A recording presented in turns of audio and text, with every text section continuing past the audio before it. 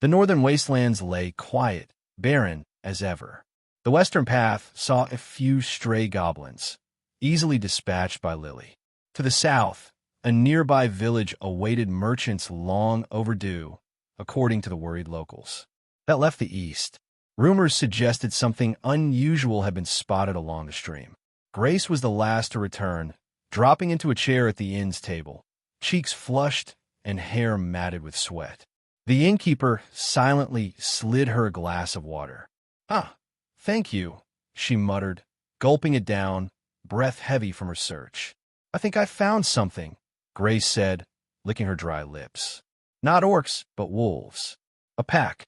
And given that the raiders from before were mounted on wolves, it might be them."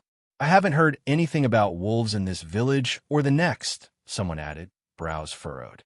Everyone knew orcs weren't subtle. Even if they'd slipped west to avoid the nights, they left trails like children stomping through fresh snow. It was only their leader that showed any semblance of cunning. Watching those orcs last time, charging blindly, one after another, only to die in the same manner, made their nature painfully clear. Even goblins would panic after seeing their kin slaughtered like that. Orcs? They just grew angrier. A group of 20 wouldn't move unnoticed. Grace had seen ample signs: clawed shrubbery, trampled grass, wolf fur clinging to tall stalks, even droppings. They had moved northeast, toward the wasteland again. "Do you think they're regrouping with the orcs already out there?" someone asked.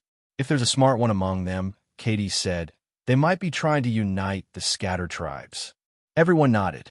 Even if the creature orchestrating this wasn't some tower-born monster, it was believable. Orcs, nomadic, pillaging brutes, were a known terror. They couldn't farm, but they could ride beasts and eat humans. A race out of barbaric folklore. Mongol echoes, almost. And when those nomads find a strong enough leader, they unite. Orc lords, orc generals. Everyone had seen it before, in stories, in games, in nightmares. They left the comfort of a Burnu forest and hid from the nights. "They're clearly aiming for something," Katie added. "Then should we pursue them northeast?" "The sun's setting. Better to rest and go at dawn," someone suggested cautiously. Katie's eyes gleamed with purpose, part duty, part adrenaline. As a noble and adventurer, this felt like a calling. I turned to the others for consensus. Each met my gaze with silent, determined nods. "I'm not tired," said Grace. "A few hours in this terrain is nothing compared to the tower. We only heard villagers' complaints today. There are people suffering. We should act fast." "I'm in too. Roland carried me most of the way anyway," Lily added sheepishly. We were all in.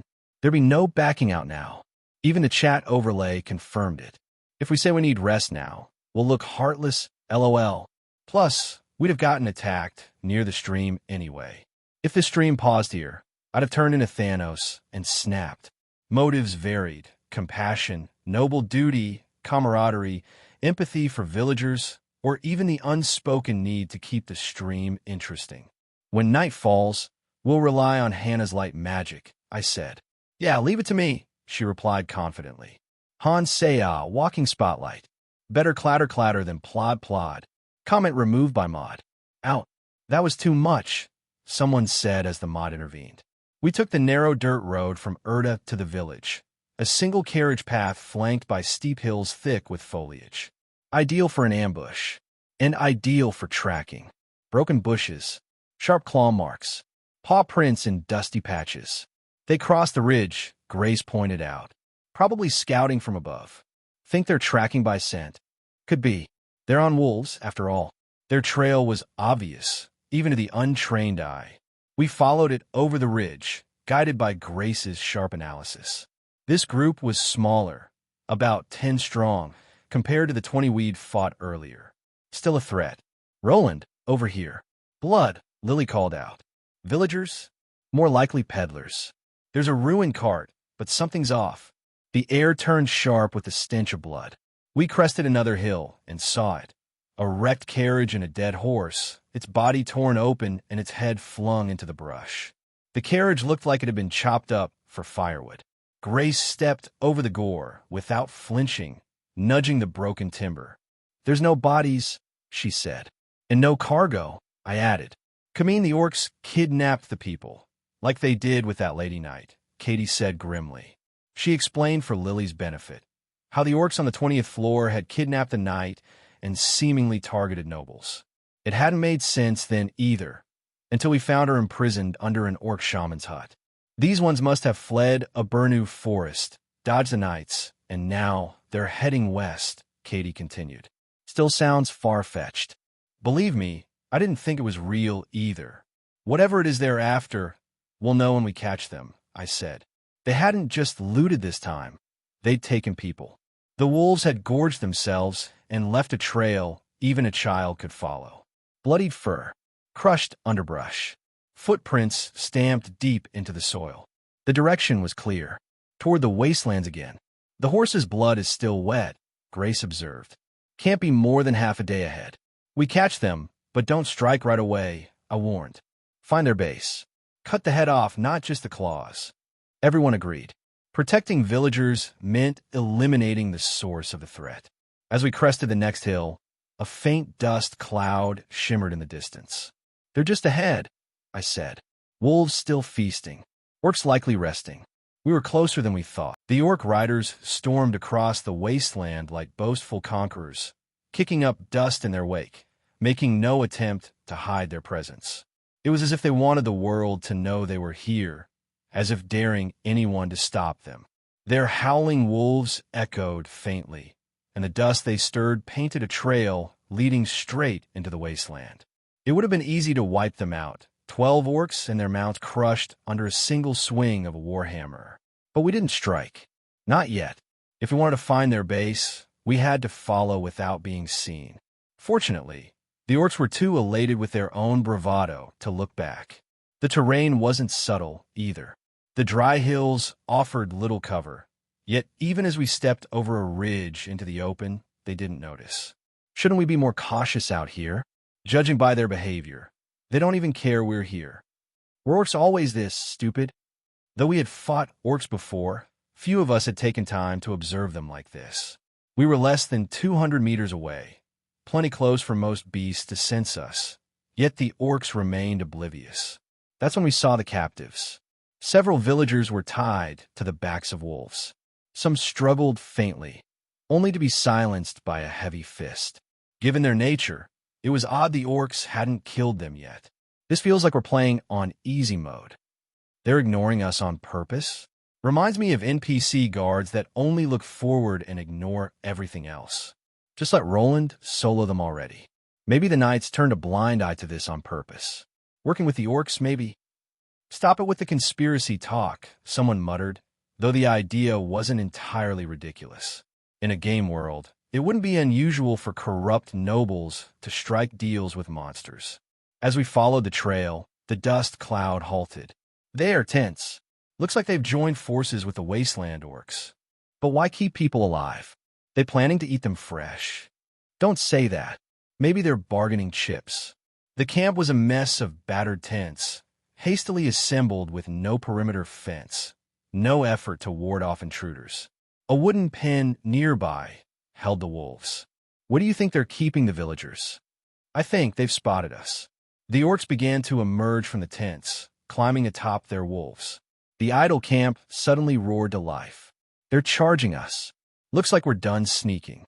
Do we even need to strategize? Let's wipe them out and search the place afterward. Agreed. Lily stepped forward, spear in hand, confidence radiating from her. Adrenaline still buzzed in her limbs after hunting goblins earlier, and now she was ready for more. If Katie, who barely had field experience, was around level 20, then Lily Depp, a seasoned adventurer, had long outgrown that benchmark. I'm going first. Mana surged through her body as she dashed forward, a streak of motion and dust. She moved like wind over water, graceful, effortless. But the spear in her hand held no gentleness. Its edge shimmered blue, thrumming with energy. Shouldn't we assist her? Assist her with what? Katie's sword hesitated in her hand as Lily reached the enemy. In one swift motion, she dropped low and lunged. Dust exploded behind her. A flash of blue cut through the cloud, bright as lightning, and followed by a roar like thunder. By the time the dust cleared, nothing remained but shattered mana stones. She's a senior adventurer. This is well within her reach. Ray translations. The world is many things, but fair isn't one of them. Talent, strength, and opportunity are all unevenly distributed. And somehow, Lily Depp's party held together by loyalty and friendship alone. They were childhood friends turned adventurers. But among them, Lily had always been the most gifted, the first to earn her star and become a senior adventurer. Like I lead Han Seya and the others, she led her own companions.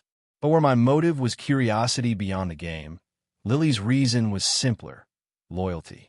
And now, that loyalty burned with frustration. Who the hell are you people? Isn't that our line? Lily charged into the camp alone, chasing the scent of her lost friend. The rest of us followed only after she cleared the first wave. Within the chaos, we found two bloodied men beaten to the ground, clubbed by the shaft of a spear. At first, we thought they were rescued captives. But, what's going on? They had someone tied up in a cage. Wait, these men. Yes, humans. Orcs working with humans? That was a shock. Orcs usually slaughter humans on sight. Yet these men had coexisted with them. Plump, well-fed, and healthy, despite living in the wasteland. Their armor was patchy, but not worn. Their blades were clean, recently sharpened. These weren't starving villagers. They were bandits. Fantasy logic made it simple. Bandits were just monsters who could speak. Well, there's one upside, and that is, they can talk. Maybe we can get answers. With that, I told the others to fan out and search the tents for villagers or clues. Katie understood right away. She grabbed Grace and Irene and moved quickly. The other two weren't ready for what was coming. To the tent of truth. Yo, this is gonna get dark fast. Is 19 plus even enough for what's coming? Let's go. Interrogation arc. Grace and Irene, wide-eyed and confused, disappeared into the tents with Katie. Even Han Seya packed up her camera drone and followed. Streaming real-time violence against human NPCs could be risky. This wasn't a monster fight. That left me with Lily and 3 terrified collaborators. Want to borrow my dagger?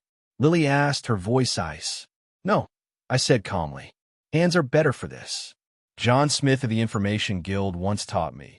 When you want someone to talk, sometimes the fastest way to open their mouth is to close one of their eyes. Permanently. I'm no expert interrogator, but you don't need to be skilled to scare someone who's never known pain. Sometimes just watching a man fold like paper is enough. And if not paper, then like fruit in a juicer. Or meat pulled clean from bone. Hey, everyone. If you enjoy my quantum audiobooks, you can support me by becoming a Patreon member. Your support helps me keep creating, and you'll get exclusive perks. You can also access my audiobooks directly through Google Drive. Check out the link in the description. Now, let's get started.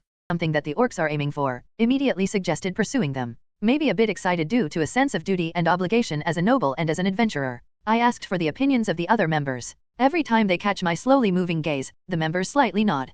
Perhaps because victims have already emerged, their eyes are full of zeal. I'm not tired from exploring for just a few hours in terrain more comfortable than the tower. I'm fine, Roland. We only listened to the complaints of the villagers. Since there are people suffering, it would be best to hurry our steps. I don't mind either, since Roland carried me around. No one here would back out alone. If we suggest to go and rest in this atmosphere, won't we be branded sociopaths lacking in humanity? If we rested, we'd have gotten attacked by the stream lolol. Seriously, if we found a clue, why not proceed? Haha. If the stream stopped here, I would have turned into Thanos and snapped. The compassion of a saint, the duty of a noble, the friendship that wants to find their companions, empathy for villagers threatened by monsters, and the need for quick progress to prevent the popularity of the stream from plummeting. Various reasons gathered in one place and moved them. When the sun sets soon, we'll have to fight relying on Hannah's light magic. Fortunately, the weather is clear, so it would be nice if the moonlight is bright. Yay, leave it to me. A burden attached to the side versus a dazzling performance as a light source. Just consider Han Seya as a walking spotlight.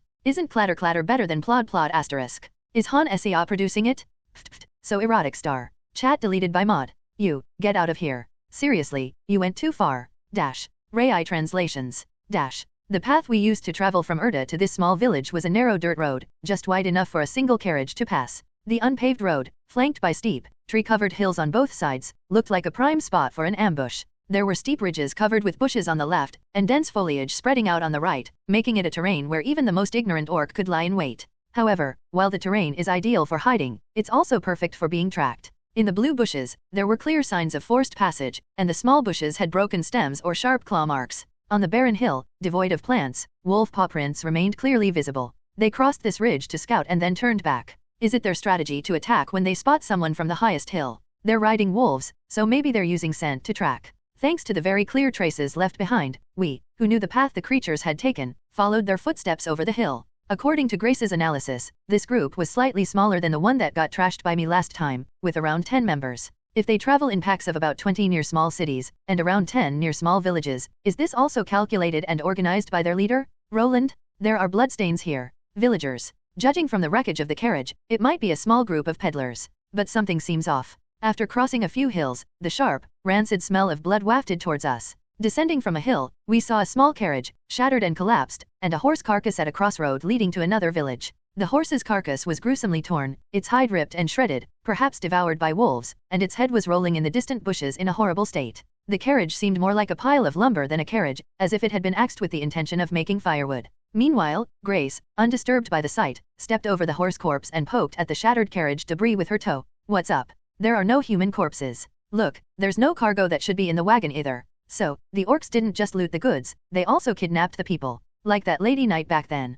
Katie mentioned the lady knight we had rescued last time in response to Grace's words. Katie, scratching her cheek, began to explain about the strange behavior of the orcs to Lily, who looked at her full of questions. Orcs appearing on the 20th floor of the tower exhibited peculiar behavior, such as kidnapping a lady knight and seemingly targeting nobles. These creatures seemed to have escaped from the Auvergne forest, avoided the eyes of the knights, and appeared to be heading west. To be honest, it's a pretty far-fetched story. Right? I found it hard to believe at first too. I never expected a knight to be imprisoned under the hut of an orc shaman. Well, I can't accuse you guys, who are helping me, of lying. But what is it that these guys want? We'll find out once we catch them. This time, it was not a knight but villagers that the orcs had kidnapped. They had taken people and even killed horses and destroyed a carriage, leaving more intense traces behind. The bloody wolf tracks continue in this direction. They came from that direction and then headed this way. The bloodied wolf fur left blatantly in the bushes makes it easy to track. Man, aren't these orcs too obvious about being orcs? They're scary face to face, but following them, they seem so dumb. Meeting them at a low level, they're like a newbie slicer with sturdy equipment and high strength.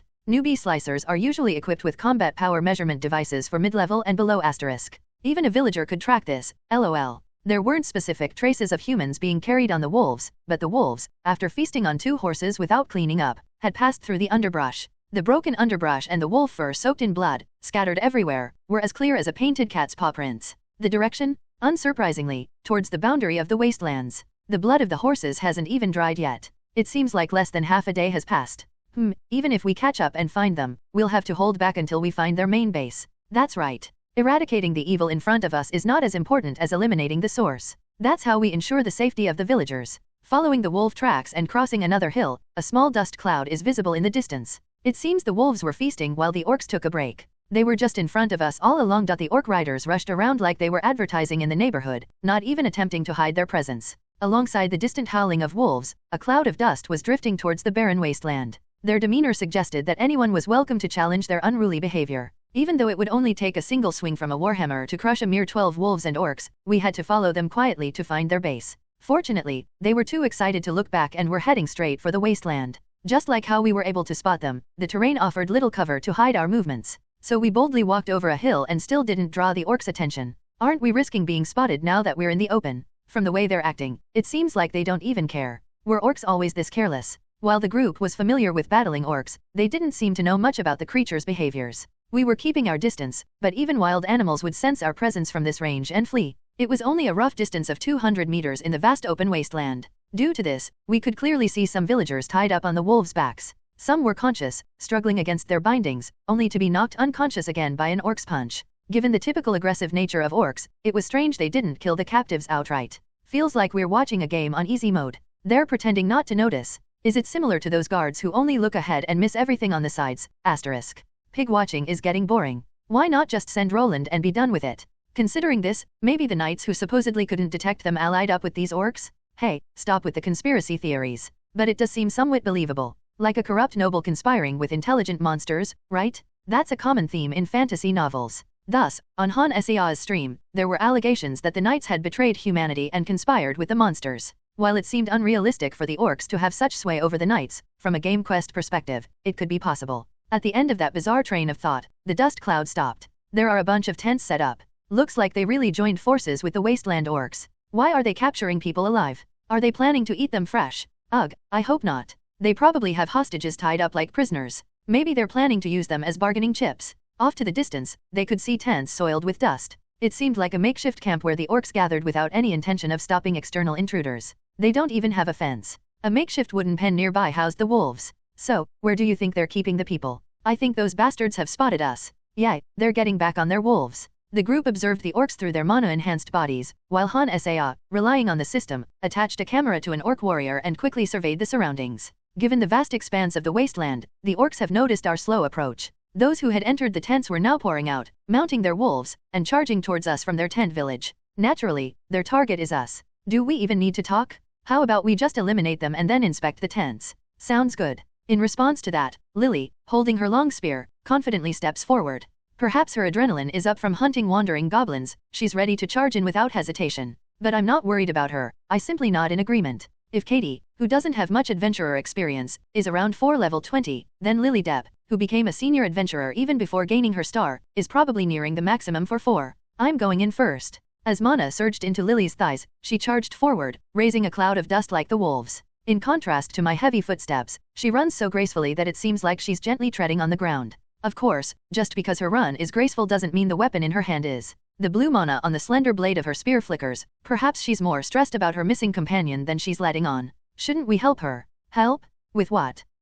Lily and the orcs were rushing towards each other without slowing down. Katie draws her sword to join, but the unfolding scene stops her in her tracks. Boom! When they're close enough, Lily lowers her posture and thrusts her spear forward with even more force, kicking up a cloud of dust. All that can be seen is a brief blue flash through the dust cloud. It's like a bolt of lightning flashing within a storm cloud. The bright magic flash is followed by a thunderous roar, like the delay between seeing lightning and hearing thunder. I'm not sure about Lily's companions, but she's a senior adventurer. She doesn't need help to deal with mere orcs. In the place where the dust settled, there were only the mana stones that had been orcs and wolves.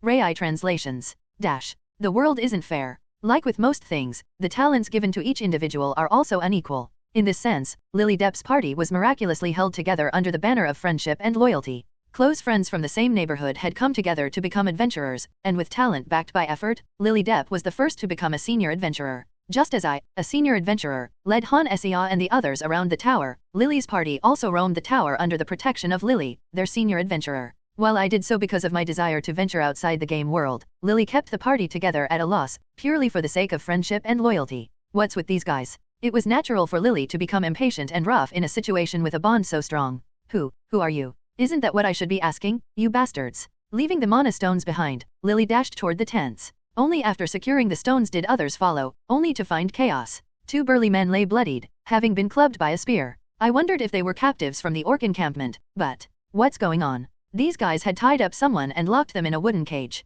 These humans. That's right. Surprisingly, there were human collaborators in the orc tribe. Would orcs, who charge at the mere sight of a human, collaborate with humans? However, right in front of me were men that contradicted those thoughts. They looked ragged as befits those living in the wasteland, but they had a healthy complexion and were plump. Even though they were dirty, their clothes were not torn or worn out, and each of them had a weapon neatly sharpened on their waist. Dirty faces, new weapons, mismatched clothing, and hastily worn leather armor. From a fantasy perspective, they looked every bit the perfect bandits. At least there's one good thing. What's that? At least we have some who can talk. You all check the other tents and see if you can find out from the kidnapped villagers what's going on. And in this medieval fantasy world without the concept of human rights, a bandit was no different from a monster who could speak. It didn't matter if you killed them, as their corpses could be sold for money. As I said this, Katie, who had some mercenary experience, quickly left the scene, pulling Grace and Irene with her. After all, the sight might be too much for a hunter girl from a rural village and a saint candidate who grew up in a temple. To the tent of truth? Wow, something's about to go down.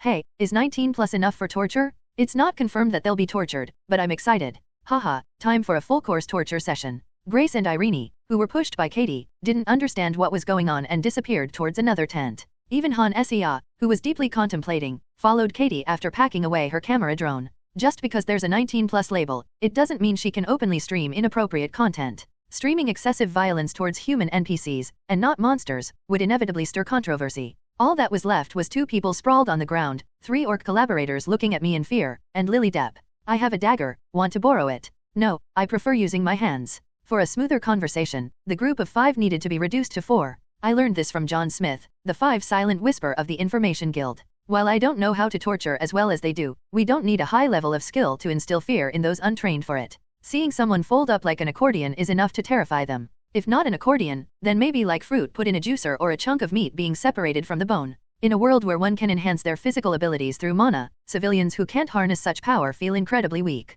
Their flesh feels like the soft clay played with by children, and their bones are as brittle as the cornstarch trinkets from an elementary art class. With just a slight exertion of strength, a person's wrist can be twisted and their skin ruptures. The bones beneath the bleeding skin would also lose their shape and crumble. When arms and legs are manipulated like so, they turn limp, like those of a broken toy. Please, I'll talk, just, please. It only takes 5 minutes for someone to go from being a person to being nothing more than a pile of flesh. And that's even when being careful not to completely tear them apart. They say the human body is 70% water, and in such cases, the victim starts to resemble a writhing puddle more than a person. This is a technique I learned from the members of the Information Guild. My overwhelming power isn't suited for delicate torture methods, so it was recommended that I simply perfect one method and stick to it. After all, the bandits I encounter aren't brainwashed assassins from some secret organization. So why bother with delicate torture techniques? I'll speak, I really will. It's impossible to maintain silence when faced with the excruciating pain of limbs contorting and the body being torn apart. And even if they spoke without enduring any pain, they're probably lying. Now, out of the 5 bandits, 4 have become my informants. They are individuals who join forces with monsters in order to survive, and they lack the mental fortitude and loyalty to keep secrets when they witness a person being turned into pulp right in front of their eyes. Ah, right, I had a question. The body, barely retaining its human form, had turned into a semi-liquid state, unable to maintain any posture. Only after witnessing this horror did the remaining bandits, be they robbers or whatever, hurriedly bow their heads to the ground. Daring not to meet my eyes, yet desperately wanting to live, they began to shout, their voices verging on desperate screams. PL please? I know more than these guys. This bastard? No, he knows nothing, he just followed us around. And so, the fourfold explanation begins. The western region of the kingdom is more barren than the east. It's less icy than the north, but the very concept of the west is that of a wasteland. There are neither plants to forage nor fruits to pick, and even animals like deer, which can occasionally offer some sustenance, are hard to come by. As a result, the impoverished residents of the eastern territories clear forests and become farmers. In the west, most of them turn into bandits and robbers. After all, there are more groups of defenseless merchants passing through than rabbits and deer living in small forests. The 4 in front of me are no different. Unable to pay taxes, they escaped from the nobles' territories, but they couldn't even establish their own village or be accepted by other villages. Naturally, they became a group of bandits to avoid starving to death. We've never killed anyone. We only ever took a little food from the merchants as a toll fee. Yes, that's right. We're just 5 guys. It's impossible for just the 5 of us to target every merchant. We only took some food and a few coins from a handful of merchants to avoid trouble. But then, suddenly, the orcs? The ensuing story was somewhat predictable. Since the routes that merchants frequently used were well known, these bandits set up temporary shelters near those routes. They would camp out, extorting tolls from easy targets. But suddenly, dozens of orcs came and not only abducted the residents but also kidnapped the bandits. The difference was that while the villagers and traders were tightly bound and imprisoned in dungeons or wooden cages, the bandits became the orcs' lackeys and were made to do the tasks around their tent village. They bathed the growling wolves, restrained and fed the unconscious people to keep them alive, and organized the loot the orcs had brought back. Roland? What is it? Well, we found the people who were captured. They show signs of abuse, but Grace says it wasn't the orcs. Of course, they must have taken their stress out on the captured people. While the orcs didn't harm people, it seems humans harmed other humans. Although they call it abuse, is it really possible that there isn't a single woman among the captured traders and village residents? It's obvious just by seeing Irene, whose voice is trembling with anger. When they saw Irene in her nun's robes, their expressions twisted, but as soon as they received her sharp gaze, they quickly lowered their heads to the ground. They didn't dare to look up. Before I could step forward, Lily handled it swiftly. There's nothing more to hear, right? It gets too messy when you use your hands. What can I do? It's all I've been taught. Isn't it because you refuse to learn anything else? With their heads still bowed, their 4 severed heads rolled away, bidding farewell to their bodies. As the red blood moistened the arid wasteland, I turned away with the trembling Irene and we headed towards where she came from. Among the people there are those who were captured today and those who were already captured before. There were merchants heading from west to east, village residents going to other villages for barter, and cheap mercenaries traveling to remote villages to earn some money. The orcs just kept them captive? Yes, sir. And for some unknown reason, they sent a few hostages to the west at regular intervals. These were people who, apart from being tied up, hadn't suffered any harm at the hands of the orcs. Rai translations. The orcs were establishing a forward base. What on earth is going on? They kidnapped humans, used them to increase their numbers, and gradually built the base. They created tent villages in the wasteland, expanding their control over a wide area and solving the issue of limited manpower by kidnapping nearby bandits and the like. Even if the area they had to manage expanded, it didn't matter because they would ride on wolves that were brought from who knows where. Humans, who became bandits due to hunger, served under the orcs without complaints. In return, they were fed and the orcs didn't mind them bothering the kidnapped women. Thus, these humans naturally became loyal servants of the orcs. It was a clever strategy typical of orcs, mobility with wolves and increasing numbers with the bandits. Never thought we'd see something like orc worshippers. What on earth is happening? The group muttered one by one, astonished by the absurd situation. A world where the land was filled with the grace of the goddess, blessed forests lay thickly in the heart of the kingdom, and priests occasionally heard divine revelations. How unthinkable it was for humans to serve orcs in such a world, completely defying common sense. Sure, there were orphans, a disparity between rich and poor, and people suffering from the nobility system, but it was not a world where humans had to submit to monsters.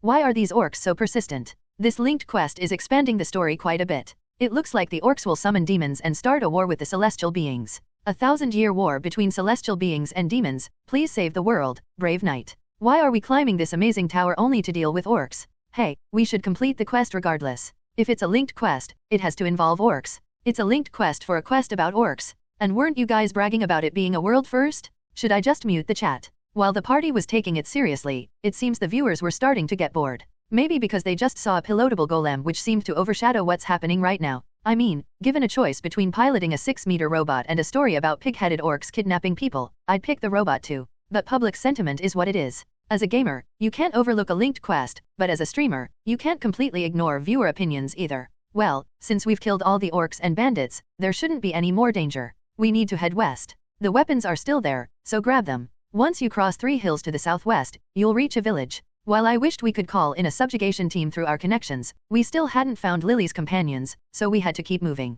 With the inventory stocked with tents and food, the decision was made to head toward the wastelands. Though captured by orcs, most of the prisoners were merchants. In other words, they were travelers in this rugged fantasy world with but a single backpack. With about 20 of them, each armed with a knife, mediocre bandits wouldn't think to mess with them. Watching the group of captured merchants gather the goods left in the tents, and set out with the women and villagers to escape the wastelands, we too set our steps deep into the wilderness again. Orcs and humans joined hands, or rather, orcs started to command humans. From what the kidnapped people said, a few seemed to have been dragged deep into the wastelands. Why are they capturing and caring for the humans instead of eating or torturing them? So, where is Mecha bro? The orc enthusiasts are gathering. Die Atmosphäre der Wildnis ist gut, aber ich mchte Roboter sehen *. Guys, use a translator. Han SEA doesn't speak any other languages? Maybe I should help sway public opinion a little. As we ventured deeper into the northwestern wastelands, the land became increasingly desolate and barren. Now, there were no trees or shrubs in sight. Tumbleweeds, like those seen in Western films, rolled about, and the wind kicked up dust clouds that obscured our vision. The air felt dry, parching our lips. We could feel it on our sensitive skin. Should we have brought horses or something to ride? If the orcs returned within a day, they couldn't have gone too far. Riding wolves, it would take half a day, but at our pace, we'll catch up in a day. Though we'll still have to camp out. Han SEA turned off her stream with the promise of turning it back on after finding the orc base. She moistened her lips with water droplets conjured by magic and walked through the wasteland. It's a tedious and challenging journey, but the women were filled with enthusiasm. Perhaps it was witnessing a bandit who sided with the orcs, a traitor to humankind, that reignited their sense of purpose. How can a human bow down to orcs? No matter how hard life is. I thought the West was rich because of the traders, but it seems that the wealth gap is more significant than I thought. In the North, if you leave the village, you'll freeze to death, so there aren't many people like that. It's not that people develop bad intentions just because it's harsh. Those guys, even if they die, are just worthless scum. Lily remained silent while the others exchanged words. She seemed relieved that the orcs hadn't harmed the captives, but the sight of humans tormenting others unsettled her. Recognizing this, Irene gently approached Lily and comforted her. You seem very worried about your group. Well, yeah. I haven't heard about your companions. Who are they? There are 3 of them, all intermediate adventurers. 1 woman and 2 men. So our party had an equal gender split. Whether to distract from the monotonous walk or to calm her uneasy heart, Lily began to speak. The rest of the group, who were previously just trudging along, began to listen intently. Lily, like me, was a senior adventurer. She also worked as a mercenary, traveling to the west and occasionally trading. It was only natural for the less experienced members of the group to focus on her story. We were all originally intermediate adventurers, but after a request with Roland, I learned some things and advanced to senior adventurer first. But my group is close behind, and they'll soon reach my level. And they were. Oh, I'm sorry. It's okay. Mercenaries and adventurers are both occupations like that. But given their skills, they probably weren't defeated by the orcs. This isn't just wishful thinking. They might have defeated the orcs and, due to some money issues, are now taking on requests. Have you experienced something like that? Once, I went to assist in hunting a large monster, and we got separated. I lost both my money pouch and food, left only with my weapon and adventurer badge. Like a desperate novice mercenary, I quickly completed requests to earn money and then got in touch with them. Being on the verge of harnessing mana outside their bodies, her companions were probably at the very peak of the intermediate level. In gaming terms, they were likely stuck at the X9 level, on the brink of advancing. That's probably why she strongly believed that they wouldn't be defeated by a mere 20 orcs. That's why the mood did not sink into hopelessness. After all, if orcs on wolfback and bandits are all they're up against, things do seem hopeful. The likelihood of them being captured and tortured by orcs is lower than them losing their belongings and fleeing. Perhaps because Lily wasn't all that down, the rest of the party seemed to have hopeful thoughts. To the villagers, orcs might mean certain death, but to intermediate adventurers and above, they're just orcs. Lily had felt uneasy about losing contact with her companions and the odd behavior of the orcs, but seeing the wolf riders and bandits easily dealt with made her feel somewhat reassured. Grace, how is it? Can you find any traces of the wolves? The wind is blowing strongly, so it's a bit faint, but fortunately, I can see traces here and there. From what the captives said, some people were taken 2 nights ago. These seem to be their tracks. Even if the enemy forces were weaker than expected and their direction was clear from the tracks they left, we still decided to set up camp as the sun set and the moon rose in the vast wilderness. In such an open wasteland, wherever you pitch a tent becomes the campsite. Following the wolf tracks that ran straight in one direction, we set up our tents next to a large mound that blocked the wind and looked up at the moon. I can't do much when it comes to cooking. Problems that can be solved by force, I can handle, but when it comes to cooking or setting up tents, the party doesn't give me a chance to do anything. It's not that they underestimate me, but rather it's their way of expressing their willingness to take care of these tasks themselves. I naturally handle the dirty work, such as interrogating bandits, so they are probably trying to be considerate in return. This smells good. It smells better than usual? The innkeeper gave us some preserved food for adventurers. Seems like they baked quality grains for this. The savory smell wafted through the darkening wasteland. We seem to always end up having stew or soup, but that's alright. If you boil water in a pot and it's thin, it's soup. If it's thick, it's stew. Isn't it better to fill our stomachs with a warm broth than to chew on hard bread or eat cold jerky? Irene crushed some preserved biscuits into powder and fried them with butter in a large pot. Then she poured in magically made water, added the finely crushed grain rations and some dried meat and let it simmer. The cooking process couldn't be simpler, but when I taste the result, my mouth is filled with the rich and sweet taste of the grains. It fills my empty stomach with warmth. I can't help but feel grateful to Irene. We should keep watch tonight, right? We don't know where the orcs are. I'll take the night watch. The rest of you should get some rest. As everyone gathered closely, enjoying our stew, the topic of a solo night watch surprised them. Lily nodded in agreement, but the rest looked at me with concern or surprise. Originally, the purpose of taking turns standing guard was for training in the tower, and even a low-level adventurer could stay up all night for several days without any problems. But it seems they don't know that. Nevertheless, since we have to traverse the wasteland, I urge them to sleep. One by one, they retreat into their tents. Rai translations. In a barren land with nothing but the footprints of wolves and orcs, the sun rises. We had a peaceful morning without incidents like wolves sniffing our scent or orcs discovering the bonfire flames. The only notable occurrence was that Han Sia logged off the game late at night and reconnected to sync up with her streaming schedule. We should be seeing their base soon. How do you know? There are overlapping traces. It seems like a place where they gather people they've kidnapped from various places. Grace thinks that in a few hours, we will run into them. Han Sia discreetly fiddled with the system window, still viewing the pre-stream interface. It breaks my heart watching Han Sia and her quest. It looks like she hasn't grown at all since the last time. She hasn't even thought of asking the Magic Tower for support even once. It's so sad. The Knights Division is clearly involved with this quest, but she seems determined to do this all with just her party members. My heart is aching. To soothe the viewers who were starting to feel bored with the wasteland and orcs, and to give a brief direction to Han Sia's stream, I wrote a short post. Although we climb the tower to defeat the Demon King in the name of the goddess, we don't necessarily have to personally protect the peace of the world. Once we find Lily's companions, the rest is the job of the knights. To think that the orcs who escaped from the knights, from the forest they protect under orders from the royal family, are plundering the kingdom's merchants? If they don't want to tarnish the name of the Knights Division, this is a pressing issue that demands their attention. ISH*T. What now? Do I need to ask Roland to contact the Knights Division? It seems like the viewers are getting bored too. Did you see it already? After a quick meal of reheated leftover soup, we resumed our journey. Han Siah's mutterings could be faintly heard. As it's related to outside the game world, the NPC party members couldn't hear it, but I clearly heard her self-talk. Considering how much advice from Mr. Hartake seemed to help, she probably had set notifications for it. Judging by her swift reaction to the post, a post I discreetly wrote only 3 minutes ago, she didn't find it by chance. Roland, look ahead. What's happening? Oh, and thus, we discovered the orc base. Or rather, what used to be the orc base. Isn't that Rebecca? Large tents made of giant animal hides lay trampled and shattered, with mana stones scattered about. A dust cloud in the distance indicated that the smarter ones might have fled.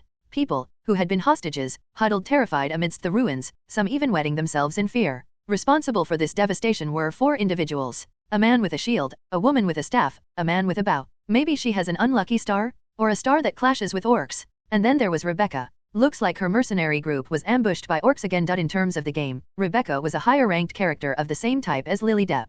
It wasn't about comparing a berserker who used any weapon with a spearman who coolly and intricately handled a spear. It was because their life approaches were similar. Lily, who alternated between adventurer and mercenary tasks, and Rebecca, who acted as an adventurer while also leading a large mercenary group. The reason Rebecca got involved in this linked quest was also because of that mercenary group. If it's a linked quest, why is Rebecca here? Is it some kind of abduction event again? What happened overnight when the stream was off? If Rebecca kidnapping Roland is skipped again, I'll write it in the will. As soon as I turned on the stream, there's ruins instead of wasteland. Is that Roland? Rebecca, why are you here? Why wouldn't I be? She still seemed a bit upset. However, it was fortunate that she could now be reasoned with. If it were the wilder days, she would have acted out uncontrollably. It was funny to feel relieved about being able to communicate with someone on the same side. Before she received stars as a gacha character, Rebecca wasn't a beast woman but a pure beast. After confirming Rebecca's face, the party silently dispersed to rescue the hostages. It looked like the bandits, who had teamed up with the orcs, had been dealt with as corpses lay scattered on the ground. The party naturally scattered, turning their backs to Rebecca. Given that the party clearly remembered Rebecca kidnapping me in the forest, they all seemed to understand she wasn't someone easy to talk to. They recognized that Rebecca was someone who would charge when angry and attack when provoked. Ah, damn it, chasing is a hassle but it turned out okay. Take care of the aftermath. No, what the hell is going on? What do you mean, what? Damn it. I heard there was a new brand of cigarettes at my regular store, so I sent one of my subordinates. Then I hear this bullshit about him getting captured by orcs. It's ridiculous. How did he get abducted by orcs, not eaten by some beast? Ah, hihi. Hello, you son of a b****, explain the situation and help him clean up. Me. Should I do it then? Do you want me to not only wipe your ass but also cook you a meal? You want to get hit until you look like an orc? No, ma'am. Instead of answering, what Rebecca presented was a feeble-looking man, laughing nervously while being gripped by the throat. His slim body and glasses dangling on his face proved he wasn't the physical type but more of a brainy type. He likely handled accounting and supplies in Rebecca's mercenary group. The non-combat personnel in charge of supplies seemed to have been kidnapped by orcs while they were heading to Urda for Rebecca's errands. Understandably, Rebecca would find this situation unacceptable. Indeed, it is quite absurd for someone from Rebecca's mercenary group, 100 members strong, to be kidnapped just for buying tobacco leaves. Most of Rebecca's party consists of senior adventurers, and the majority of her mercenaries are strong intermediate-level fighters. Although I came alone, I brought means of communication. Thanks to the orcs and bandits being too dumb to recognize my badge was a magic tool, I managed to contact help right away. So, who are those people? Those adventurers? Like me, they were kidnapped and dragged here, but right around when Rebecca was arriving, they suddenly broke free from their bindings and caused a commotion. I guess they timed it right. Crisis turned into an opportunity, right? If we summarize the Chatterbox mercenaries' explanation, the incident unfolded in a rather absurd manner. There's an orc chieftain who's made the wastelands his base and is infecting wild orcs. He started indiscriminately kidnapping citizens from nearby western regions. Moreover, he specifically targets villagers and small groups of merchants, completely ignoring large armed forces and mercenary groups. Even if they infected the wild orcs into magic orcs, their numbers are still limited. The mercenary assumed it was probably an attempt to minimize the loss of combat power. However, what the orc chieftain failed to consider was that among these easy targets was this talkative mercenary, and that there was a high-end magical tool that allowed direct communication from the western wastelands to the adventurer's city. Having Rebecca's direct contact due to the mission to deliver fresh tobacco, the mercenary reported, "I've been kidnapped by orcs," and had to hear all sorts of insults. Lily's party members were also kidnapped by these orcs. Derek? Richard? No way, you guys were captured by the orcs. No, it was for the sake of the villagers. What are you talking about? The orcs used hostages, you see? They attacked us because we were few in number. When the situation turned against them, they threatened a child with a knife. Even though they were intermediate adventurers, they got involved because the family traveling with them was taken hostage. What followed is what we witnessed. It hasn't even been half a year since the alcohol carriage was looted by orcs, and now a poor soul, who went to buy tobacco, was kidnapped by orcs, along with his tobacco. Rebecca, someone who wouldn't let even the smallest slight pass, was eagerly waiting for her tobacco supply before she entered the tower. When she heard the news, she dashed to the west with fury in her eyes. Things like orcs kidnapping humans, giving food and women to bandits in exchange for labor, or the orcs inside the tower infecting the orcs outside with magic, all trivial matters. Trample, hit, and destroy. Rebecca, infuriated, obliterated the dwelling place of the orcs that angered her. Amid the chaos, Derek, Richard, and Eileen, Lily's companions, freed themselves and fought the orcs. I almost felt sorry for the orcs, as the three of them leveled up in succession. They crossed over from intermediate to senior adventurers. Oh, you've reached the senior level. It's not just me, we're all senior adventurers now. One of the top-ranked adventurers of the 43rd floor went into a frenzy, trampling on tents and supplies, while a party of adventurers suddenly awakened to the senior level and began hunting down orcs in perfect coordination. Streamer Hannah stole some milk from the Wasteland Tavern, donated 10,001. If I were an orc, I'd rage quit. Thank you for the 10,001. So, a clever orc kidnapped 3 adventurers with 99% experience and then everything just exploded everywhere? Wasn't this a quest that would have resolved itself? Still, it was a valuable experience. Valuable experience, Roland luggage. Evolving from stationary to portable lighting might be the actual reward? Quiero un robot grande y maravilloso asterisk. In such chaos, no matter how smart the orcs may be, what can they do? They can only use humans, who were once their subordinates, as bait and escape. The abandoned subordinates either scatter to find their own way or use the captives as hostages. Lily's party can't chase to save the captives, and Rebecca, well, she was only there to relieve her stress by breaking everything. What should we do, Roland? Should we follow them? No. How about we leave the rest to the Knights division? There are many people here, so I think we should return to the city for now. The Knights? True. Maintaining public order is the responsibility of the Western nobles, after all. And so, the linked quest comes to an absurd end. There was a unique orc rallying other orcs in the Western wastelands. According to the survivors, this creature corrupted wild orcs with a strange magic. A capability to mutate creatures outside the tower, turning them into like the monsters inside. What in the world? Leaving behind unsolved mysteries. Oh, for now, the quest seems to be completed. But the text is written as if it's hinting at a sequel, like a post-credits scene. Rai translations. Han Sea's quest ended with some unresolved matters, and Lily, along with her newly evolved companions, left our party. Roland. What made you contact us using expensive magic communication? I found the orcs from the Auburn forest. What? After some discussion, we decided to prioritize helping the women who were assaulted and the men who were captured instead of chasing the orcs. However, we couldn't just ignore this threat. Even if our party decides to return to the tower and start climbing from the 31st floor, those orcs need to be dealt with. It was passed by in the chaos, but the ability to infect monsters with magic, transforming living beings into mana stone-based mutants? Clearly a dangerous and ominous power. We can't just let something like that roam freely in the northwestern wastelands. The orcs who fled from the tower to the Auburn forest have been kidnapping people in the northwestern side of the wastelands. These creatures have learned to use humans as hostages, like they did with our youngest. Yes, we couldn't chase because of the captives. But if those orc bastards resurface and start kidnapping people again, others might end up investigating where they're coming from. If the kingdom's mages start a thorough investigation, they'll discover the orcs turn into mana stones on death and trace their origin back to the Auburn forest. This was a kind of threat. If you don't clean up this mess now, it won't be the adventurers facing the consequences, but the Knights division. Thanks for letting us know, Roland. I'll buy you a drink when you come to the capital. The day after parting ways with the others in Urda and communicating with James Sullivan, rumors spread about the Knights division suddenly marching westward to subjugate the wastelands. It's all theirs now, whether it's the servants of the Demon King or some other threat. Han Sea returned to the Adventurer's City, prioritizing the tower climb over the linked quest that was abruptly completed. Choosing the tower was a decision made both as a streamer and as a top gamer, rather than wandering aimlessly for a side quest. Naturally, the viewers were thrilled. As Mr. pointed out, if this is a realistic fantasy world, shouldn't matters outside the tower be handled by the kingdom's Knights division? What the viewers truly craved was not an indirect experience of the vast fantasy world, but information on the higher floors of the tower they couldn't reach. On average, most had just finished the 10th floor, while Han Sea was preparing to enter the 31st. She was expected to give insight into future floors as someone ahead of the pack. Wait, you're already on the 31st floor? And your group unlocked the 30th floor gate. Didn't you hear about me looking for a golem mana stones? I don't know, man. I was already above the 40th floor at that time, so I missed that. After that, I went west to save that idiot.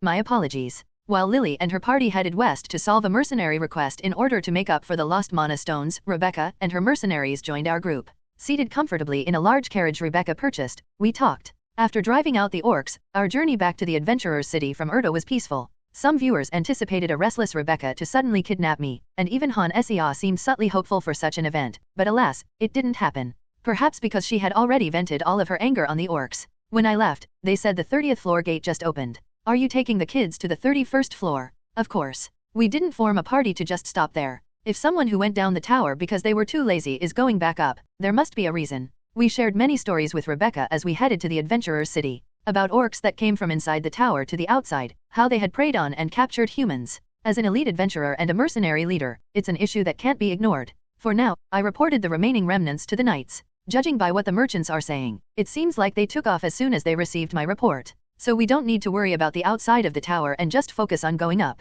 Well, those incompetent tin cans shouldn't have let them escape in the first place. Rebecca vented her frustrations about the knights, mostly accumulated through her mercenary work. The rest of the party had fallen asleep, buried in the soft cushions of the carriage, tired from walking through the wasteland all day. Han Sea, however, was explaining to the viewers who didn't understand the current situation. Han Sea had just finished a side quest that was also a linked quest. But for viewers who tuned into her stream late, it was confusing. They had expected her to be trekking through the wasteland towards orcs, but she was suddenly riding in a carriage with Rebecca. They were a little confused. While Rebecca began to yawn and complain, and the rest of the party had gone to sleep, Han Sea was catching viewers up. Thought you were going to fight orcs, where is this? Why is Rebecca here? Isn't it obvious? Whenever there are orcs, Rebecca shows up, didn't you know? You said you'd stream the orc battle, but the quest was already over when you started the stream. If you don't upload a VOD of the quest clear, I'll piss myself. How can you threaten me with that? This will be the last explanation. I can't keep repeating for everyone who joins late, right? Rebecca's forced kidnapping party donated 10,001.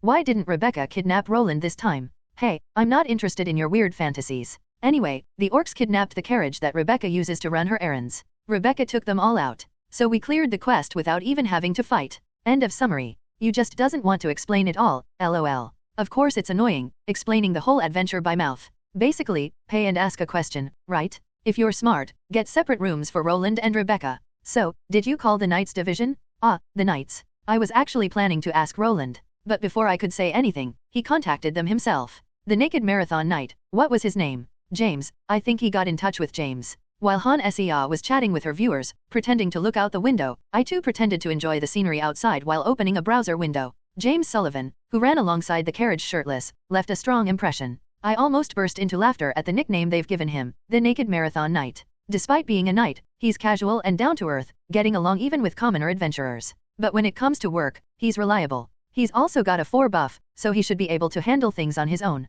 The Knights division declared their expedition and raced to the western wastelands. If the special orc survives, it might mean that the orc is important to the main storyline. Hey, it's not cunning. I was thinking the same thing even before that post was uploaded. Why run around the wasteland when you can just use Roland's connections? But Roland contacted them from Urda first. Han Sea brushed off the viewers' complaints and answered in her usual cheeky tone. The luxury carriage sped on smoothly. From a nameless village in the west to Urda, and from Urda back towards the city of adventurers, the carriage ran non-stop. It was a comfortable journey, without any noise or rattling.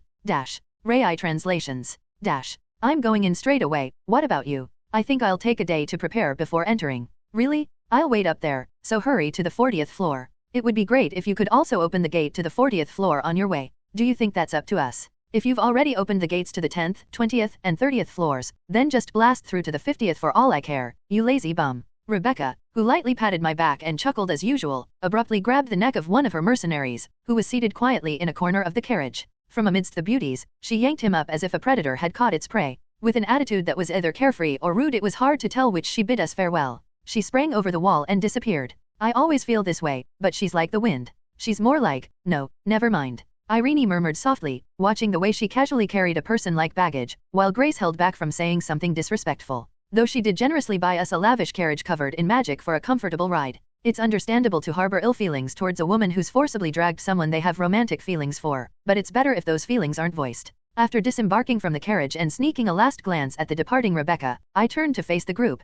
who were huddled together and waiting for my cue. Then, let's rest up today. Tomorrow, we'll visit the Adventurers Guild and the Magic Tower, then head to the 31st floor. What's the 31st floor like? Is there anything special we need to prepare for? As I briefly mentioned before, starting from the 31st floor, it's all marshland. There's very little solid ground to step on. Most of the time, you're fighting in ankle-deep water. There are deep pools and sticky tar pits, so it's best to fight in place. As for preparation, maybe ropes to pull someone out. The marshland starting from the 31st floor was a truly dreadful place. To give you an idea, even with my physical prowess, I hated it so much that I thought about quitting and rushing out the tower. There were narrow paths of dry soil about 30 centimeters wide to walk on, with everything else being waterholes. Some were shallow, reaching only up to the ankles, while others were lake-like, with depths of up to 5 meters. On top of that, if you carelessly step on the floor mixed with clay and sand, or on a tar pit, you could be sucked in completely. One wrong step could be fatal. Yet, the marsh is also teeming with creatures like moss crocodiles, lizardmen, and vine snakes that attack adventurers. How terrifying is that? Just hearing about it gives me the creeps. Just wandering around will be stressful. Hannah, it would be good for you to learn magic to solidify the ground with rocks, or some ice-related magic. Me? Oh, right. They said they'd give me a magic book as a reward for selling the golem. I'll learn some magic that can be used on the 31st floor. After my explanation, the group nods in agreement and leaves to do to their individual tasks. Han Sia headed towards the magic tower, interacting with the viewers and checking the rewards of the quest. Grace went to the market to stock up on arrows and buy rope. Since Irene is ready with just her divine energy, she heads to the temple with some toys she purchased in Urda. Katie heads to the Alchemist's Street, probably to check on her magic armor. Now experienced adventurers, they finish their preparations without needing my help. As the sun sets, Han Sia logs out of the game. As dawn breaks, she starts her stream and gathers at the guild. Through the gate, which had more mages than adventurers, we head to the 30th floor. After going through the passage to the 31st floor, instead of musty, damp air. Roland, didn't you say it was a marsh? What the hell is this? Damn it. We're heading towards a poisonous swamp filled with the stench of decaying corpses. What the hell? Why has the difficulty suddenly changed? Bubbles boiled on the surface of the sticky purple swamp, bursting with a loud pop. As they did, a purple gas, unmistakably toxic to any observer, hissed into the air and dissipated. Roland, this place wasn't like this before, was it? Of course not. Originally, the marshland looked untouched, almost like the Amazon rainforest. The water in the puddles was clear, merely an inconvenience to step in, and not harmful to the skin. The vegetation was just dense trees, none of which looked like they would eat a person. But the scene in front of me was completely different from my memory.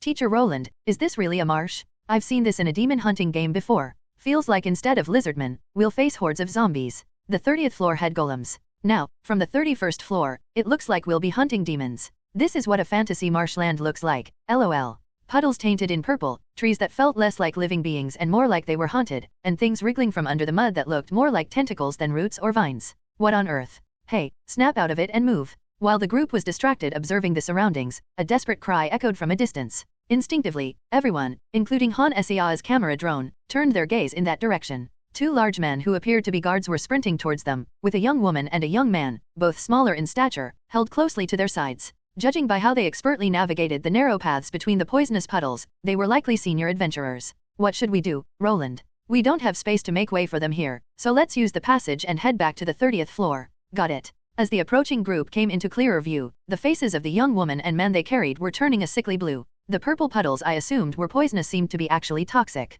Retreating into the passage, the stale air of the cave replaced the foul stench of the marsh. After a moment, the panting adventurers emerged from the passage, in a very poor state. Not only were the young woman and man suffering from poison, but the armor of the two large men also showed signs of corrosion. What happened to the 31st floor? I don't know. More importantly, you have a nun in your party. Could she purify them? We'll compensate her, of course. A party consisting of a tank, swordsman, scout, and a rogue, without a mage or a priest. Clearly, they didn't have the capability to neutralize the marshland's poison. At the large man's request, Irene stepped forward, casting a glance at the group. Everyone nodded in approval. It's only natural for priests and nuns to heal even those they don't know. Yes, may the goddess's mercy be with you all. With Irene's soft whisper, a radiant divine energy descends like a cluster of stars. Simultaneously, the faces of two patients, previously pale and ashen, regain a healthy hue as they exhale long, deep breaths. Her healing may lack potency and buffs, but her skills are fitting for a saint candidate, specializing in purification and protection. The two individuals,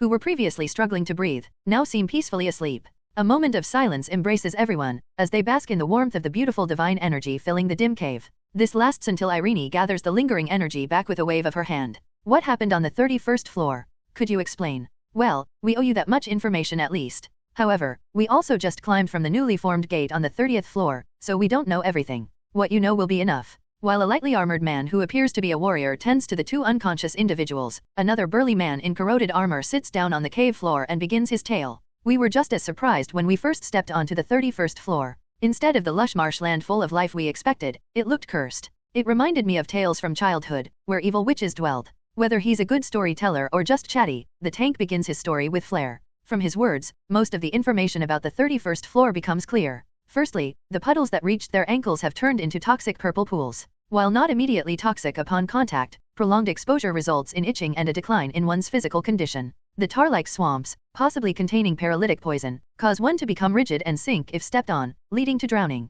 Most monsters seem to have succumbed to the toxins, turning undead like moss crocodiles transformed into zombies or lizardmen reduced to mere skeletons, ambushing people from the poison pools. So, we lost our weapons to the corrosive venom spat out by the vine snakes. We'd like to request an escort back to the 30th floor gate. We can't pay right now, but once we're out, we can head to the guild and settle our debts. What do you think, Hannah? Me? Well, maybe we should prepare some antidotes just in case. It's better to go together for now. From carrying bags, to lighting, to the minimap, to the potion dispenser, this is the dignity of the top-ranked player. Mage, illumination, alchemist, vending machine, player, porter, equip skills. Forbes ranked number 1 player best suited to do grunt work. Can't we just trust Irene's abilities and force our way through? Although some viewers wanted to challenge Han Sea's words, the majority nodded in agreement. It was an undeniable fact for gamers that the purple puddles, clearly indicating toxicity, implied the need for antidotes. With our saint candidate showing a worried expression, the decision was made from the start. And so, Han Sea's first adventure on the 31st floor came to an end in just 2 minutes. Rai translations. We headed towards the guild, escorting the group who were devastated by the changes on the 31st floor. There we found Rebecca, with her mouth wide open like a duck's beak. What's up, Rebecca? Didn't you go up this damned place? Have you seen the 31st floor? The supply carriage is blocked again. All the horses pulling the carriage have been poisoned. Looks like she tried to hop on a comfortable ride up the floors after coming down for some tobacco leaves. But looks like the changes on the 31st floor put a stop to that. The narrow path required them to walk through shallow puddles, but now the puddles are poisonous, inevitably poisoning the horses that stepped in them. Rebecca, who was restlessly puffing on her pipe in front of the agitated receptionist, suddenly vaulted over the table and stuck to my side. She seemed to have something to say, leaning in to whisper in my ear. By the way, who's that silver-haired one? Where's our Caden? Is this a serious question? What the hell? Should I ask as a joke then? From Urda to the city of adventurers, I thought Rebecca might have known something since she often looked Katie's way. Turns out she was just inattentive after cooling down from the heat of battle. When she's excited, she destroys everything in her path, and when she's calm, she doesn't care about her surroundings. She behaves more like a beast than a human. I whispered softly into her ear, amused. That's Caden. To be exact, she's disguised as Caden, and when she's not disguised, she's Katie. What? Rebecca was so shocked by my words that her voice startled even Katie, who was waiting silently at the table while Han Sea was settling payments for the poisoned adventurers and our escort mission. Ignoring the concentrated stares of nearby adventurers, Rebecca vaulted over another table and this time headed for Katie. You're Caden. Oh, yes. Katie, not knowing how to act being the youngest member of the mercenaries and now the daughter of the Northern Duke, answered in a casual tone. Her shoulders shrunk in response to Rebecca's intimidating screams. Why didn't you greet me, you little rascal? What? I introduced you to Roland's party and you act like you don't know me? You're not a mercenary anymore, huh? That's not it. Our northern brat looked at me for help, but I had nothing to offer. If she pretended not to know someone she used to know just because she took off her disguise, how could I help? The viewers' chat was buzzing with excitement over the scene that looked like a college senior bullying a high schooler. Meanwhile, Han Sea left her camera pointing toward our group. The lobby of the guild was unusually full, with people seated at every table. Top-tier adventurers, who were normally hard to spot, had gathered en masse, chattering away. This left the usually not-so-busy receptionists looking frazzled. Ellis, trying to avoid the hassle, naturally approached our table. The other receptionists had to deal with high-ranking adventurers demanding information, making a ruckus. Their behavior resembled drunk, unruly customers in a restaurant. Hey, any talks with the Magic Tower and the guild? What's the plan for the next supply carriage? Are we going to send mages to research the 30th floor? Are there any magical tools for detoxification in the Magic Tower or the Artisan District? Some experienced receptionists skillfully managed the adventurers,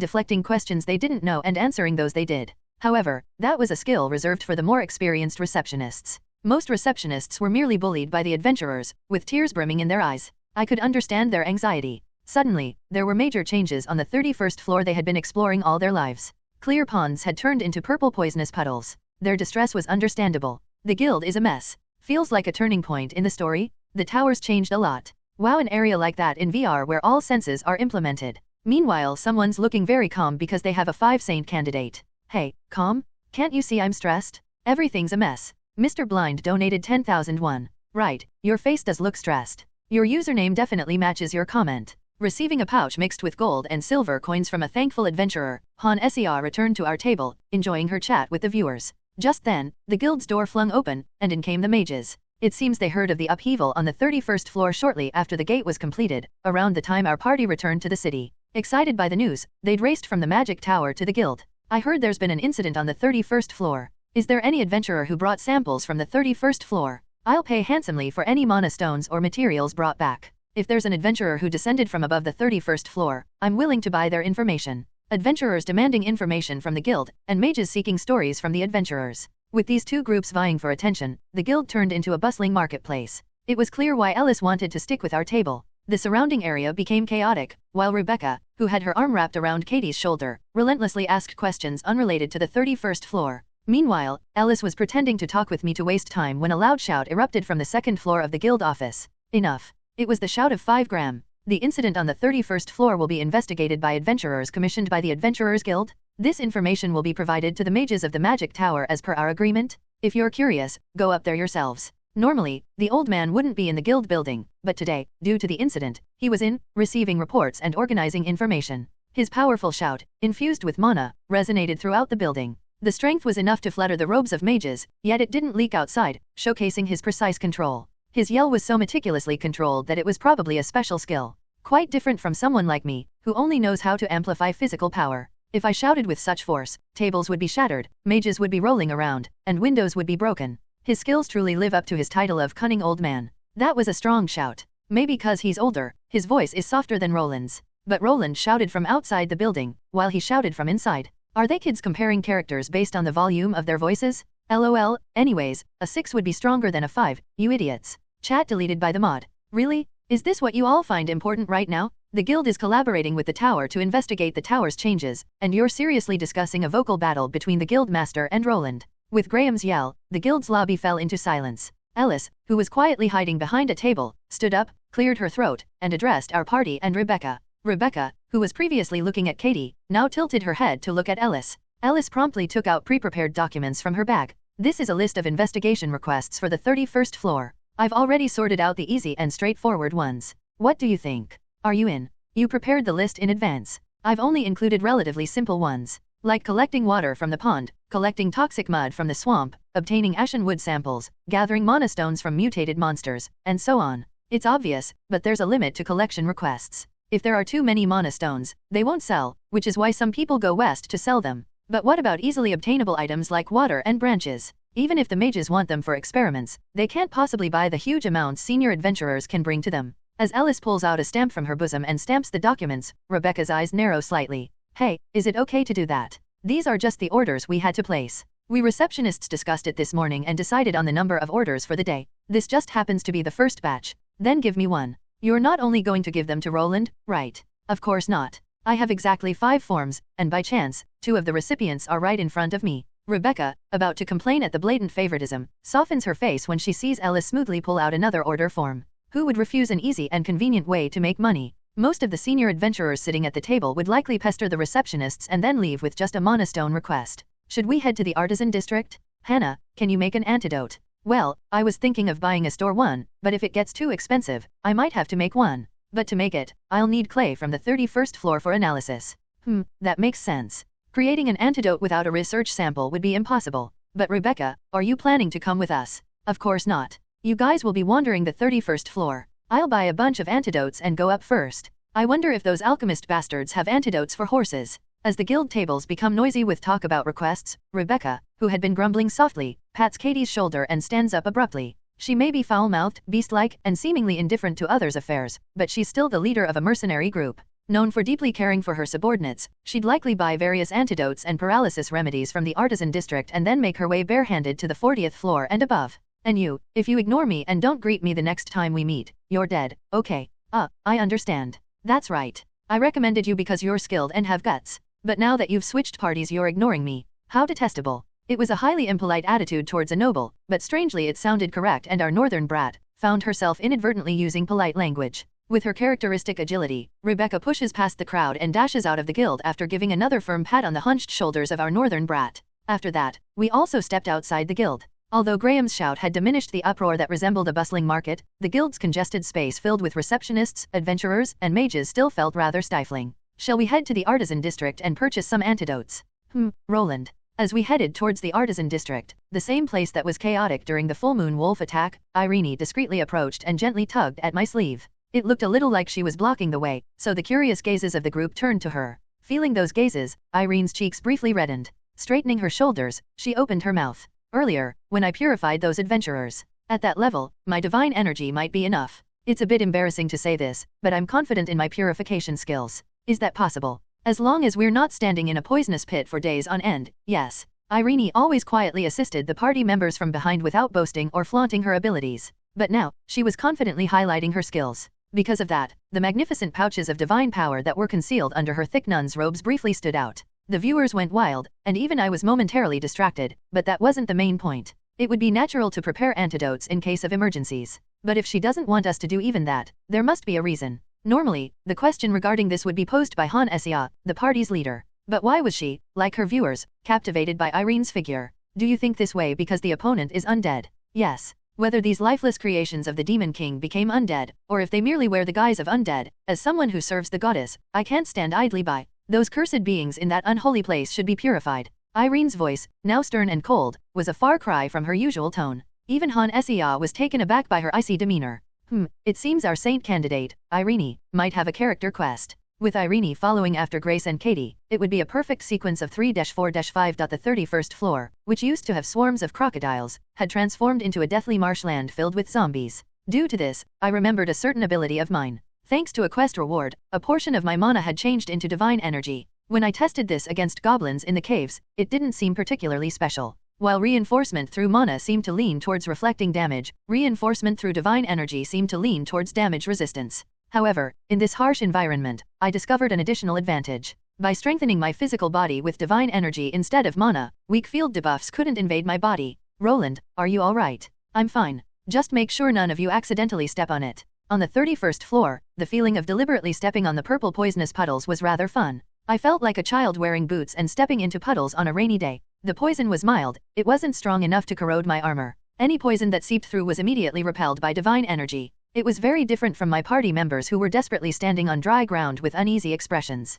Since we've collected everything here, let's look for a path upwards and check for monsters. But with the terrain changed like this, will we find a place to set up tents? Roland, are there safe zones in the marshland? Yes, there are. And we have to hope they remain unchanged. As we walked on a narrow path about 30 centimeters wide, we chatted amongst ourselves. Each breath brought with it a whiff of something rotten, and the sound of bubbling toxic gas could be heard around us. But it wasn't particularly dangerous when monsters weren't around. The 31st floor was now a challenge for not just veteran intermediate adventurers but also for senior adventurers. The narrow path itself wasn't dangerous, even for intermediate adventurers who couldn't externalize their mana. The same went for our group. Han Sia, a player, was initially a fitness streamer and had demonstrated her talent in her very first battle against goblins and horned foxes. Grace, who grew up playing in the forests, and Katie, who had been wielding a sword since childhood, were no exceptions. The only slightly worrisome one was Irene, who grew up in the temple. Still, thanks to her innate 5 abilities, she seemed to cross the marshland without any problem in non-combat situations.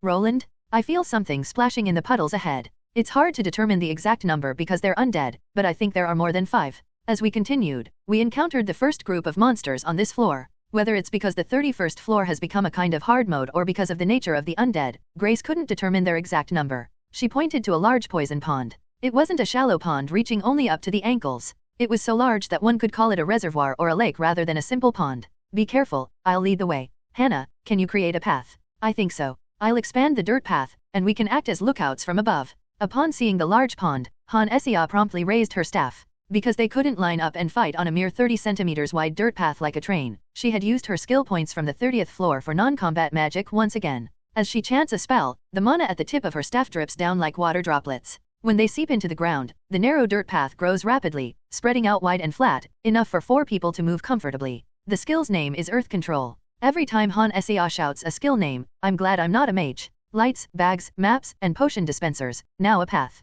Even when she's a senior adventurer, she probably won't use attack magic. Sad. Damn it, this is an intermediate level spell, you know? If I control it well, I can even create sharp spikes to pierce enemies, or at least that's what it says in the skill description. Originally, Earth Control was a spell that could create holes in the ground or bring out rocky spikes to inflict damage and control enemies simultaneously. The name might be straightforward and a bit childish, but the spell itself is quite effective. In mobile games, it was just a damaging spell, but in virtual reality games, it has versatile uses like this. Creating water droplets with the water spell to drown goblins or using the spark spell, which lights fires, to blind the horned wolves, are examples of this adaptability. Han Sia might have decent physical agility, but her true talent lies in her mana control. She's a little clumsy and perverted, but her magical ability is genuinely impressive. I recommended her to be a mage who stays in the rear, but seeing her true magical talent unfold feels strangely satisfying. Even when she pretended to use magic by gathering mana around her staff to check the minimap, her control was impeccable. The group stood side by side on the finely sculpted ground.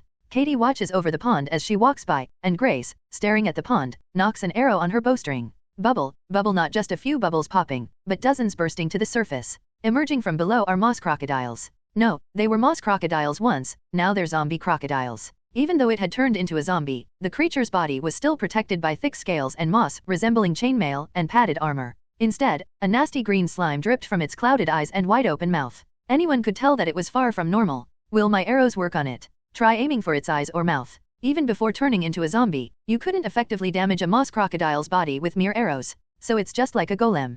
Got it. I don't have many alchemical arrows left. It would be a waste to use arrows coated in potions just to kill common monsters. Taking a deep breath, she released her taut bowstring. The arrow shot past me, slicing through the wind. Thwack. Perhaps due to her upgraded 4 archery skills, the arrow lodged precisely into the eye of the creature lurking in the marsh. Grr. Did I not go deep enough? Maybe its skull is too thick. The zombie crocodile, dripping green poison from its wide-open mouth, was my favorite kind of opponent. Their sturdy bodies combined with a zombie's typical insensitivity made them slow, predictable monsters. And if they approach at that leisurely pace, I can easily smash them down.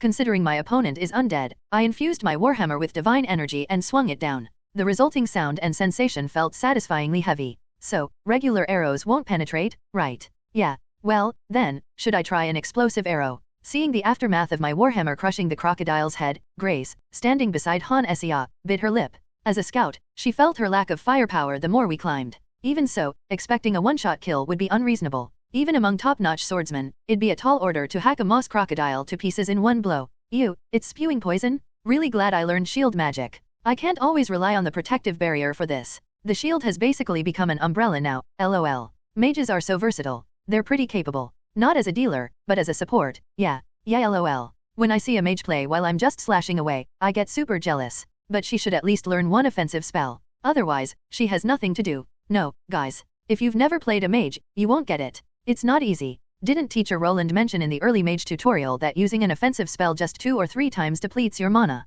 Mages can deal a lot of damage, but it's super limited. Unless you're chugging potions until you vomit, you can use those kind of spells maybe 5 times a day. As Han Essia shifted from portable light source to mage advocate, addressing her viewers, I raised my warhammer again. This area seems a bit tough for archers and swordsmen. If the plains and forests were hunting grounds for Grace, the marshlands distinctly felt like they were meant for blunt weapon warriors and priests. In any game, isn't it natural for certain maps to favor specific classes? Should we change her equipment again? Maybe focus on upgrading her bow instead of her arrows? With that thought, I smashed another zombie crocodile's head. Thanks to the slow movements of these creatures, Grace's arrows relentlessly targeted only the eye sockets. Even though crocodiles are fast in water, becoming a zombie seemed to have given them resilience while sacrificing their speed. They now approached at the pace of a toddler's first steps, making it more challenging to miss than hit. With things like this, Katie and Irene would have little to do. Isn't it fortunate that the mana stones float in water? Yeah, cleaning them with water before storing them in the inventory should be fine, right? Or should we try purifying the mana stones with divine energy?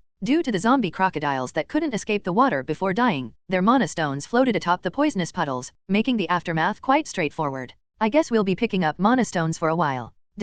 Rai, hello, author did a Q&A. It's pretty long so I put it here instead of the TL notes. It is fairly spoilery, read below, author. For those interested, just because I mentioned something in the author's note doesn't mean it won't be addressed in the novel. As a reader myself, I really dislike that sort of thing. So, I'll always answer based on the novel's context. I don't plan on doing this often, but since we've crossed the 150th chapter mark, I thought I'd give it a try once.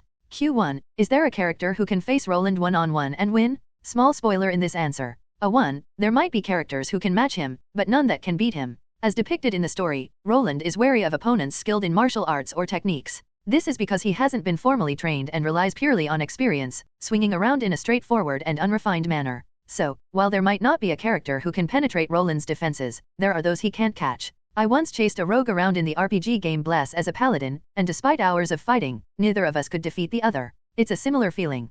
Q2, can't Roland splash away the marsh water? A 2, it's possible if he uses mana. As described when hunting the full moon wolf, the force was strong enough to flip the dirt on the battlefield and bury mana stones. Just as a high-ranking mage obliterated orcs with lightning, the destructive power of a senior adventurer who can externalize their mana is comparable to a walking bomb. Of course, as the tank of the party, he wouldn't do such things when team members are present. Q3, has Roland's growth stopped? Is the quest after the 40th floor Roland's? Small spoiler in this answer. A 3, as many of you have guessed in the comments, after Irene, Roland's quest will be unveiled alongside the story's foreshadowing elements. I also plan to introduce skills he hasn't acquired yet, and the ultimate skill has been predetermined since Roland was recognized as a paladin. I'll do my best to make the writing as engaging and flavorful as possible. Q4. What are Roland's physical/magical talents? A 4, rather than Roland's physical body, the talent of the modern soul inside Roland is average. Unlike protagonists of other game novels who possess prodigious talents and acquire all sorts of skills, Roland was designed to be a character who blindly pushes forward with the superior specs given to his game character. Frankly, I thought it would be excessive for a modern person to master blunt weapon techniques, shield arts, and martial arts on their own without a proper mentor, even with the transcendent stats of a 6 character. Kim So-kyun, who occasionally appears, will handle the martial arts prodigy part. The monsters that had turned into undead varied in appearance, but they all shared a characteristic: they had become incredibly sturdy with a decrease in speed. The moss crocodile, cushioned by its thick, soft moss and hard scales underneath, had grown even tougher after turning into a zombie. However, a side effect was its slower movement, even in water. Moreover, becoming a zombie meant it lost all its living weaknesses, such as its eyes and throat. The lizardman skeletons were the same. These creatures, having shed their reptilian scales, flesh, and blood to remain just bones, became a real nuisance for swordsmen and archers.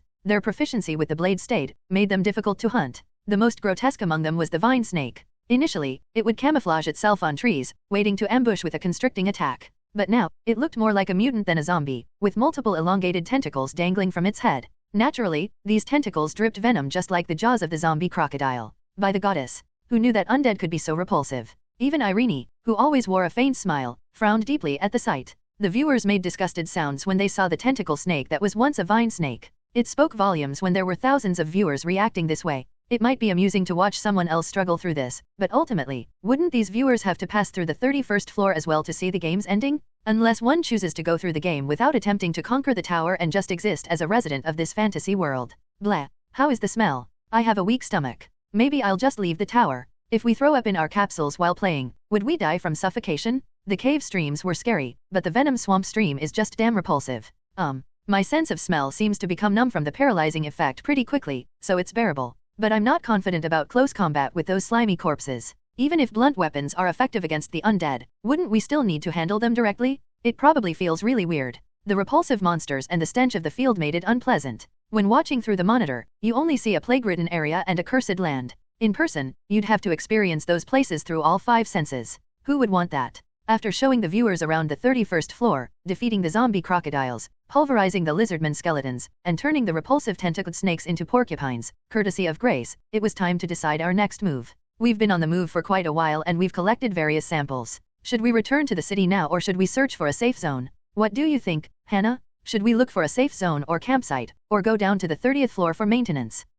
Naturally, the decision was up to Han Sia, the party's leader. After chatting with the viewers for a moment, she pondered my question. We had completed all the tasks assigned by the guild. The potion bottles were filled with a purple liquid and sticky paralytic mud. We also collected ash-colored twigs and dried leaves in our inventory. We had dealt with the zombie crocodile, lizardman skeleton, and tentacled snake, collecting different types of stones from each. Let's call it a day and head back. It's getting late, and we lack information about the 31st floor. If we have to spend the night inside the tower, it's better to do so in the safe zone of the 30th floor. True, we're short on intel. I didn't want to dine in such an area anyway. After some thought, she decided on a retreat. With the monsters evolving and the terrain changing, camping seemed too risky. Irene, agreeing with Han Sia's opinion, murmured in a cold voice. Given the belief of the goddess Faith *, which considers life as a sacred gift, her reaction toward the undead wasn't surprising. It's said when a usually calm person gets angry, it's terrifying, and now I understand what that means. Irene's oddly stern voice prompted the group to start going through the narrow path. While I freely stepped on the shallow poison puddles, thanks to my armor coated with divine power, the rest couldn't.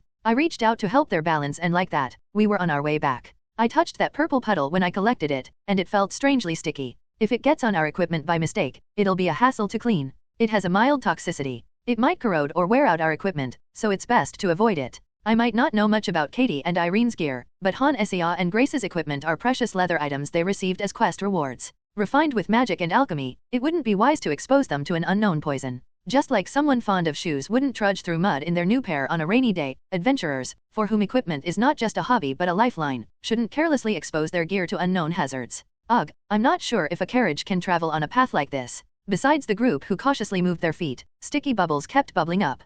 Katie murmured, finding the sight repulsive. With such a mess, escorting a supply carriage would likely cost a fortune. Either they had to feed the horses antidotes to prevent poisoning and move, or they would need to hire dozens of intermediate and lower mages to create a path using earth magic. I want to find out why it changed like this and return it to its original state. If we can, we must definitely restore it. The others subtly tensed up at the sight of Irene responding immediately to Han Sea's murmur, which wasn't directed at the viewers but at the empty air. Rai translations. Adventurers and the guild rely on the loot from the tower to make a living and earn commissions. The mages of the magic tower research the mana stones from the tower and write papers about the environment inside it. Following these two groups, the temple suddenly becomes involved in the narrative. Alice reported that although monsters emerging from the tower to the outside world weren't of major concern, the appearance of an undead zone inside the tower was causing quite a stir. They all came out. Yes. The temple, usually reluctant to dispatch their priests, suddenly had their high priests flocking out, searching for the guild master. Upon returning to the guild and submitting items for the requests like the purple poison bottle, paralyzing mud bottle, and some bark, Alice quietly approached our table. This was the first time something like this had happened, so I wondered if something might happen, but it turned out to be quite a situation. The temples in this world have significant influence. After all, there's a real deity, and once a year, something like a divine message is passed down. The presence of a divine being, proving their existence through divine energy and messages, has elevated the authority of the temple immensely. But with great power comes great responsibility. If a single priest who can use divine energy commits a disgraceful act, it would be considered blasphemy. Temple wants to work together. Maybe? I couldn't catch the entire conversation. A group in white robes came rushing out and headed to the magic tower with the guild master. If they are talking with the top brass of both the Adventurers Guild and the Magic Tower, isn't that an indication of the temple's direct involvement? The group nodded in agreement to Ellis's speculations. From the village girl to the noblewoman from the north, their faith in the temple was quite strong. Indeed, it's hard to find anyone as reliable as the temple in this fantasy world after living for 10 years. Unlike nobles who often debate rights and benefits, when followers of religion unite under the name of the goddess, their cohesion is like no other. And it's not just priests and nuns, there are monks who practice martial arts and temple knights who enhance their physique using divine energy. If the lower floor quests involved working with the mages, it seems the 31st floor quest might involve the temple's forces. Suddenly, the tower has transformed into a land of death. It's strange for creatures that should imitate life to start imitating death. What on earth did the Demon King do to the tower that even non-living things turned undead? Oh, after hearing from Ellis, it seems the quest updated. So, it was the Demon King after all. I guess we need to find the source of contamination. Maybe the boss is some huge contaminant like a tentacle monster or a filthy slime. Do I have to defeat that? Ugh. Close combat players are screwed, lol. The answer? Buy a bomb from the Alchemist's Guild. Damn, I just started dual wielding and I want to reset already. So many filthy boss monsters come to mind, corpse golems, contaminated slimes. BB Games needs to stop favoring mages. Close combat players are doomed, ugh. As Han Seah mumbled, the chat reacted intensely. Reading their messages, I too felt tense. If there's a big and filthy boss monster like a corpse giant or a lump of waste, there's a 100% chance I'll have to face it directly. When I previously hunted an ogre, I was completely drenched in its blood and brain matter. The stench was so unbearable that I had to use magic tools to get rid of it. I wonder how horrible it would be to deal with an undead boss monster. Even if I shield my body with divine energy and mana, there's no helping the unpleasant feeling. The day after hearing of the temple's participation from Ellis, the eyes of the group gathered around the guild's table were sparkling with curiosity. It goes without saying, but the temple is not just filled with priests and nuns. The temple is its own group and acts according to the oracles of the goddess, so it is essential to have military power. In this world where ferocious beasts and wandering monsters appear when you go to remote valleys far from the city, can you just send out priests and nuns?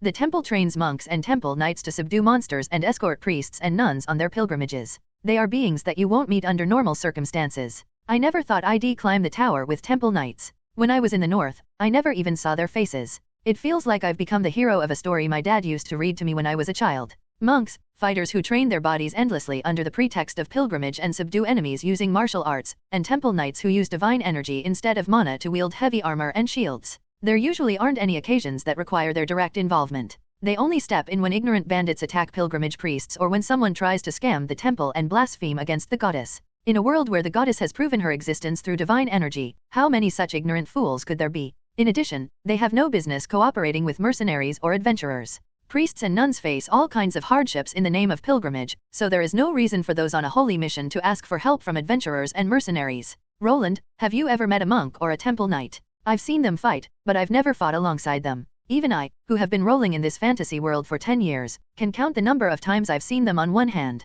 When I was busy traveling around the kingdom for requests like when I helped Grace's village, I met them once when I went to the southern mountains to deal with wandering monsters or giant species that flowed into remote areas of the kingdom. They were monks dispatched to subdue bandits who had plundered food sent to the temple. The party members were listening attentively to my story with sparkling eyes. Even Irene, a saint candidate, listened with interest. Although she grew up in the temple, perhaps she hasn't had the chance to meet monks and temple knights. To put it in game terms, monks trained in martial arts are specialized for PvP, while temple knights in thick armor are specialized for PvE. It's nearly impossible for monks dispatched to capture bandits to defeat a tribe of giants. There was a time when I helped them carry out a bandit subjugation mission by hunting a giant creature that was blocking the path there. I don't know about the temple knights, but the monks were really good fighters. Of course, their opponents were bandits, not undead. The way they kicked off trees and dodged arrows as they rushed forward was quite impressive. The monks' fighting style is, how should I put it, acrobatic? They were not satisfied just pushing off the ground. They used trees and wooden fences as stepping stones, fighting in midair like martial arts experts. The female monks, with their attractive thighs peeking through the slits in their monk attire, had stamina comparable to rogues. Their evasion stats were pretty much maxed. Ha, Roland, you've never seen a temple knight before? Even I, from a noble family, can count on one hand the times I've seen them. I've never seen them in action, only from a distance when my father visited the temple. If even the dukes' families haven't seen them, they must be really rare. To begin with, for noble families to see temple knights in action, they would have to be involved in a very unfortunate incident. Oh, is that how it is? As we were talking about monks and temple knights while occupying a table, the door of the guild burst open. A tall knight in shining white armor entered, attracting the gazes of the adventurers, the viewers through Han Seah's camera, and all present. The armor, so immaculate it looked like the knight might have a cleaning obsession, was completely white from helmet to greaves and boots, with no decorations or patterns except for the engraved symbol of the goddess Faith on the chest plate. If you removed the chest plate, one might suspect it was not armor but a piece of marble sculpture. Wow, my eyes hurt lol. How do they do laundry over there? This is the first time I've seen a holy knight in a game stream. But why is it a temple knight? Isn't that a paladin? Can you really describe armor as laundry? Wow, but if the armor is that white, it's going to be annoying to clean after a battle. I worry about wearing a white t-shirt if I'm about to eat soup. Who would want armor that white? Even the adventurers and viewers began to murmur at the overwhelming presence of the temple knight, not a single inch of skin visible. From a modern perspective, the white armor is unique and one would only worry about it getting dirty. However, from a medieval perspective, it appears as valuable as treasure. The adventurers, unlike Han Seah and the viewers who are concerned about the laundry, stop their bustling and feel a strange pressure. Regardless of them, the temple knight, unfazed, began reading aloud in a robust voice, standing in front of the door with a large scroll spread wide open in both arms. He was incredibly large in stature, but completely hidden in armor. I had expected perhaps a beautiful female knight inside, but that wasn't the case. In the name of the goddess, for the life of this land. The temple knight with an impressive low bass voice seemed to be reading a proclamation from the temple. Putting aside the various religious embellishments, it was a declaration that the temple knights would enter the tower with all their strength. After all, the monsters inside the tower are infinitely reproducing creatures that thousands of adventurers hunt every day. So, the temple knights declared that they would take charge of the safe zone, supporting the adventurers unconditionally until the cause of this incident was understood and the magic tower found a solution. My god, is the temple planning to create a sanctuary inside the tower? Well, aren't they undead? Considering that the tower is within the temple's territory, they can't just leave it be. Hearing this, the adventurers begin to stir excitedly. Adventurers, as people who risk their lives climbing the tower, strongly believe in religion, almost to the point of superstition. There are those who believe that if they donate offerings, they will be able to avoid death, diligently offering large sums to the temple, and others who believe that if they disrespect priests or nuns, the goddess's wrath will befall them. This superstition is prevalent amongst mercenaries and adventurers alike, even amongst the highest ranks. There are many who believe their lucky survival in battles with large species or named monsters is due to the goddess's grace. Roland? What should we do? What do you mean? The temple knight, having finished reading the scroll, turns on his heel and leaves the guild without a moment's hesitation. Han Seah, like the other adventurers who began to murmur amongst themselves, tilts her head towards me and asks a question. Though her head is turned my way, her eyes stealthily shift towards Irene. It seems like Irene's intense attitude is worrying her a little. Sitting at the table, listening to the temple knight's announcement, Irene's eyes were blazing with passion, so much so that you might say they were on fire. Even the corners of her eyes, usually softly downturned, were sharply lifted, changing her expression noticeably. Hannah, don't tell me we're not going to the 31st floor. No, of course we are. I was just wondering whether we should thoroughly search the 31st floor and slowly make our way up, or if we should quickly break through to the 40th floor. Whenever there are anomalies in the tower, they always happen every 10 floors.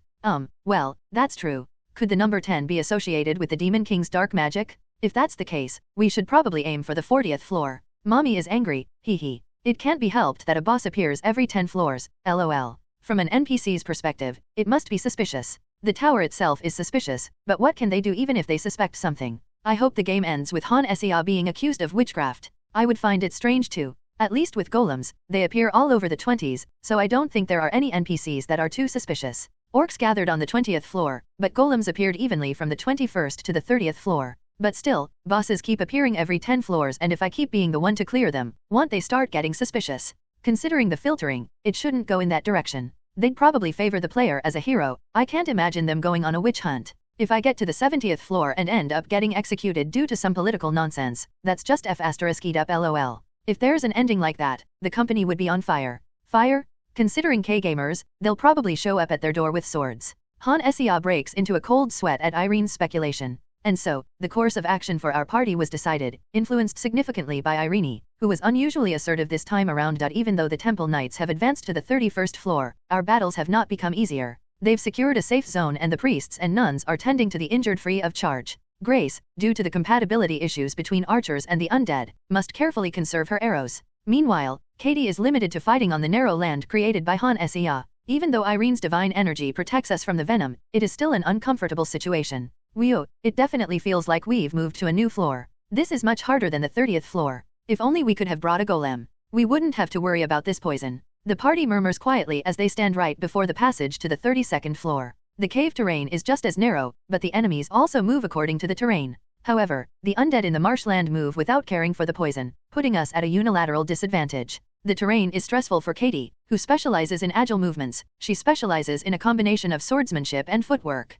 But what can we do? The tower's terrain is brutally challenging. From what I've heard from Rebecca and other top adventurers, after this marshland, we will have to face flying monsters like harpies on a plateau full of cliffs. It's frustrating, but we have to adapt. Brat's still going on about golems lol. The more I watch, the more I want to quit and become a mage. She ran away because she didn't want to see her dad, but now she's acting like a kid who got their toy taken away lol. Chat deleted by mod. Just the thought of piloting a robot had me grinning, but seeing the 31st floor, I'm losing my enthusiasm. The chat watching this scene closely continues to worry. Those who are purely spectators find it all funny, but the players following Han Sia and Kim Sok-hyun, intent on completing the game, can't feel the same. Han Sia, being a mage, is focused on supporting by creating land for the party to stand on and filling in the swamp. However, most of the viewers chatting would be in Katie's shoes, having to slash at zombies and skeletons on a narrow platform. Still, we found the passage to the 32nd floor quicker than expected. That's all thanks to Hannah. Without her, we would be knee-deep in poison right now, receiving divine energy treatment.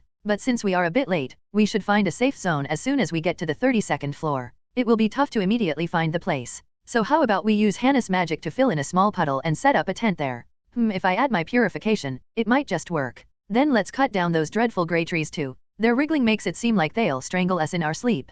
I've seen a lot of this kind of tree in the north, but these creepy ones are a first. After smashing the lizardman skeletons and watching their bones turn into mana stones, the party talks and heads forward. The marshland, sparsely populated with trees, allowed them to clearly see the passage in the distance.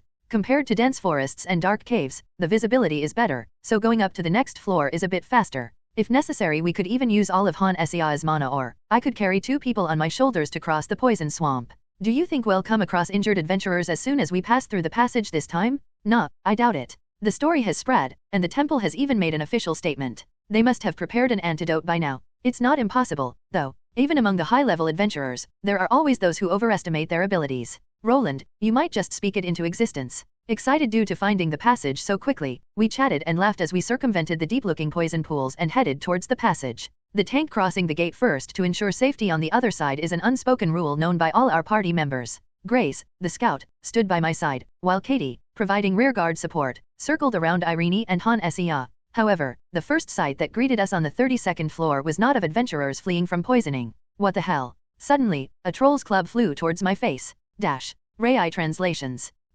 Roland, what is this, cough, thing? Ugh, bleo, the stench. Cough, hack. Goddess, have mercy. As the group crosses the gate, their faces turn red, almost like entering a gas chamber. It makes sense, as right in front of the portal through which they've come, lie the remnants of a troll I've smashed to pieces. And it's not just any troll corpse. It's one that has transformed into an undead, exploding like a gas bomb. Surprised by a sudden blow from a club, I retaliated, killing the yellowish troll with a single strike. It seems like skills using divine energy instead of magic deal extra damage to the undead. But who would have thought a troll covered in yellow tumors, causing a gas explosion upon death? Is that, cough, a troll? Yes, it seems the marshland is randomly spawning monsters that should be on higher floors. Trolls are supposed to only appear on the 40th floor, along with horned wolves, orc hunters, and blind serpents. So, a dangerous creature like this was waiting at the entrance of the 32nd floor. Thanks to Irene's quick use of a purification spell, the group, with teary eyes, can now open them and glare at the troll's yellow corpse. It was continuously spewing gas, as if telling us there's a quest here.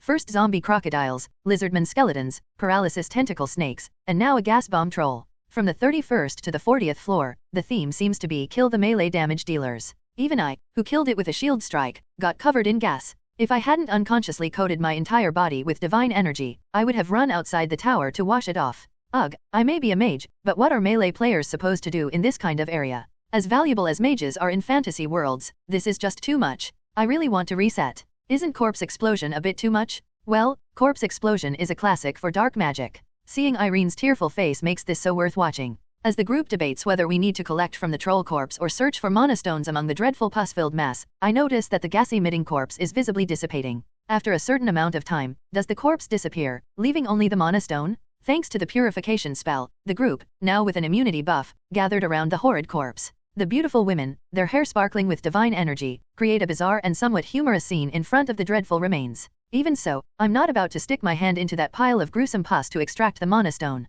For efficiency, it would be quicker if I, coated in divine energy, retrieved it. However, considering the troll's size, it wouldn't be just my arm going in, my whole upper body would have to go inside. I'll try using purification on this corpse too. Yeah, that seems like a good idea. The path is already narrow enough without it being blocked by that. The troll, not quite a large species at 3 meters tall, leaves behind a large corpse. Even I hesitate in front of it, prompting Irene to step forward and release another burst of divine energy. The yellow pus from the corpse melts away as if we're washing a dirty bathtub or a sink with a cleaning agent. As the corpse disintegrates, releasing gas as it does, what's left is a fist-sized mana stone, clearly larger than the ones we usually found in the caves. This draws the attention of our group. Normally, trolls only appear starting from the 40th floor, so I can't tell if this mana stone is from a regular troll or a mutated one. So this troll was blocking the path? Yes. Trolls usually appear on the 40th floor. I didn't expect to find one on the 32nd floor. So Roland, have you never seen a troll before? Not inside the tower. There are many trolls outside, especially in the south. We receive a lot of requests related to them. They can't use magic and they're not quite big enough to be classified as a large species, but they're still difficult to hunt without a mage due to their unique regenerative abilities. The rewards for such requests are quite high. This troll is like a dirty sales trick from a home shopping network, claiming that 49,991 is cheaper than 50,001. It's clearly smaller than large species of over 5 meters, but with a size of 3 to 4 meters and immense strength, it's a troublesome opponent. Its skin isn't magically enhanced but is tough enough to withstand bladed weapons. And with its bizarre vitality, it can regenerate its limbs in half a day. While not classified as a large species, it's a bothersome foe that intermediate adventurers would need to risk their lives to defeat. Especially these trolls, found here in the marshlands. When it dies, it releases a toxic gas, creating another layer of trouble. The more I see, the more disheartened I become. It's so dark ahead, I can't see anything. I didn't want to know about this future. The only solution for melee fighters is to bring a golem with them. Let's just switch the genre to mecha.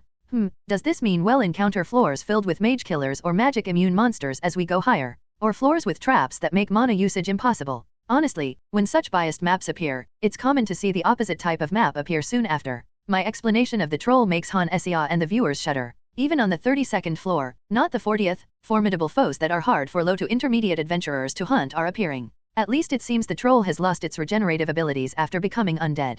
Does the tower difficulty increase from beginner to intermediate to advanced? Perhaps it gets harder every 30 floors. Instead of dealing with its annoying regenerative abilities, which can be countered with burning, we have to deal with its equally annoying release of toxic gas on death. Everything below the 30th floor was just a taste. Starting from the 31st floor, it felt like the developers were declaring an increase in difficulty, such as the toxic marshland. The trees in the originally dense swamp had withered to ash gray, also providing a clearer view. Thanks to this, a toxic gas troll rushed towards us, splashing through poisonous puddles in its way. Of course, it wasn't just the troll, all sorts of undead creatures did as well. These undead creatures blindly charge at any living being within their sensing range, but luckily, since they moved slowly and in a straight line, we had no trouble detecting and dealing with them. Ugh, this is really disgusting. I think I'll have a very light dinner tonight, maybe just half of what I usually eat. As for me, I'll just chew on some jerky. I'll make a weak soup with a mild aroma for dinner. You'll still need to fill your stomachs to fight, after all. While the group discussed their evening meal, complaining that their mental fatigue outweighed their physical exhaustion, Grace walked briskly, gazing at the towering pillar of divine energy rising in the distance.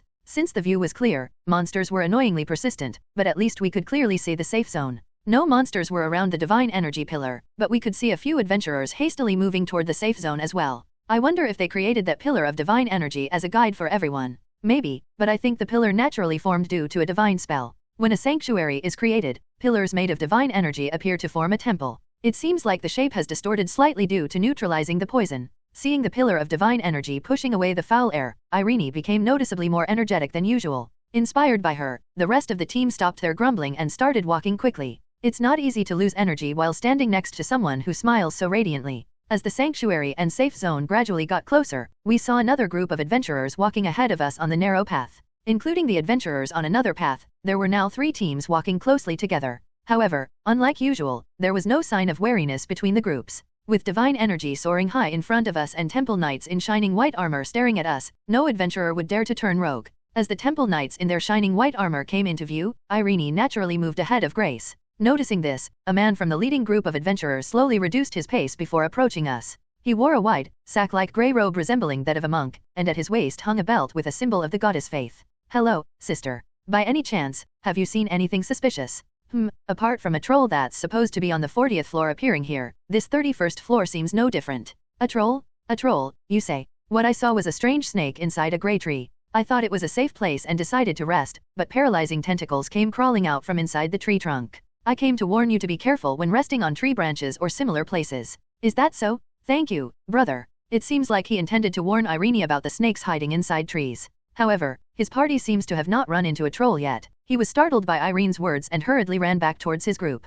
Considering the troll is strong enough to be a boundary between intermediate and senior adventurers, adventurers have no choice but to be cautious. That a named monster from the 40th floor is roaming around the 32nd floor is a large danger. After briefly exchanging words, the group of adventurers ahead of us greet the temple knights and enter the safe zone without any issues. We follow suit and soon arrive in front of the temple knights. Sister, who has embarked on a harsh journey, you have worked hard in carrying out the will of the goddess. Hello, brothers. Is there anything we should be careful of in the safe zone? The puddles inside are transparent, but the purification is not complete yet. They still carry a mild toxicity. Although it might be inconvenient, I advise against using the spring water inside. It seems the temple knight's purpose is more towards guidance and support than interrogation, as they let us in without asking further questions. As we followed Irene inside, a temple knight on our left suddenly grabbed me. I looked at the knight in his white armor blocking my way. Brother, what's going on? Our party, walking ahead, turned around to look at us, and even the temple knight responsible for explanations looked surprised at his colleague blocking me. Despite the gazes, he scrutinizes me from head to toe, facing his sharp gaze from within the white helmet. Did I have any issues with the temple lately? However, the question thrown by the temple knight was something I didn't expect at all. By any chance, have you received a revelation from the goddess? Why do you ask? Because you possess divine energy. Maybe he was able to see traces of divine energy in my shield due to his high level? Knights of the temple cannot become adventurers. Of course, this is because they are a military group that moves according to oracles and revelations from the goddess, and they possess divine energy. They cannot take up adventuring as their main profession. From the perspective of a temple knight, I must be an extraordinary anomaly. Like how scouts are skilled in tracking living beings and rogues excel at disarming traps, temple knights can imbue armor and weapons with divine energy. So, when an adventurer like me openly uses these skills, it naturally leads to confusion and questions. Hey, what's happening here? Roland isn't supposed to use divine energy, right? Or wait, is he actually using divine energy at this moment? He's a paladin, idiot. You don't even know what your tank is doing? You should probably just give Roland to me. So what is Roland's character quest? Are the temple knights involved? So temple knights aren't paladins, only Roland is, and how about Irene? The temple knights at the entrance, as well as the viewers and my party members, all threw curious glances my way after hearing the question. I realized that since receiving divine energy from meeting the goddess, I had experimented alone but I never actually told my party members, I can use divine energy. When we received a revelation from the goddess in the Blessed Forest, divine energy was bestowed upon me. A revelation? You received a revelation? Yes. Sister Irene and our party heard the voice of the goddess. Answering it head-on seemed like the best option at the moment. Corruption in the temple is unlikely in this world and we could even receive their support. At my words, the temple knights look at me with tear-filled eyes, while my party members seem confused. Looks like the ladies thought of the goddess's revelation as a secret only our party knows. Especially our northern brat, her piercing glare is almost painful. It's hard to believe, but seeing the divine energy within you, it must be true. I hope the goddess's blessings be upon Sister Irene, and you, the adventurer siblings. Luckily, the temple knight, who I thought would start interrogating me, bowed his head without a moment's hesitation and stepped aside to let us pass. Once inside, we saw a tent village set up around a large hearth. Looks like we're supposed to pick out an empty tent to rest in, and then use the large communal hearth in the center to prepare our meals. Roland, is it okay to just, blurt that out? As the gaze of the temple knights faded and since no other adventurers were around, Katie, with her cheeks puffed up in frustration, approached me. She must be upset about my disclosure of our secret mission, meant to be known only to our party members. With a fierce gaze, she attached herself to my side as I sat down in front of an empty tent. The rest of the party members gathered around, waiting for an explanation. It was something bound to be revealed sooner or later. And as for divine energy, it has been gradually increasing. I just hadn't mentioned it. Since when exactly? Like I said, since after meeting the goddess. My mana is slowly transforming into divine energy. I showed them my tightly clenched fist radiating blue mana and then pure white divine energy. Their eyes widened in disbelief. In this world, using two types of energy is nearly impossible, so it was hard for them to believe even when seeing it with their own eyes. There are form-changing characters in Heroine's Chronicles, but even that I've never seen in my 10 years in this world. My divine energy is quite weak compared to the mana I possess. With dimension travel, reincarnation, system holograms, and helping Han Essia with quests all happening at once, I hadn't given my situation much thought. However, to the NPC party members, excluding Han Essia, it must seem like I've been given a special ability following the revelation from the goddess. It's like, just as Irene, her eyes filled with emotion, was about to say something, boom, what the dash? An explosion? Did someone mess up a spell or something? Ah, help, help. A hot gust of wind rushed into the safe zone, accompanied by a loud noise. An unusual explosion sound and cries of agony filled the air. The temple knights, who guard the sanctuary, were the first to spring into action. As I saw them turning into small dots in the distance in their shining white armor, I hesitated for a moment, wondering whether to follow them or not. That's when Irene, standing next to me, gently tapped my forearm. You should go and check what's happening. Yay, you're right. I was concerned that my party might be caught in some event-like battle and be in danger, but then I realized we were in the sanctuary of the temple. No way a 5-saint candidate with a specialization in protective shields could get hurt in the sanctuary, so I decided to follow the temple knights and went towards the source of the explosion sound. As I got closer, a rush of heat hit my face as if sitting in front of a bonfire. The loud sound indeed came from an explosion, and the scorching air was filled with purple smoke, carrying a sharp, acrid smell with it. What is this? Lady, were you attacked by a mage? The ground around was blackened and scorched, clearly marking the site of the explosion. If this had been the modern world, I would have thought it was a gas explosion or a bomb. The temple knights, having arrived first on the scene, were busy administering first aid to the groaning adventurers using their divine energy, all the while asking questions. The only female adventurer who appeared to be unharmed was in a state of panic, her face pale. She was just standing there, opening and closing her mouth as if trying to speak but unable to find her words. It looked like she was the one who had screamed for help, but why was she frozen in place like this? To be honest, it's strange to see such a reaction. If you're a high-level adventurer, you've seen death before it's a part of the job. From your early days as a novice, you're exposed to the harsh realities of this profession, witnessing the death of fellow adventurers and civilians alike at the hands of monsters. So to see her panicking at the sight of people injured, not even dead, is unusual. Lady, you're in shock, but we need to treat your injuries. That's a good idea. Let's give her first aid and then transfer her to the sanctuary. The other brothers and sisters are better equipped to handle her treatment there. The man and woman caught in the explosion suffered severe burns on their upper bodies, particularly their arms and faces, which were unprotected by armor. Then, there was the female scout, frozen in place, opening and closing her mouth without uttering a word. The two involved in close combat bore the brunt of the explosion, while the scout, positioned behind them, had likely screamed for help. The temple knights gave me a glance but didn't say anything, quickly picking up the two injured people and hurrying away. Given the lack of information from the injured party, I couldn't determine if a fire magic wielding monster or a crazed mage had cursed this group. I couldn't see anything else except for the injured adventurers.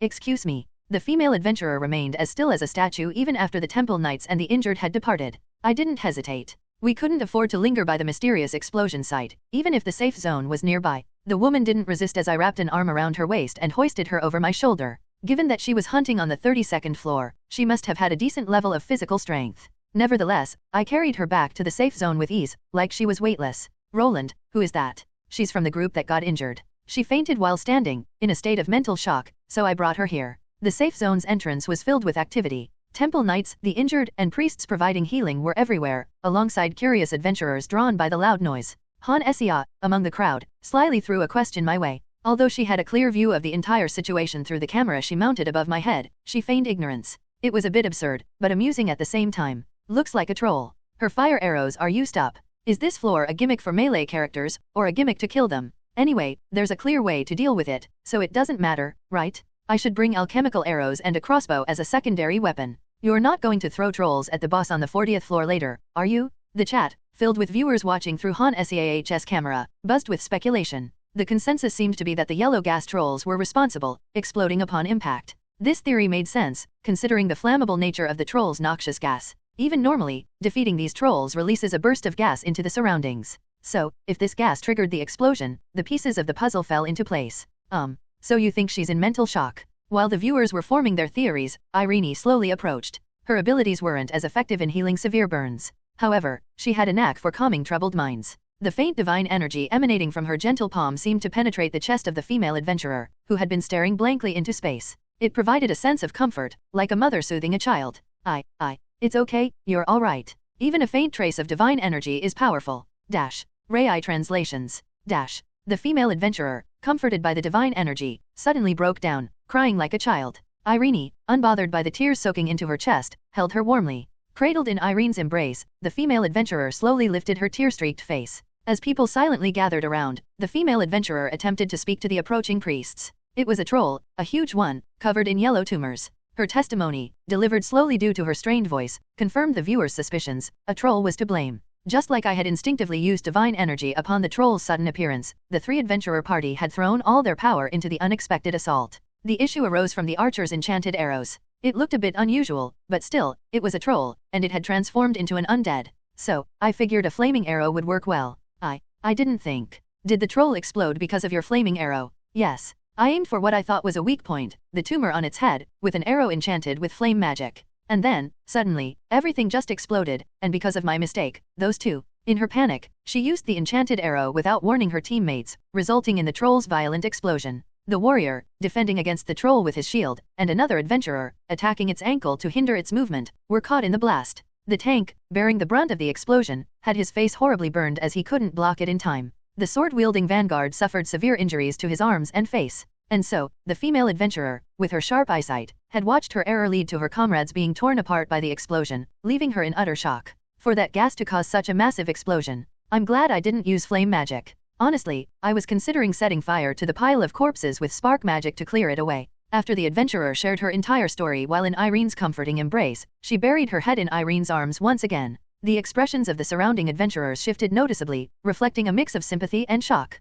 Typically, when hunting trolls, the go-to strategy is to inflict multiple wounds and then set them on fire to prevent regeneration. So, for intermediate adventurers who can't channel mana externally into an aura, there's an almost certain chance they would opt to use fire against a troll, just like the female adventurer did. It appears that divine energy is also effective against undead trolls, similar to fire. However, the ability to enhance weapons with divine energy is something only temple knights can do. We need to quickly share what we've learned here with the temple. Brothers, do we have any communication tools here? We need to get the word out to prevent more casualties. As some adventurers rushed into the tent village with serious expressions, following the words between the temple knight and Irene, Han Essia and her viewers began to offer various opinions. They started to analyze the situation, noting that when trolls are hit with just a single fire arrow, they explode with a force stronger than intermediate-level offensive magic. This insight suggested a potential new tactic. The most popular idea was to lure the slow-moving undead into the path of the trolls and trigger an explosion. Yet, if these walking bombs create such massive explosions, they're probably meant to be used in our favor. Since they move as slowly as the undead, they could be useful as long as we keep a safe distance. The only concern is, what if we accidentally set them off and cause the poison pools to explode and spread everywhere? So if melees mess up, will we get a shower of guts instead of gas? Haha, that's funny. At least having a one-hit kill strategy is something. But do the trolls drop mana stones if they die in the explosion? If the stones also explode, that means we're losing out on both money and experience? I can't decide if this gimmick is supposed to help us or just make things harder. Explosions are art donated 5001. Why don't you have Roland throw the trolls at the monsters? That's a good idea. While Han Essia was discussing with the viewers, Grace, who had been fiddling with her quiver with a strange expression, stealthily approached me and asked a question.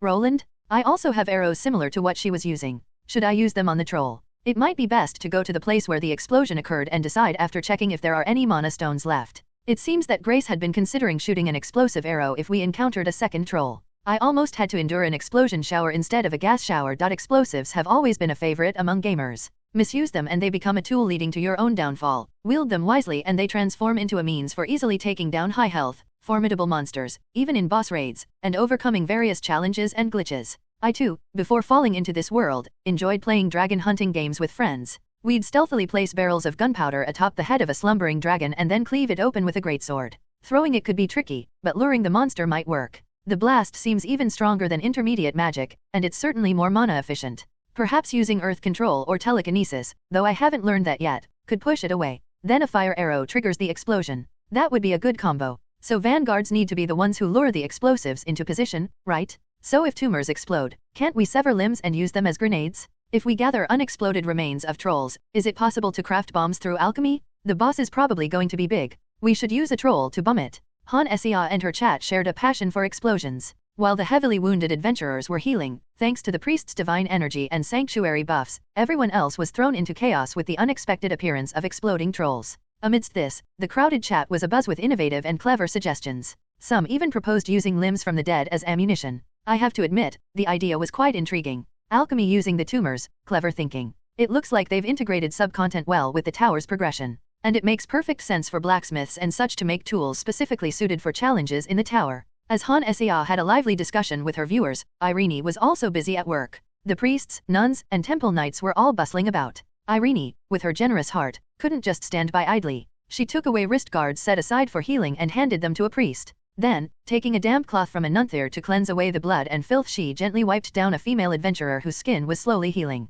Irene's actions were infused with tenderness and care. The priests and nuns, dedicated to their purpose, didn't hesitate to soil their hands as they cared for the wounded. Their dedication, brimming with humanity, even inspired the watching adventurers, who began looking for their own ways to lend a hand. One figure stood out, a male adventurer stepping beyond the safety of the sanctuary. His light leather armor, the lantern, and the assortment of tools, including an iron rod at his waist, marked him as a rogue. Excuse me, priests? I believe this is the mana stone from the troll that exploded near the adventurers earlier. Is that so? You're an honest man. May the goddess's blessings accompany you on your journey. While others awkwardly handled the scattered armor and weapons, assessing them or aiding with the removal of damaged gear, this rogue headed straight for the center of the blast site. His actions reflected the true spirit of an adventurer, always quick to spot and grab opportunities, even in the aftermath where lives were nearly lost. The rogue handed a priest a fist-sized mana stone, unscathed and as large as the ones we had collected. It seems that a troll's mana stone survives even after the creature explodes. Oh, so the mana stone remains even after the explosion.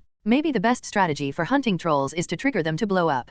Intact mana stone equals approved strategy by the game developers. Even if it's not approved, well, who cares? It's time for Han Sia, the porter, to evolve into Han Sia the bomb pouch. Throwing a troll tumor and igniting it with a spark, that's what real magic is. Regardless, Han Sia's attention was entirely on the bomb troll. What kind of games was she into before Heroes Chronicle that gave her such a fascination with bombs? Meanwhile, thanks to the baptism of divine energy, two adventurers began to rise, steadying themselves on their feet. An archer, the one who had been in Irene's arms, sprinted towards the group. The mingling of pure white divine light with Irene's kind smile looked sacred. However, Han Sia didn't even bother to angle her camera toward the scene.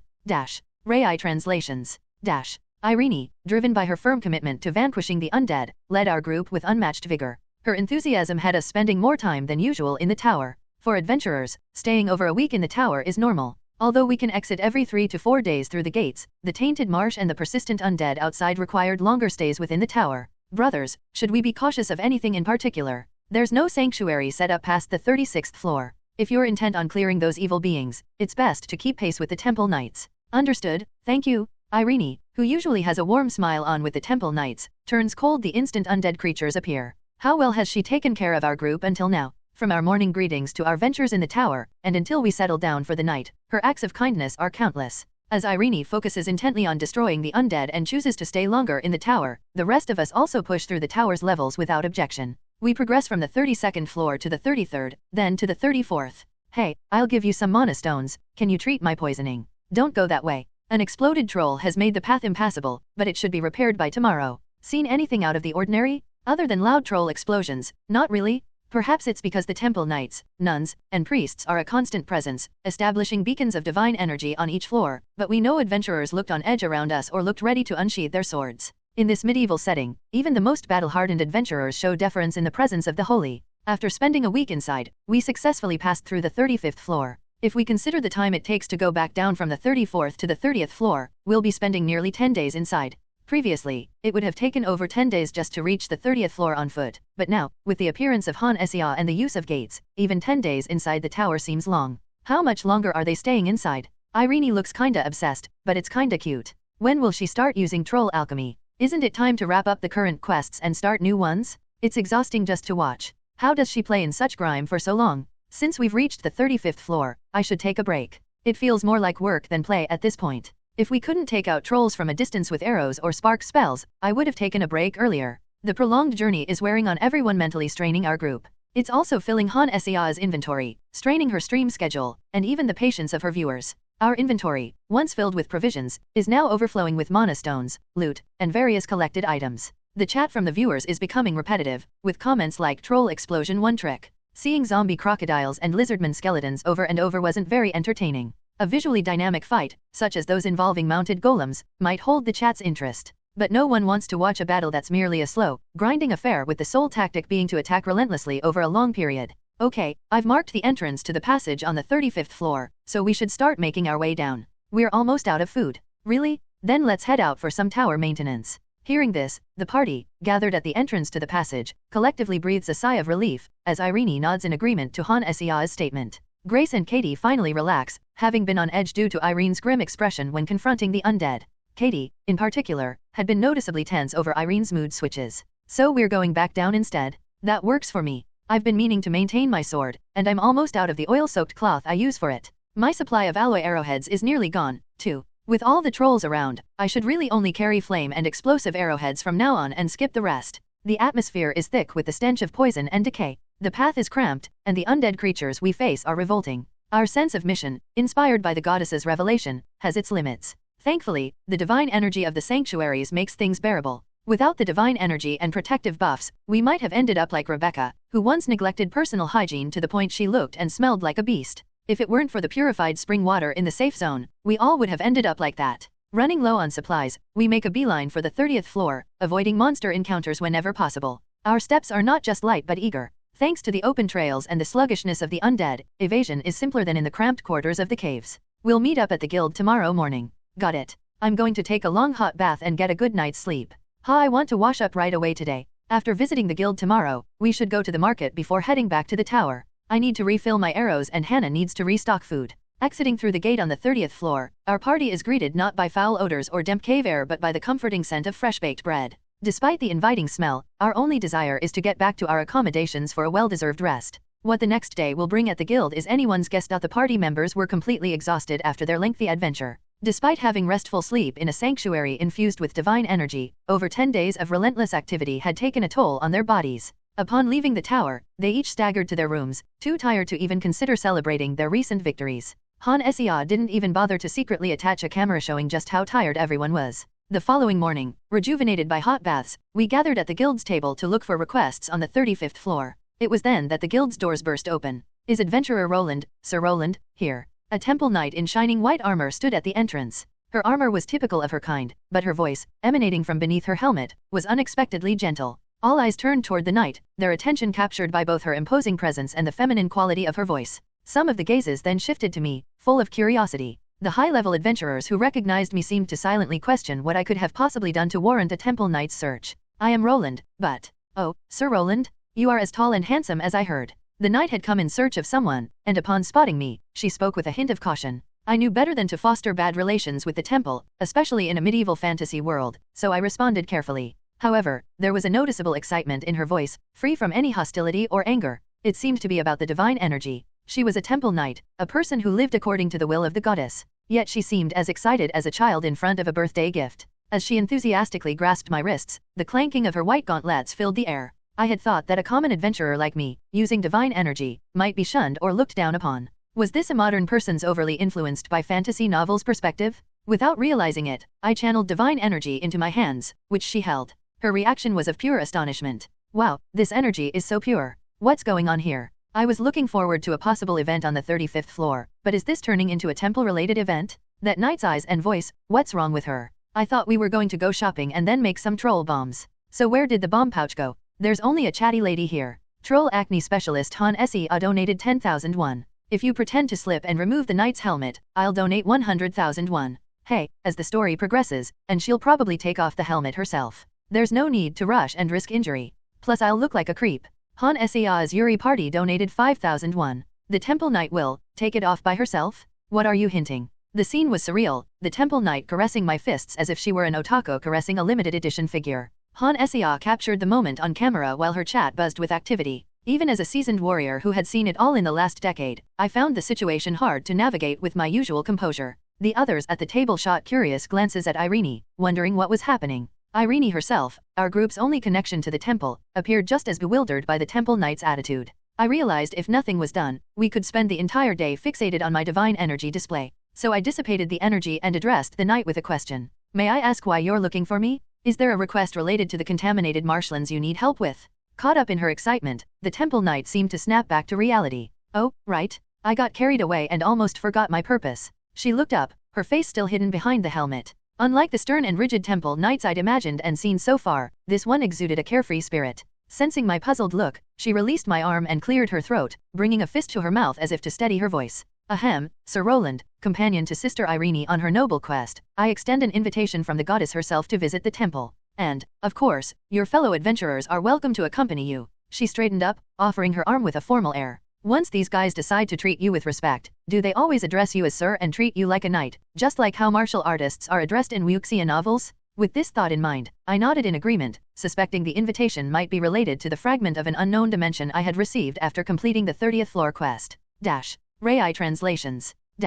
Under normal circumstances, we would have sold the mana stones, picked up a new quest, purchased ingredients for stew and soup from the market, filled Han Sea's inventory, and taken time to replenish supplies like Grace's enchanted arrows. Please follow us this way. The temple knights instructed us with impeccable manners. Instead of our routine, we found ourselves being courteously surrounded by the temple knights in their immaculate white armor. As we accepted their escort, they formed a protective circle around us, shielding us from the curious eyes of the public. Their presence naturally drew a crowd. The sight of a dozen knights in shining armor, bearing the emblem of the goddess Faith, caught the attention of everyone. Adventurers heading to the tower, busy merchants and residents cleaning their storefronts or organizing their stands. Are they going to publicly execute Han Sea? The party of the genius mage, Hannah, is coming out? Look, it's the crown princess herself? I think these guys have a screw loose. So, what exactly is happening here? Looks like Roland's personal quest is tied to the temple. We all thought only Irene would be involved, but now the temple knights are here for Roland. Maybe it's due to his paladin title. Grace and Irene seemed uncomfortable with the attention, while Han Sea and Katie, no strangers to the spotlight, appeared unaffected.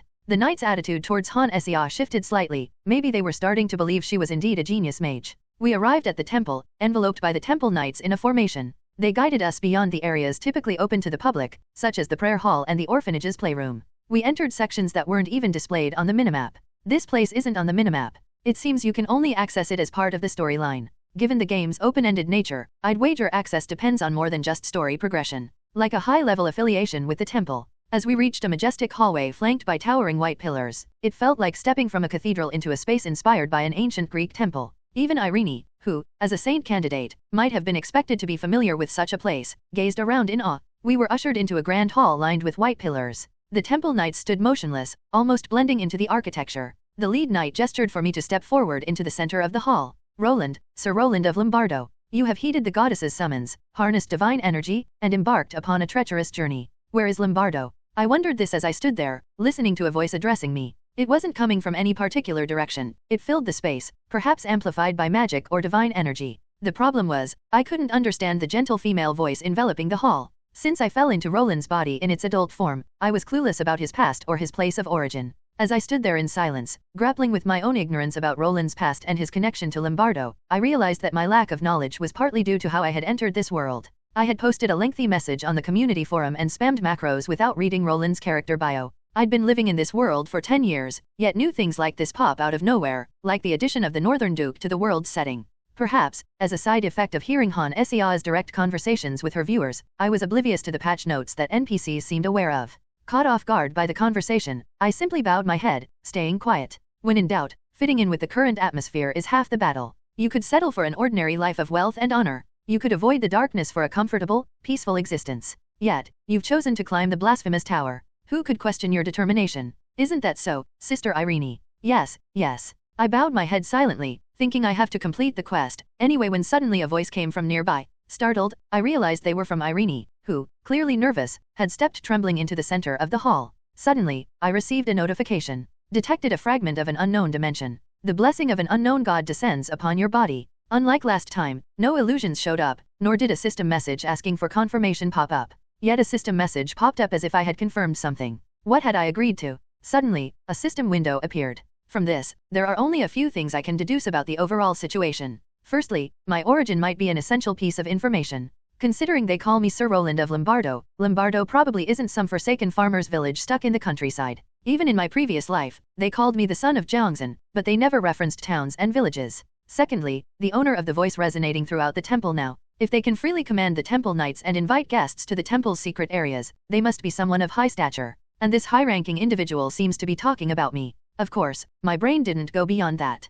I've grown accustomed to overcoming hardships and challenges with physical and mana strength, rather than deducing or using my brain. Irene, what is it? Or who is that? Yes, what? While I was struggling with my weak brain, the rest of the party's attention naturally shifted to Irene, who was behaving unnaturally. As soon as we left the temple, amidst the applause and intense stares of the temple knights, Han Sea and Grace immediately surrounded Irene, almost like they were arresting her. No one paid any attention to the changes happening, most likely due to the increase in difficulty level, such as free healing services from the temple or the temple knights offering help in dealing with the swamp anomalies. Instead, the chat filled up with questions they wanted to ask Irene. That made sense since Irene seemed to recognize the beautiful voice coming from thin air. Unlike the rest of the party, who showed amazement at the voice, Irene seemed to be wondering why she was hearing this voice here and now. You acted like you knew the owner of that voice. When they called you, you were so overwhelmed you even bit your tongue. No, that's not it. Is it because you're a nun that you're really not good at lying? Should Han Sea be the one saying that? It does seem suspicious. LOL, it was like her saying why are you here, with her body. She was so cute when she answered.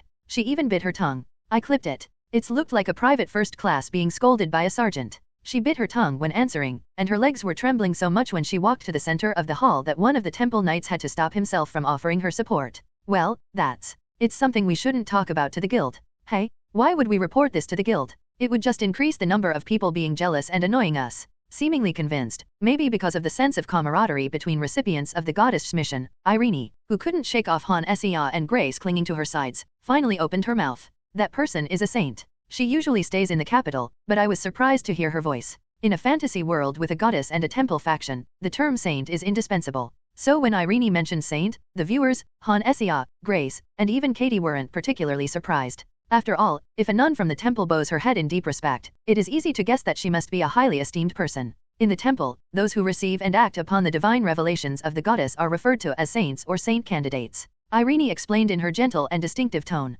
To summarize her explanation about saints and saint candidates, there are quite a few of them, but the voice we heard earlier belongs to the most esteemed among the saints. This implies that one of the greatest saints has high expectations for Irene, a saint candidate. I guess my character quest was just something on the side. The important character quest here is Irene's possible promotion to saint. The party's cheeks flushed with excitement as they listened to her story on their way to buy dried grains at the grocery store. They were not simply given a mission to climb the tower, they were now part of a journey that may lead to the birth of a new saint. Katie, in particular, seemed to feel like she was the main character. Her cheeks turned even redder, her shoulders shook with excitement, and her steps quickened. I wonder if this happened because Irene is a saint candidate, or if other players could also experience this by pursuing a story with a priest or nun character. Either way, it seems both the temple's influence and the other factions are getting stronger as the tower's difficulty increases. Then what about Roland? Giving a sword and telling him to defeat the Demon King is a bit of an old story. So if the temple supports the saint, does the player become a hero later? Irene the saint, damn. While the excited Katie was glued to Irene's side, having forgotten to buy sword cleaning oil and a cloth at the general store, Han Sea and the viewers exchanged various opinions.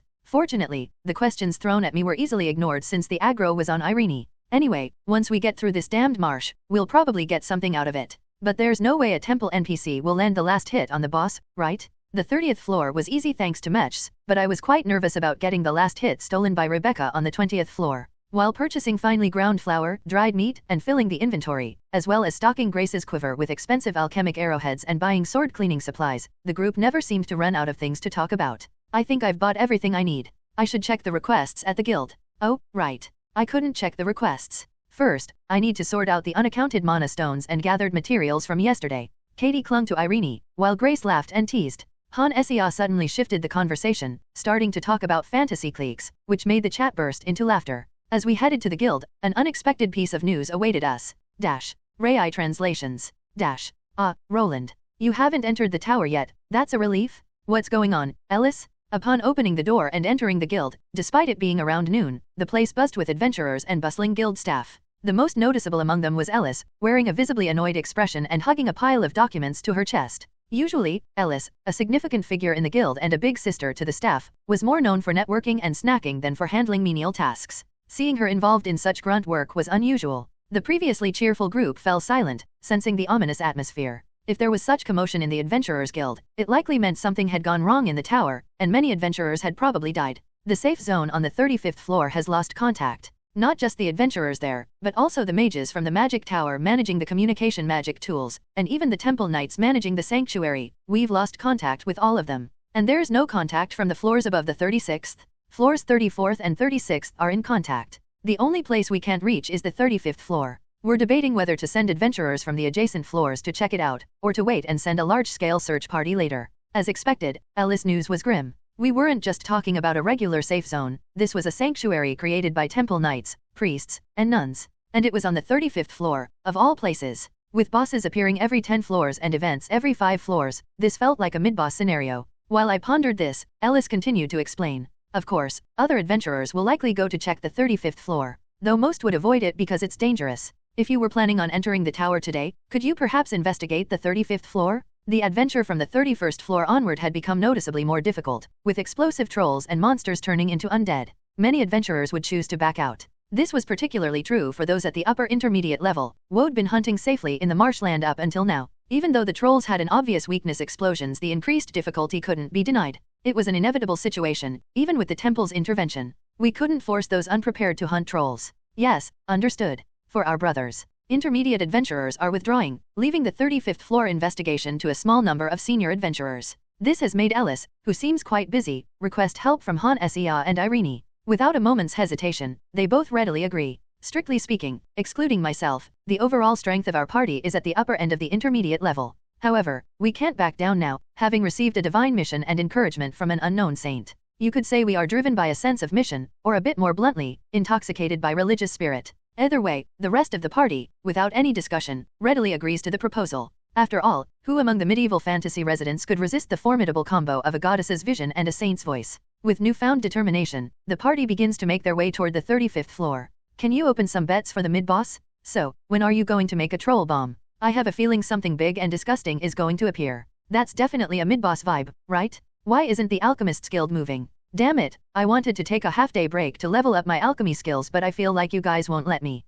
Along with the viewers, who are suspiciously obsessed with the troll bomb. After entering the 30th floor through the gate and ignoring the blind serpents that returned in place of the vanished giant worm after the boss event, we swiftly moved to the 31st floor. It looks like only the 35th floor has an anomaly, as the 31st was uneventful. Purple poison pools were still bubbling, and in the marsh full of paralyzing mud, undead creatures lounged lazily, like hippos taking a mud bath. Looks like trolls appear on the 31st floor, too. Shall we handle them with arrows? But if we burst them now, I feel like poison will splash everywhere. They're just wriggling around, so there's no need to bother with them. It looks like the marsh is deeper than we thought. They can't seem to climb out. As we passed a troll sinking into the mud marsh and headed towards the passage to the 32nd floor, nothing significant happened, and Han Sea's quest log remained unchanged. The main quest starts on the 35th floor, perhaps. My quest log hasn't updated yet. Though, I must say, it's a bit disorienting with everything suddenly changing. I miss the times when we could just hack off the heads of boss monsters without a care. The safe zone on the 35th floor has suddenly gone silent. Neither the adventurers heading to the 35th floor nor the communicators from the magic tower can be reached. With the support of the temple knights, even a sanctuary has been established. Who could be behind this? Roland must find it convenient having a walking backpack tucked to his side. Oh, come now, Sea, don't start whining. Have you forgotten your shining performance in the cave? LOL, strategy for the 30th floor boss, stand on a robot's shoulder with a flashlight. So, without any bombs, what can you even do? Just like how Sokayun stood up to the horned wolf, stuff your inventory with troll bombs and suicide bomb them. Han Sea displayed the main scenario windows that popped up at Ellis's words. It felt like a barrage of events hit us as soon as we reached the 31st floor. The field itself, labeled a plague zone, had transformed, and monsters had turned into undead.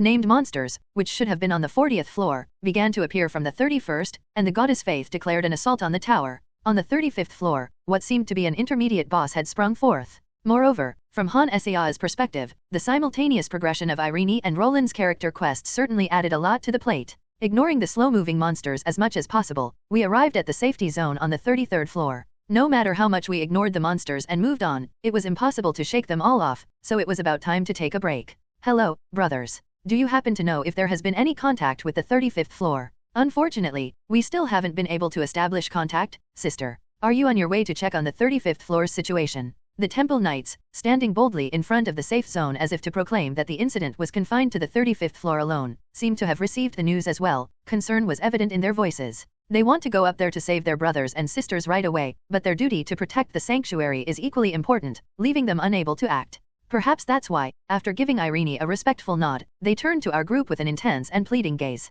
Considering the harshness of the journey ahead, rest is as important as battle itself. Please, take a good rest and lend a helping hand to our brothers and sisters. You'll find the safe zone if you keep to the right past the passage on the 35th floor. Of course, it's the least I can do, brother. Inside the safe zone, there was a lack of notable activity. A few adventurers had taken over several tents, comfortably sitting and tending to their weapons. One was grimacing while rubbing a suit of armor, its surface rough and pitted from corrosion damage, or meticulously wiping down a spear shaft and sword blade. Familiar scenes all around. Seeing their damaged equipment, it was unlikely they were high-level adventurers. Since there was no need to interfere with each other, we took a few empty tents for ourselves and settled down in front of them. Thanks to my undead keep-away skills and Irene's protective spells, our party's armor was neither corroded nor damaged. Still, having walked a dirt path for so long, there was no avoiding dirted boots and greaves. The terrain is polluted, and even the dry earth feels unpleasant. It's a good thing Hannah knows how to use earth control. Otherwise, instead of dusting off the dirt, we'd be washing and purifying poison soaked up to our ankles. So there we were, collapsed in front of a tent, tending to our gear. My armor was coated with holy power and needed only a little more than a wipe from the dirt on my boots, but the rest of the party didn't have that luxury, resulting in mudded lower legs. Even when we avoided combat and raised the earth to create flat ground, battling undead that crawled up soaked in poison meant it was inevitable for the dirt floor to mix with the toxic liquid, turning into a muddy mess. Despite the cramped conditions, we all huddled around Hannah, boots off, in a different environment than the dry caves we'd encountered before. It seems she intended to wash away the slightly toxic mud with water magic. I want to grow up to be a foot wiper. But can you wash leather boots with water? Well, they're magically crafted, so they must be waterproof, haha. Forbes #1 stream for foot fetishers. It's not a pair of 5001 sneakers from some market, it's a pair of leather boots made by alchemy. They're so consistent. Rai translations. After spending a day in the safe zone on the 33rd floor, we rose early in the morning to hit the road again. Although we couldn't see the sunrise inside the tower, we were able to keep time precisely with the morning prayers of the priests and nuns, and Han Sea's login times. From the 33rd to the 34th floor, and then from the 34th floor to the entrance of the 35th. Thanks to Hannah's magic, we got here quicker than I thought we would. Right? Mana spikes are amazing every time I see them. Grace murmured, standing at the place where we had recorded our last location with the lantern. It had taken us less than 2 days to get back, since we weren't exploring new territory and could use the minimap since we had been here before. Perhaps sensing that praise for the genius mage Hannah was about to start again, Han Essia hurriedly approached and grabbed my forearm, nudging me toward the passageway. I'm not one to be pushed around by the grip of an intermediate mage, but I'll pretend I can't resist for now. While it's amusing to see Han Essia teased, my curiosity about my system window malfunctioning and Han Essia's main scenario is greater. I'll enter first this time as well. But don't follow me immediately, we don't know what might have happened. Like last time with the troll, there could be issues at the entrance. Wait 5 minutes before following.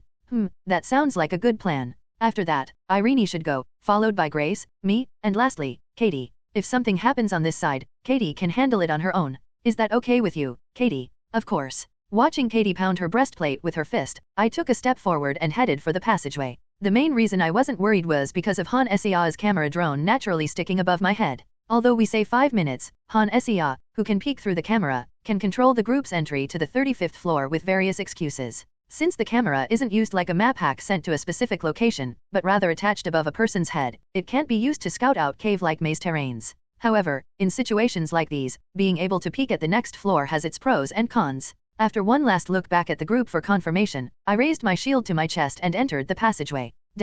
Rai translations. What is this? For a brief moment, it was as if someone forced me to blink, causing my vision to darken and then brighten. What lay before me was, as expected, a contaminated marshland full of purple poison puddles and ashen trees. I almost let my guard down at the sight. If it weren't for the strange vines wrapping around the ashen trees. The ashen trees, desiccated and twisted like those of a forest ravaged by wildfire and marsh pollution, were entwined with vines that looked less like plants and more like the tendons or muscles of an animal. They were a translucent off-white, sleek and seemingly damp and unnervingly unpleasant sight. Eek, what is that? It looks like something from that zombie game I played last time. If we follow those vines, we'll find a massive lump of flesh that controls the zombies, right? If the camera drone could fight those tentacles, it would be a great appreciated. Thanks BB Games. To be honest, they look like they could be boiled into a stew. Still, they're better than the yellow pus piles of a troll, right? If you follow those vines, you'll probably find a nest of flesh monsters or undead. So, today's side dish is tentacle stew? Apart from the mysterious vines wrapping the trees, the surroundings of the passageway were intact. There were no undead monsters buried in the paralyzing mud marsh in front of the passage, nor any creatures that had spotted me and were approaching from beyond the clear line of sight. Thanks to that, as I spent the 5 minutes observing the unidentified vines, one by one my companions began to arrive through the passage. What is that? Ugh, how disgusting is that? What caused trouble on the 35th floor? As soon as the girls got over, they frowned at the sight of the vines strangling the trees. It was hard not to notice the vines that tightly coiled around the towering trees, more so than the paralyzing marsh or the poison pits. However, seeing that Han Seah hadn't opened her quest window yet, perhaps the quest hadn't been updated. Let's head to the safe area first. According to the temple knight, we should go to the right. If we go around this pit and head in that direction, that should do it. That sounds good. Something bad might have happened to our brothers and sisters, or maybe something went wrong with the communication tools. Even after the last of us, Katie, had joined at the front of the passage, nothing unusual happened. I wondered if the fleshy tentacles would strike us like snakes, but maybe they were just ordinary vines after all. With that thought, everyone silently followed Grace, who was looking at the vines but then turned to lead us to the safe zone. The 35th floor, the safe zone which we had lost contact with, appeared to be not too much different from the 34th. Do you notice more vines than before? Yes, and they're thicker the closer we get to the safe zone. It's creepy. Roland? Hannah? Should we try cutting one of these? Excluding the gradually increasing number of ash-colored trees and unidentified vines, the situation was such that the more we walked, the more our open view narrowed to a level similar to the lush swamplands we had seen before. The ashen trees were dense here, roots sprawling into mud and poison, vines coiling around them. Seeing this, Katie eventually couldn't contain her curiosity and drew her sword from her waist. She paused to get permission first, a good show of discipline. Of course, as an adventurer, it's only natural to ask for the leader's permission before taking any action. However, her image as an immature brat is already strongly ingrained. Watching her, now a thoughtful adventurer, I feel an unexpected pride. It wouldn't hurt to check it out in advance. Let's cut one and take a sample. Right, we have to submit it to the magic tower and the guild. Hannah, did you bring sample bottles? As Katie, wielding her razor-sharp sword, strode towards the vines, Han Seah nodded in response and retrieved a large glass bottle from her inventory. The vines looked so foreboding that it seemed as though cutting them might trigger some event. Grace and Irene seemed to think the same, as Grace knocked an arrow to her bow and Irene prepared to cast a divine barrier, both throwing worried glances at Katie. Hup. With no intention of merely probing, Katie's sword flashed up and then slashed down through the air. Thanks to her training with the Knights Division, the downward strike was clean and textbook perfect, even to my untrained eye. What? It cuts through so easily. The party looked on in bewilderment as the vine fell away cleanly under the sharp blow of the sword, more easily than slicing through well-cooked meat on a grill. The tension that had built up at the sight of the suspicious vines dissipated in an instant. There were no spurts of poison, no writhing like a live snake. Just a vine that, once severed, fell to the ground and dried out instantly, looking as gray as the ashen trees. Is there even a point in collecting samples like this? If we send it to the magic tower, the mages will probably put it to good use. While the vine was attached to the tree, it was translucent and sticky as tendons in a soup. But the moment it was cut, it dried up instantly, resembling dried fish or beef jerky, which looked quite absurd. Han Seah, after slipping on a pair of gloves probably meant for alchemy, pulled out a withered vine fragment and placed it into a glass bottle from her inventory. The party prodded at the trees as they passed, moving on without the cheesy horror flick trope of vines creeping up behind us. We walked through the quiet plague zone for a good while. Isn't it too quiet here? Strange, I don't see any monsters. I can't see the pillar of divine energy from my brothers and sisters, nor any cursed undead. Is it because of these creepy vines? Is this another walking simulator? Walking Simulation Plague Zone Edition. Who would be twisted enough to play this LOL? Well, she is getting paid to do this. Hello, Han Seah. Turn off the stream for stuff like this. As we walked on without any signs of life around, the party members felt uneasy, and the viewers began to feel bored. Who would find entertainment in a swampy plague zone filled only with ghastly grey vines instead of a beautiful forest? Moreover, even though we seemed to be heading in the right direction, the safe zone wasn't appearing. Han Seah broke the silence. Should we make some noise to draw out survivors or monsters? What? Her suggestion might have been absurd for a safety-conscious adventurer, but for a streamer, it made perfect sense. No one would enjoy watching hours of merely walking, no matter how immersive the game was. As Roland, a 10-year veteran and senior adventurer, I debated whether I should scold her for talking nonsense or, as a gamer possessing Roland, whether I should support streamer Han Seah. That's a good idea. There could be brothers and sisters in danger nearby. Really? Irene nodded without a moment's hesitation and stepped forward, her hand aglow with a brilliant orb of divine energy. It wasn't so much a spell but a simple release of power, and the divine energy shot into the air like a rocket. Irene tended to become ruthless in front of undead, and perhaps because we had lost contact with the sanctuary's forces in the safe zone, she seemed much more impatient than usual. Though Han Seah had made the suggestion, Irene acted without consensus, impulsively releasing the divine energy. She must have noticed my startled look, for she soon bowed her head, her cheeks tinged with embarrassment. I apologize. I was just feeling a bit impatient. No, it's fine. We should have come across the safety zone by now. Since we haven't, this isn't too bad. That's right. This is what gaming is all about. Haha, if the monsters aren't appearing, you should pull them. What's our tank doing? The healer is the one taunting the monsters. This is all because of Han Sea. If you're going to use a 6 and 5 like that, do a giveaway for the viewers. Nevertheless, no one really had the heart to scold Irene. Grace was simply scanning her surroundings within her search range, finding nothing, and Katie, seemingly bored with the walking, had her sword drawn, ready for action. As for Han Sea, she was busy managing the fiery viewers, pacifying the excited crowd while skillfully booting out the craftily toxic ones from the chat. With everyone's tacit agreement, the divine energy that Irene had launched beautifully into the sky exploded like fireworks, scattering softly. An immediate reaction followed. Roland, they are not vines, they're tentacles? From the grey vines that remained docile even when slashed by a sword. Rai translations. The grey vines, which had merely clung to the trees unaffected by sword, staff, or kick, began to move as if alive. The moment Irene's divine energy burst and dissipated, the vines sprung to life like serpents. In an instant, they lunged forward, now charged with energy as if a machine had just been powered on. Goddess, grant us your protection. These bastards? But it wasn't as if the tentacles caught the party off guard. Katie, already with sword in hand, swiftly sliced through the encroaching vines, and Irene followed up by casting a protective barrier with the divine energy she had gathered. The white divine energy barrier spread out over the swamp like a mosquito net unfurled outdoors. The trouble was that the vines seemed to react quite sensitively to the divine energy. Ugh, this is disgusting. Should I try setting it on fire with my arrow? No, wait. Hannah, you should try sparking it with your magic. I'm so sorry. The situation had turned like setting up a mosquito net outdoors, with a light inside to attract bugs. Every vine that had wrapped around the ashen trees clung revoltingly to Irene's protective barrier. An ordinary priest or nun would have been devoured, their divine energy drained and buried among the vines.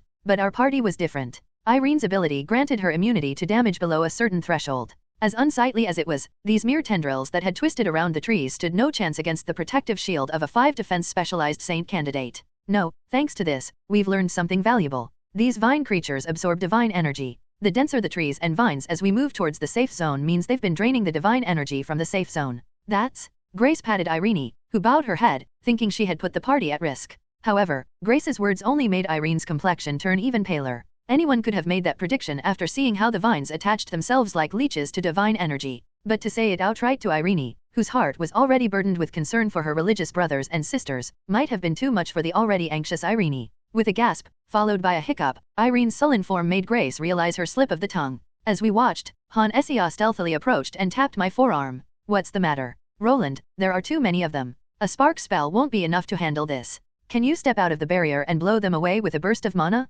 Indeed, looking at the massive vines outside the barrier, we would need more than a spark spell or flaming arrow. We'd need gallons of oil and explosives. Is this an opportunity to test the blessing of an unknown god? Without hesitation, I nodded and coated my entire body with mana before stepping out of the protective barrier of divine energy.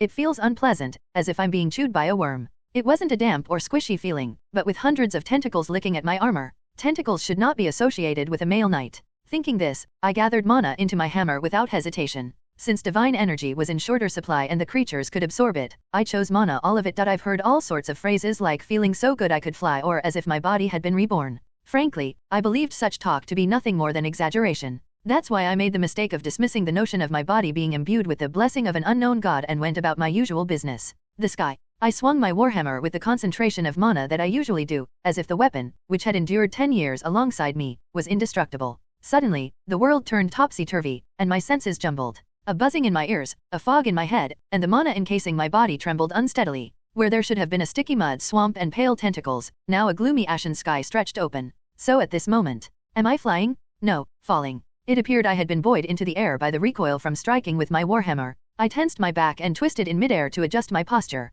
Looking down from the sky, the mass of pale tentacles that had been below me was gone. The mud swamp, the poison pit, the cluster of ashy trees, everything around me had disappeared. The silver lining, though, was the white protective shield on the chaotic ground below, still staunchly holding amidst the rain of paralyzing mud, poison, and vine fragments. It hadn't shattered, perhaps because it was struck by soft mud and poison rather than hard fragments. But it was cracked all over, like a window on the verge of breaking. Roland? You're okay, right? No, F***CK LOL, you were supposed to wipe out the tentacles, not the entire area. Is this stronger than the lightning magic that cleared the 20th floor?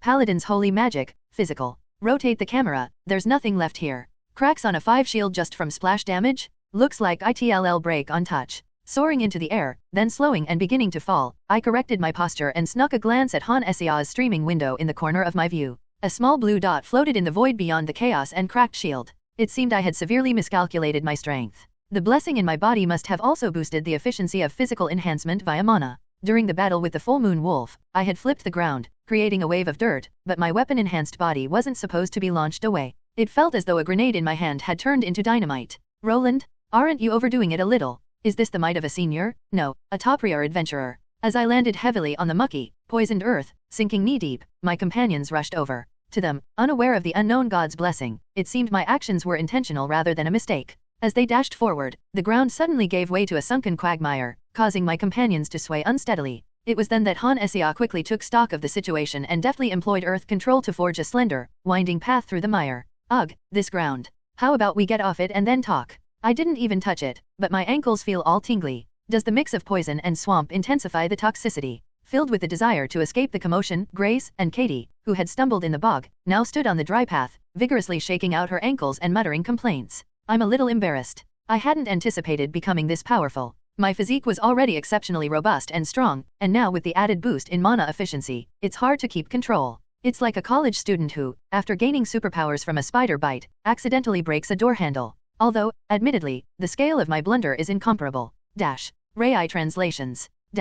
I struck with all my strength. Like a person doesn't pass out from exhaustion after hitting a punch machine, my mana wasn't drained to the point of making adventuring impossible. Ahem, I thought they were sticking to absorb the divine energy. I couldn't possibly smack them one by one, so I intended to just blow them away with the aftershock. You thought they were stuck to the barrier. And the ground turned out to be weaker than expected. It was as if a missile had hit, mud and poison splattered everywhere, and the ground was hollowed out. I just meant to use the shockwave to send them away, yet not a trace of the tentacles remained. I never expected to be buoyed into the sky. The sight of me rising through the mud seemed to amuse my companions, as their faces were free of fear or dread, only voicing complaints about the mud clinging at their ankles. Trying to pass off my lack of control as a ground issue, I managed to contain my embarrassment as my companions nodded in understanding. Grace glanced around and, spotting something, grinned at me. It seems we've achieved our goal, haven't we? There's a bit of a ruckus and signs of life in that direction. It definitely seems we've drawn more attention than the divine energy could. Maybe my brothers. Irene, all smiles, clung to Grace, peppering her with questions upon hearing about signs of life.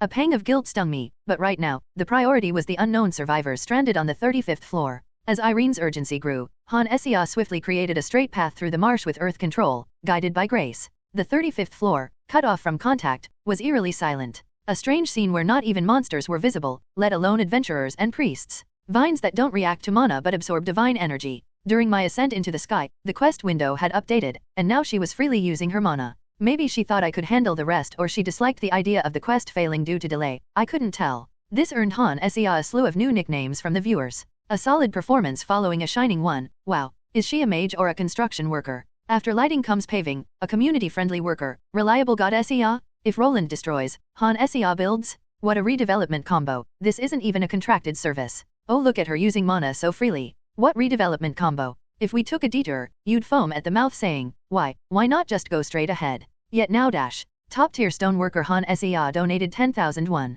If you ever get stuck at a floor, you should team with Roland and play Territory Tycoon. How do you expect me to clear the game playing like that? It seemed Katie and Han Essia were also quietly thrilled by the destruction that had unfolded before them. Unlike Irene, who was excited out of concern and hope for her siblings, these two were fidgeting for different reasons, and only Grace managed to keep her cool amidst the party's unrest. There, using mana freely, we found a temple knight battered to near death. Brother. Ugh. More precisely, a temple knight battered to shreds surrounded by injured adventurers. The temple knight lay on the ground, half-conscious, while the adventurers stood around him, weary and staggering. Oddly, they were in a very wide clearing. Could this have once been the safe zone? Sister, you mustn't use divine energy here. Step back. As I mused, startled adventurers hurried over, trying to restrain Irene's wrist before retreating under Katie's menacing glare. They didn't seem to be attacking Irene out of malice, real fear was evident. Irene, discerning something from their reaction, gracefully lowered her hand. Instead, Han Essia offered an adventurer a health potion from her inventory. I haven't used a potion before. Is it for drinking? Or do you pour it on? How have you played the game till now? How is this different from that politician asterisk who asked if the bus fare was 51? Forbes #1 streamer known for creating content with just a sentence. Aren't you a mage and an alchemist? LOL. Alchemist, doesn't know how to use potions. Her muttered remarks left me amused. I thought she had grown enough to not need any hand-holding, but it seems there's still a way to go. When Han Essia offered the potion while talking to the viewers, an adventurer snatched it up, removed the temple knight's helmet, and poured the potion into his mouth. It was a low-level potion purchased in advance, not very potent, but it should be enough to restore some vigor to someone half-conscious.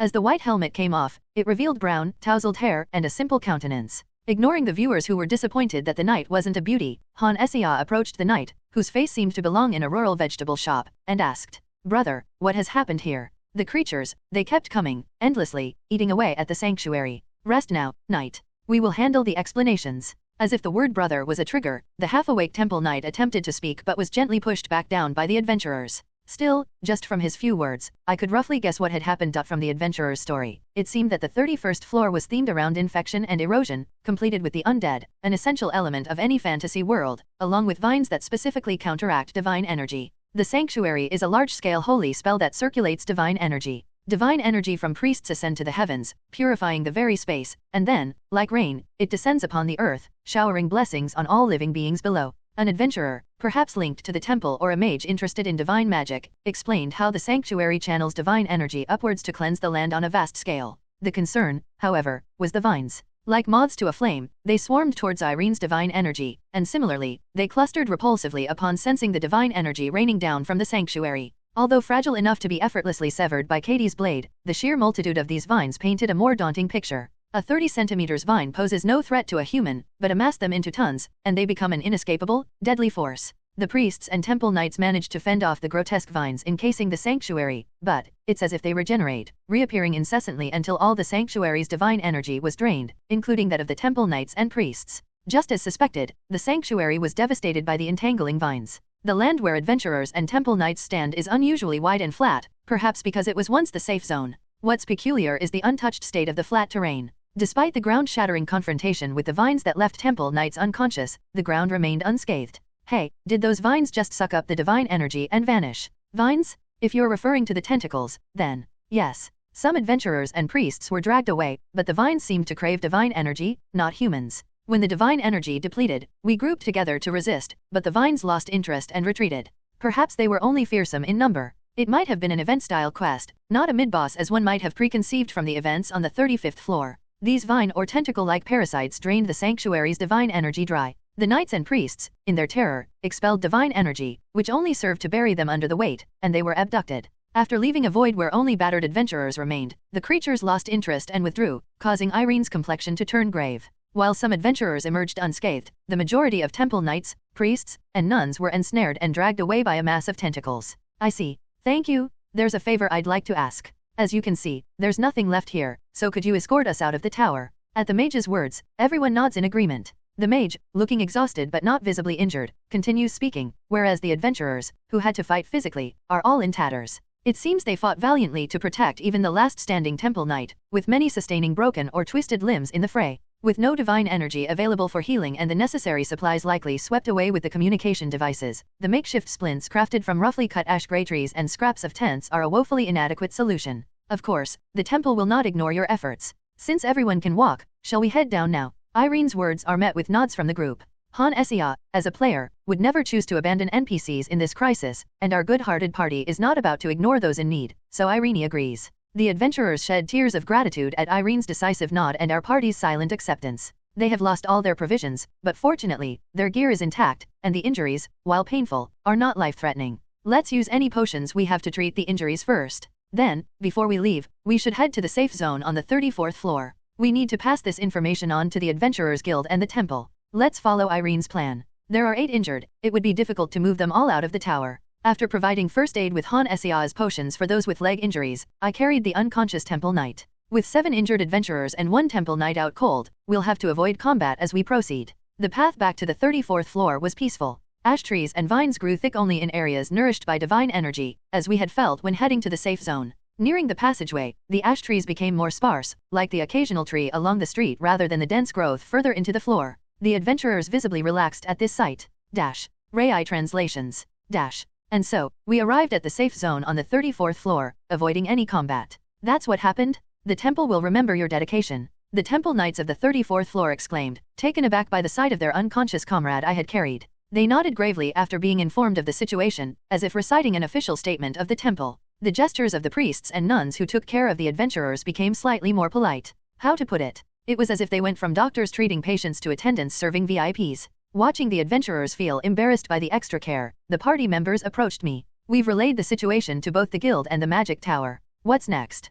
Should we go back to the 35th floor to search for the roots of those strange vines? Roots. Yes, roots. The adventurers referred to them as tentacles, but they looked more like vine plants to me. There might be a root causing them to grow like that. Encouraged by Han Sea's confident words, the party nodded in agreement, fully trusting in the genius mage Hannah. My gaze drifted towards Han Sea's streaming window as I pretended to think. Quest window cheating is crazy lol. First inventory tricks, now the quest window? Can't exactly say the quest window told you, right? Haha. Why not claim you received a divine revelation and got the information that way? You'd be burned at the stake for blasphemy. The viewers in the chat were playfully mocking Han Sea, making her ears turn red, even as she managed not to stutter. It seemed her body was honest, even if her lying skills were improving. Strange parasitic vine plants that proliferate by absorbing divine energy. Adventurers from the guild and mages from the magic tower are also stumped by these creatures that have overrun the sanctuary. A plant-type monster that proliferates by absorbing divine energy? What could be its relation to the undead?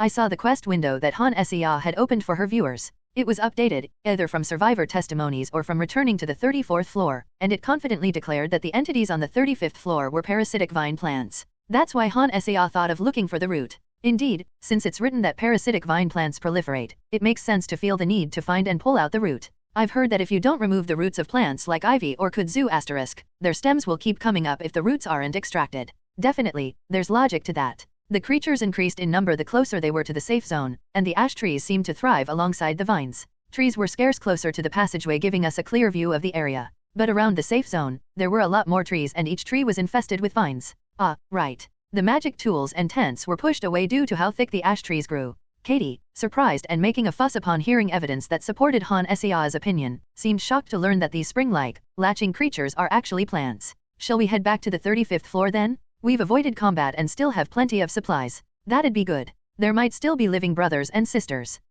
Still, we should rest. Let's stay here for the day before we go. Irene's words, tinged with a mix of emotions, prompted Grace and Katie to subtly move closer to her. Their close bond from adventuring together and receiving a mission from the goddess was nice to see. Honestly, it seemed unlikely that there would be many survivors, but in such dire times, it felt inappropriate to voice such a bleak outlook, so I simply nodded in agreement that acting rashly out of impatience can lead to losses. It's not just a matter of financial loss or injury. The tower is a savage realm filled with sacrilegious monsters, unknown even to the goddess of life. Being gravely injured is considered fortunate here, as most adventurers simply vanish without leaving a trace inside the tower. While food isn't a concept in the tower, appetite is, turning monsters violent from starvation. Undead plant monsters? Wait, if they have roots and feed on divine energy, they're not undead, right? Yeah, we've given samples to the magic tower, so they might figure something out. Irene, though desiring to return to the 35th floor immediately to aid those in danger, knows we can't rush things. She quietly sets up her tent and starts organizing. Her companions gather around her, trying to lighten the mood with chatter. The conversation centers on the plant-type monster they encountered for the first time. In this world, most monsters are vicious twists on animals, sparking much curiosity. Even I haven't seen many plant-type monsters. Talking about monsters to cheer someone up might be odd, but it's better than sitting in silence and brooding over negative thoughts. Roland, do plant-type monsters have any distinguishing features? They do. But these creatures seem closer to undead than plant-type. Han Sea, with her camera, interrupts our conversation and approaches to ask a question. The rest of the party looks on, giving the impression of an interview. Viewers of the top-ranked stream might expect to learn more knowledge about monsters, but sadly, the monsters on the 35th floor defy all norms. Even the mages at the magic tower wouldn't believe in monsters that only consume divine energy if it weren't for evidence of it. Typically, plant-type monsters camouflage and lie in wait, capturing unsuspecting animals. They don't swarm like zombies upon sensing divine energy. Most plant-type monsters are found in the dense jungles at the southernmost part of the kingdom. They camouflage and ambush passing animals. There are some that live in groups, but none that actively attack like those on the 35th floor. Really? Maybe we need to fight them more to learn more. Nah, she's trying to mooch off us. Well, you're ranked first, so you have to learn through experience. But seriously, if we don't use divine energy, they don't even react, so they're pretty useless, right? Maybe all they have is their numbers. So, how about a troll bomb? Blowing them up with a bomb seems like a viable option. Eyes filled with anticipation turned to disappointment, but what could be done? If Han Sea's stream wasn't the top ranked, I might have feigned knowledge through an internet search. But now, she was the first to witness this as the top streamer. Yet, my companions managed to lift their spirits by discussing the individual weakness of the creatures and their non-reactivity to anything other than divine energy. Irene couldn't help but chuckle softly at their obvious efforts. Yes, thank you all. I'm planning to make a nice stew for dinner. Let's fill up and get an early night's rest for tomorrow. I'll get the ingredients from the inventory right now. With a richer stew than usual, we filled our bellies and soon retired to our tents. Rai translations.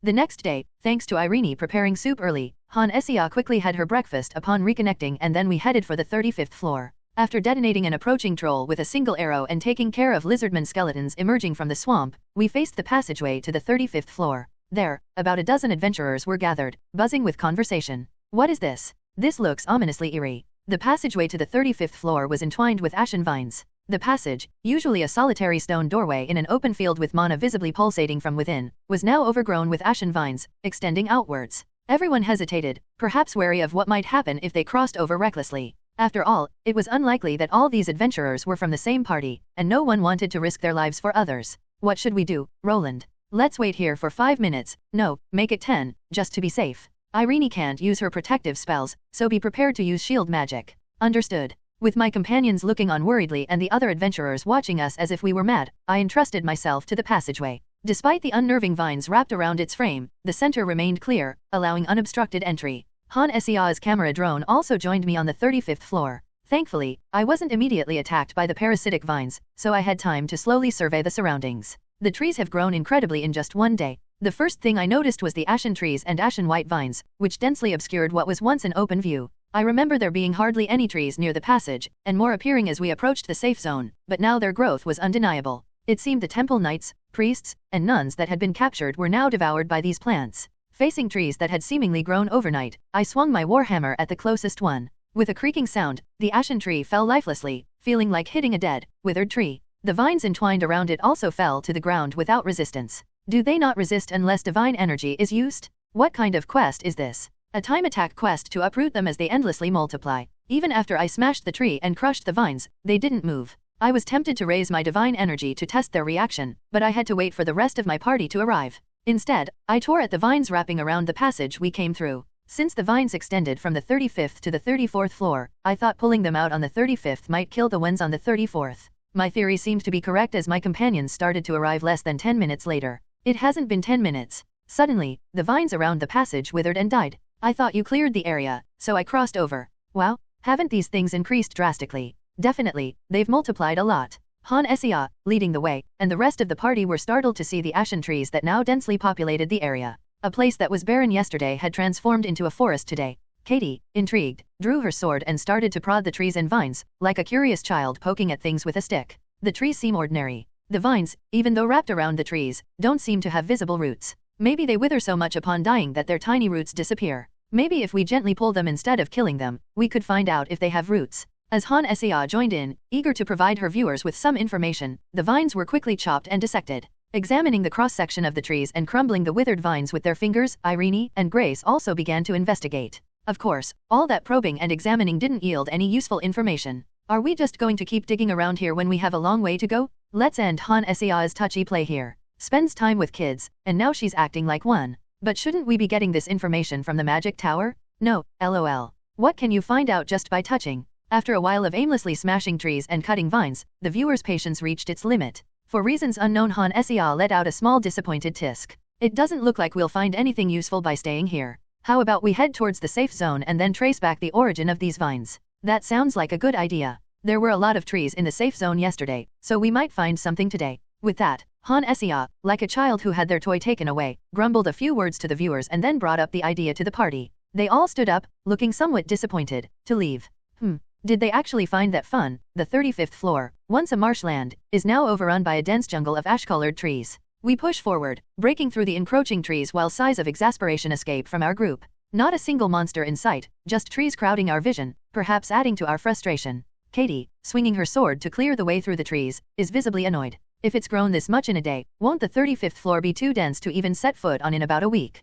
Probably. Since it's spreading through the passageways, it might engulf the other floors too. As our weary group discussed, a suggestion from the chat came to mind. It proposed using information from the magic tower and troll byproducts to make bombs to clear out the rampant vines. Although it was just a comment about turning Han Sia into a bomb expert, the idea now seems strangely tempting. In game logic, with such densely grown plant-type monsters, there should be a quest to exterminate them using something like a herbicide instead of direct combat. That's based on my experience with keyboard and mouse RPGs, though. My goodness, it's completely filled the clearing. Which way should we go now? Grace, do you sense anything? No, there's nothing to detect since all these are plant-type monsters with no movement. Seeing the group disheartened by the sight of the clearing filled with trees, the idea gains more weight. Maybe the right approach isn't to head straight to the 35th floor, but to rescue people, get out, and then return with some hints from the magic tower. I'd confidently face a large monster or an army of orcs, but finding the roots of a parasitic plant or clues for a quest update among thousands of grey trees. That seems like a task for a born 6 archer. Damn, this is really frustrating.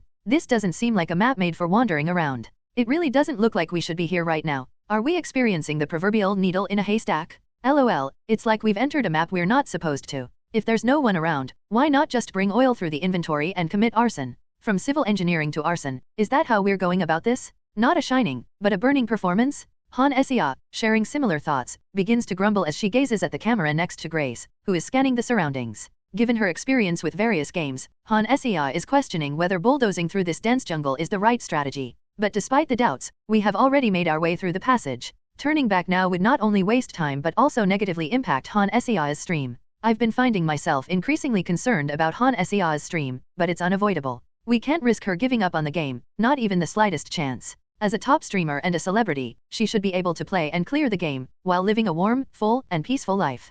Playing with odds lower than 1% is fine in a game, but when it comes to staking my life and future, I won't tolerate even the tiniest probability. Ha, this seems endless. We have no choice. What's the matter, Roland? What are you planning? It looks like you guys need to head back down to the lower floors for a while. The sudden declaration of retreat surprises the group, their eyes widening. They hadn't expected that we would not even attempt to proceed through the ash-colored woods. Of course, the intention was not to retreat without trying. In fact, it was quite the opposite. When the situation calls for results, brute force is often the best approach, and executing such straightforward strategies happens to be my forte. Is this really the right way to complete the quest? Questioning this now? So there was a reason he didn't make a bomb. The dignity of a 6 owner is different. Haha, how is that the first companion in a gacha? I'm having similar thoughts too. In the stream window, Han Sia mutters with a hint of irritation. The group, resting in tents near the passage, seems a bit worried about me, but Han Sia's concern seems to stem from a different reason. After all, just as I watch Han Sia through the stream, she also watches me through the camera.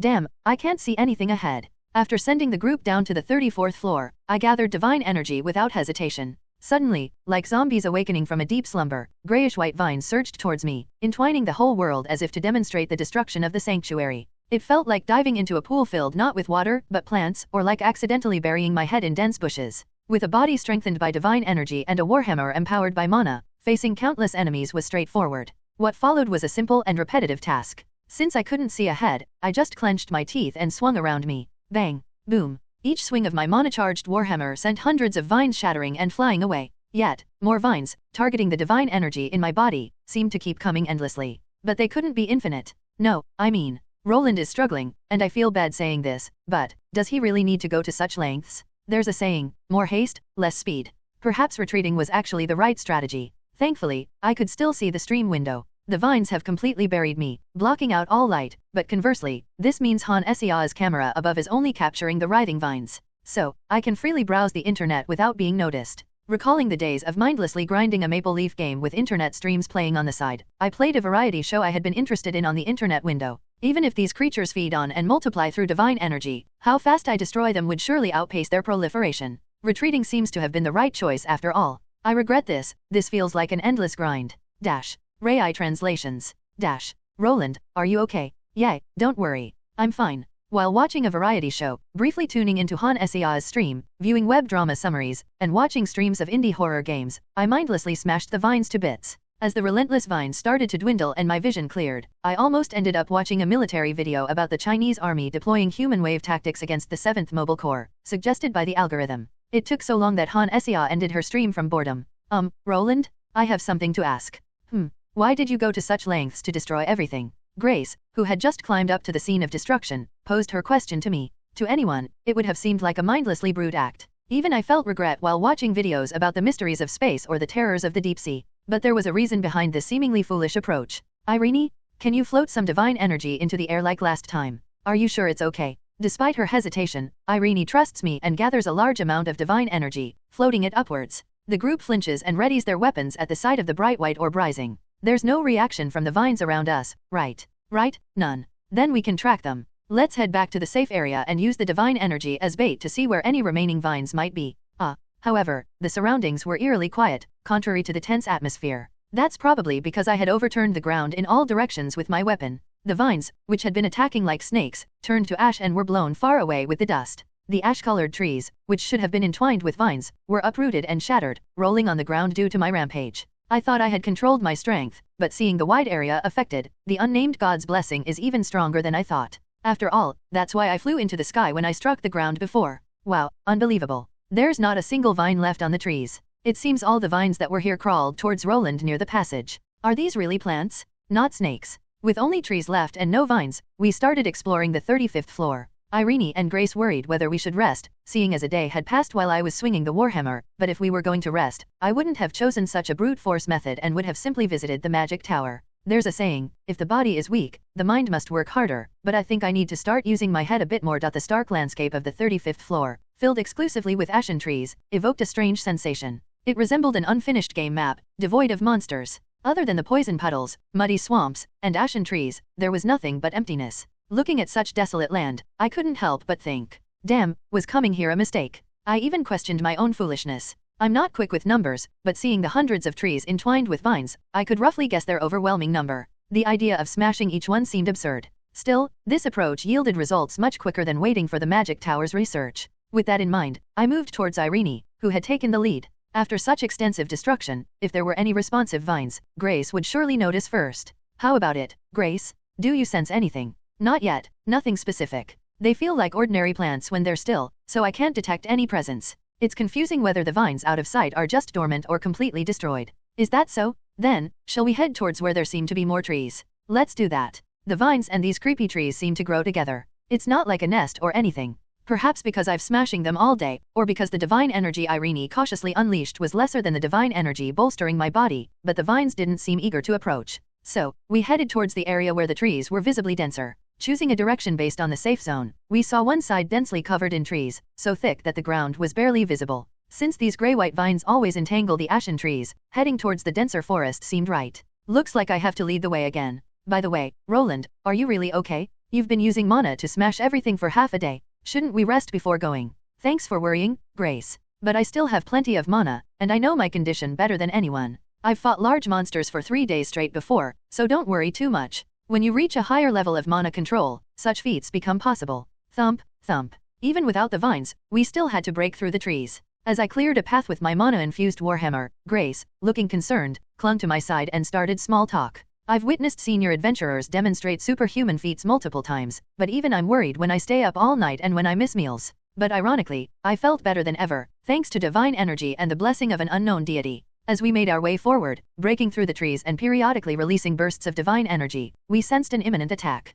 Something's coming from over there, fast. The stationary vines might have evaded an archer's detection, but once they started slithering like snakes, they were easily noticeable. These vines, far from moving stealthily, started lunging at us aggressively, darting between the ashen trees like snakes on the hunt. The sight of the gray-white vines swimming over the poison pools, causing ripples like water snakes crossing a river to catch prey, was disgusting. Ugh, it's hard to believe these things are plants. Whoa, they're moving like that and they're still plants. You've seen it when we cut them. No guts, no muscles. Just sticky fibrous vines. Their numbers, however, were notably few. The fact that these once swarming vines now resembled snakes swimming in water meant there were probably less than 10 of them. Should we even refer to these vine plant monsters as individuals, or is there another term? While I was thinking that, Katie, seemingly irritated, swiftly slashed through all of them. The vines were silently and neatly severed. Instead of the daunting mass that had once overwhelmed the safe zone, the sight of them weakly crossing the poison pools, only to be methodically sliced by Katie's sword, was almost pathetic. They don't look like much seeing them like this. That's because Roland dealt with most of them.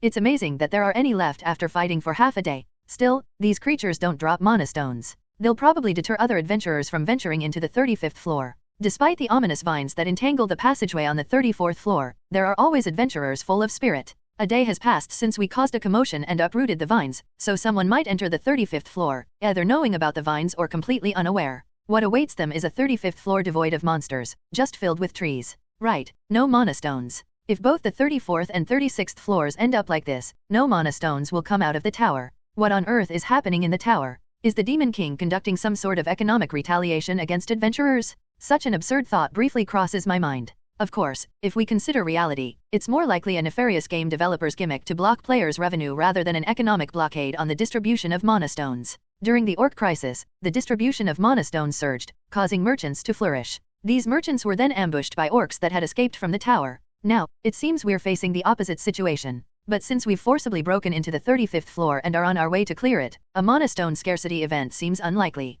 Should we go back and find a different way? No, I'll create a path. It looks like there are no monsters around, so there's no need to conserve mana. Han Sea starts using her brain. On the 35th floor, she is finally showing some progress. Forbes #1 slowest streamer. I just want to see it all burn, let's set it ablaze. It looks dry enough to burn well. Watching me smash through everything, even the usually talkative and laughing chat is getting prickly and restless. They must be very bored. These cyber bullies have made pestering Han Sea a sort of game whenever they feel bored or listless. For me, it's been a non-stop half-day of combat, but from the viewer's perspective, it's different. They were tired of the monotonous and repetitive destruction, so Han Sea ended the stream, but it looks like there wasn't much else to watch. It must feel like there's been no progress at all, since rescuing NPCs on yesterday's stream. No way, I've been using my brain all along, not just now. Though I've relied a lot on scripted lines, I still managed to get us this far. Honestly, I'm also tempted to spam the chat as a viewer, asking if there's been any update in the quest window. What if it's a glitch in the quest like on the 30th floor, where we skipped ahead in the storyline? When we fought the golem, we had to backtrack by watching Kim Sok-hyen's stream because we had skipped too far ahead. I hope nothing similar has happened due to how we broke through this floor. Han Sea, after verbally sparring with the viewers to alleviate her boredom, pulls up the updated quest window, soothing my mind. Upon entering the 35th floor, we surprisingly found no monsters present. Instead of undead monsters, we were greeted by countless vine monsters. The fact that not a single mana stone dropped, does this mean all these creatures are part of a collective entity? Following the hint about plant-type monsters, the viewers, tormented by boredom, began noisily posting their speculations in the chat. The chat was so chaotic it was difficult to read, but everyone was expressing their thoughts, regardless of being right or wrong. Maybe something bigger than a large monster is coming? A big one. Kept asking if a big one was coming, never thought a really big one would actually show up. So Roland spent half a day just trimming the branches? It took half a day just for a trim, the ultimate thickening agent. The most popular theory among the viewers was the emergence of an ultra-large species. They thought there would be nothing significant in a mid-event, but they were wrong. The excitement of the viewers, reminiscent of kids just before a school break, was a bit overwhelming. Childishness aside, the theory itself was plausible. A really big tree? Or a huge cluster of vines? No matter how many vines we cut, no mana stones came out, suggesting that each vine was not an individual monster but part of a supersized monster. The quest window also mentioned part of a collective, so the event on the 35th floor might involve a giant plant creature that's been growing somewhere in hiding. Combining all the various chats and donations, this was the prevailing theory. Is that it? If it looks that big from this distance, just how massive is it? It didn't take long to realize that the collective intelligence of the viewers had a surprisingly high chance of being correct. There was no need for exploration skills. Simply moving towards where some vines remained brought a huge tree into sight, standing out even with the poisonous ponds and the paralyzing marsh. It dwarfed the surrounding ash-colored trees, making them seem like mere fuzz. Wow, it's huge. Looks even bigger than the buildings in the city. It's larger than a small castle in the capital or the north. Indeed, at a glance, it felt like a building on the horizon. In Seoul, it would be like the Ladex Tower * so large it defied perspective. This spectacle caused quite a stir among the viewers. Is that really a mid-boss? That thing doesn't look like it's meant to be physically overcome. Could Roland slice through it? Huh? Use magic, magic. In a fantasy world with a magic tower and alchemists, why would you think of using your body first? LOL. Generous Roland's Mighty Warhammer donated 10,000 won. You're not planning to deal with that using your Help Me Roland ability, are you? Read the Quest window donated 5,000 won. You're supposed to get help from the magic tower, why are you here? Even through the camera, that tree is staggeringly huge. It would be different if it were a building or golem, but it being a tree makes it even more bizarre. Its grotesque appearance hardly qualifies it as a tree. Back in my elementary school days, there was a tree in the playground, its branches and vine-like limbs providing shade over the stairwell.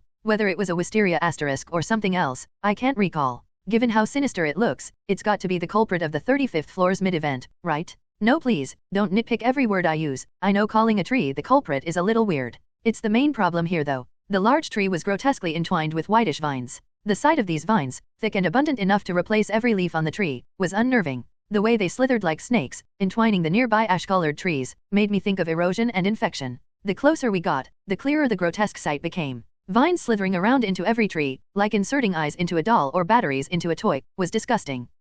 Seems like they're all dead. Oh, goddess. As we got closer, more details became visible. There were remnants of adventurers, priests, and temple knights' equipment, along with bleached skeletons. These creatures, responsive to divine energy, but not averse to consuming humans, left behind only bones in just a day. The sight of the damaged equipment and barely intact bones, possibly dragged here from the safe zone, prompted Irene to murmur a prayer and make a small sign of the cross. The bones, stripped of flesh and twisted and broken like overheated iron rods, indirectly hinted at the horrors that had occurred. The more we approached, the more our heads tilted upwards. It's huge, monstrously so. So many vines around. Is it expanding its territory? The giant ash-colored tree, endlessly producing whitish vines, felt less like a tree or a monster and more like a concrete factory. As we gazed at its imposing form, our steps gradually slowed to a stop. We hadn't discussed it, but the increasing tilt of our heads instinctively told us this wasn't a task our party could handle alone. Alone, it would take a whole month to destroy. If it were just a vine-producing factory, I could demolish it myself. I just have to smash the nearby trees and pull out the roots.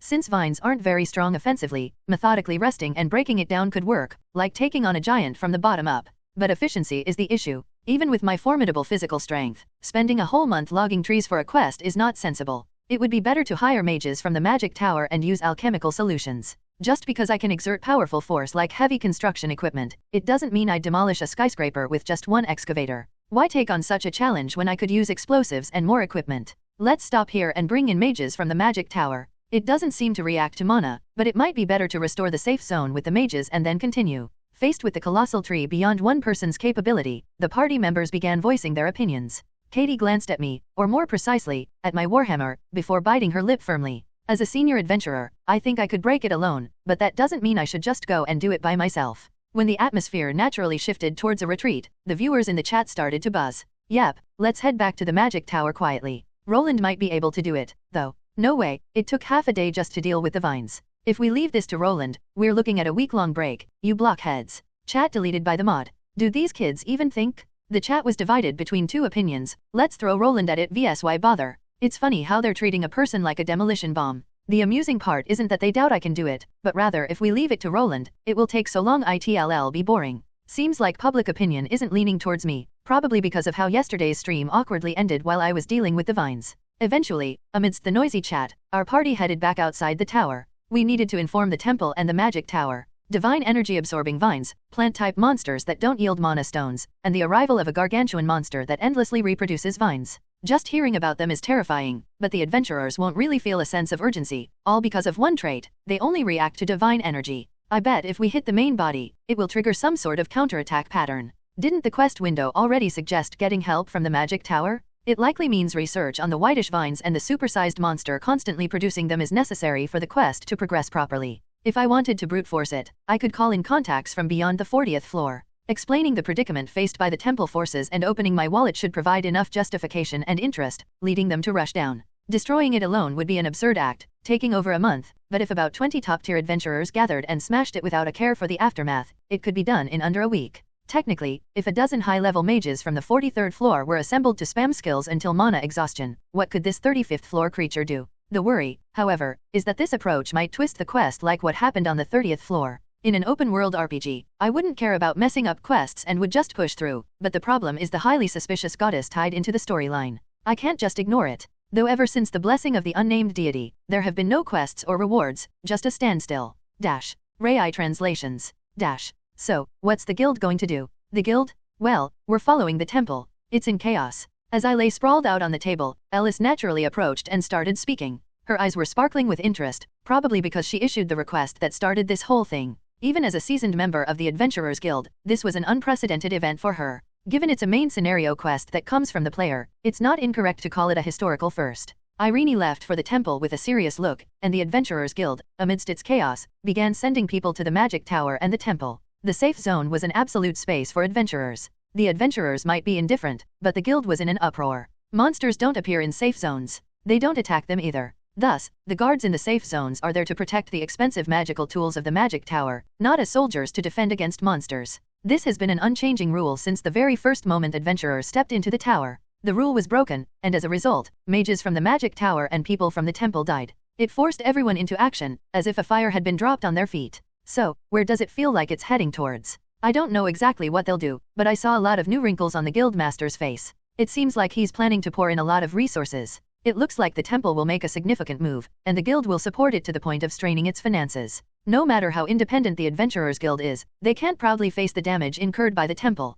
Katie, who had been listening to Ellis's explanation in silence, nodded. Being from a noble background, she's more sensitive to matters of honor and retribution. It's likely that both the Adventurers Guild and the temple will react strongly. Her words were accurate, as chaos ensued only a few hours after returning from the tower. Therefore, in the name of the goddess, we shall vanquish this evil monstrosity. Those who serve the will of the goddess, arm yourselves. I knew the temple would participate because of the undead, but I hadn't expected the mid-event of the 35th floor to lead them into declaring a holy war. Chatters who enjoy organizing things posted a summary of the situation on the forum. It seems I'm not the only one feeling that this quest got tangled up because of me. If only Han Sea's quest hadn't gotten twisted. Vine-infested passage.jpg. Scattered skeletons and torn priest robes.jpg. Han Sea's quest window mentioning the magic tower.jpg. Looks like the story got twisted again, so here's a summary of how it should go. 1. Vines take over the 35th floor safe zone, all contact is lost. 2. Passage is blocked by vines, need the magic tower's help to break through. 3. Entered with the magic tower's aid, but found it completely filled with vines.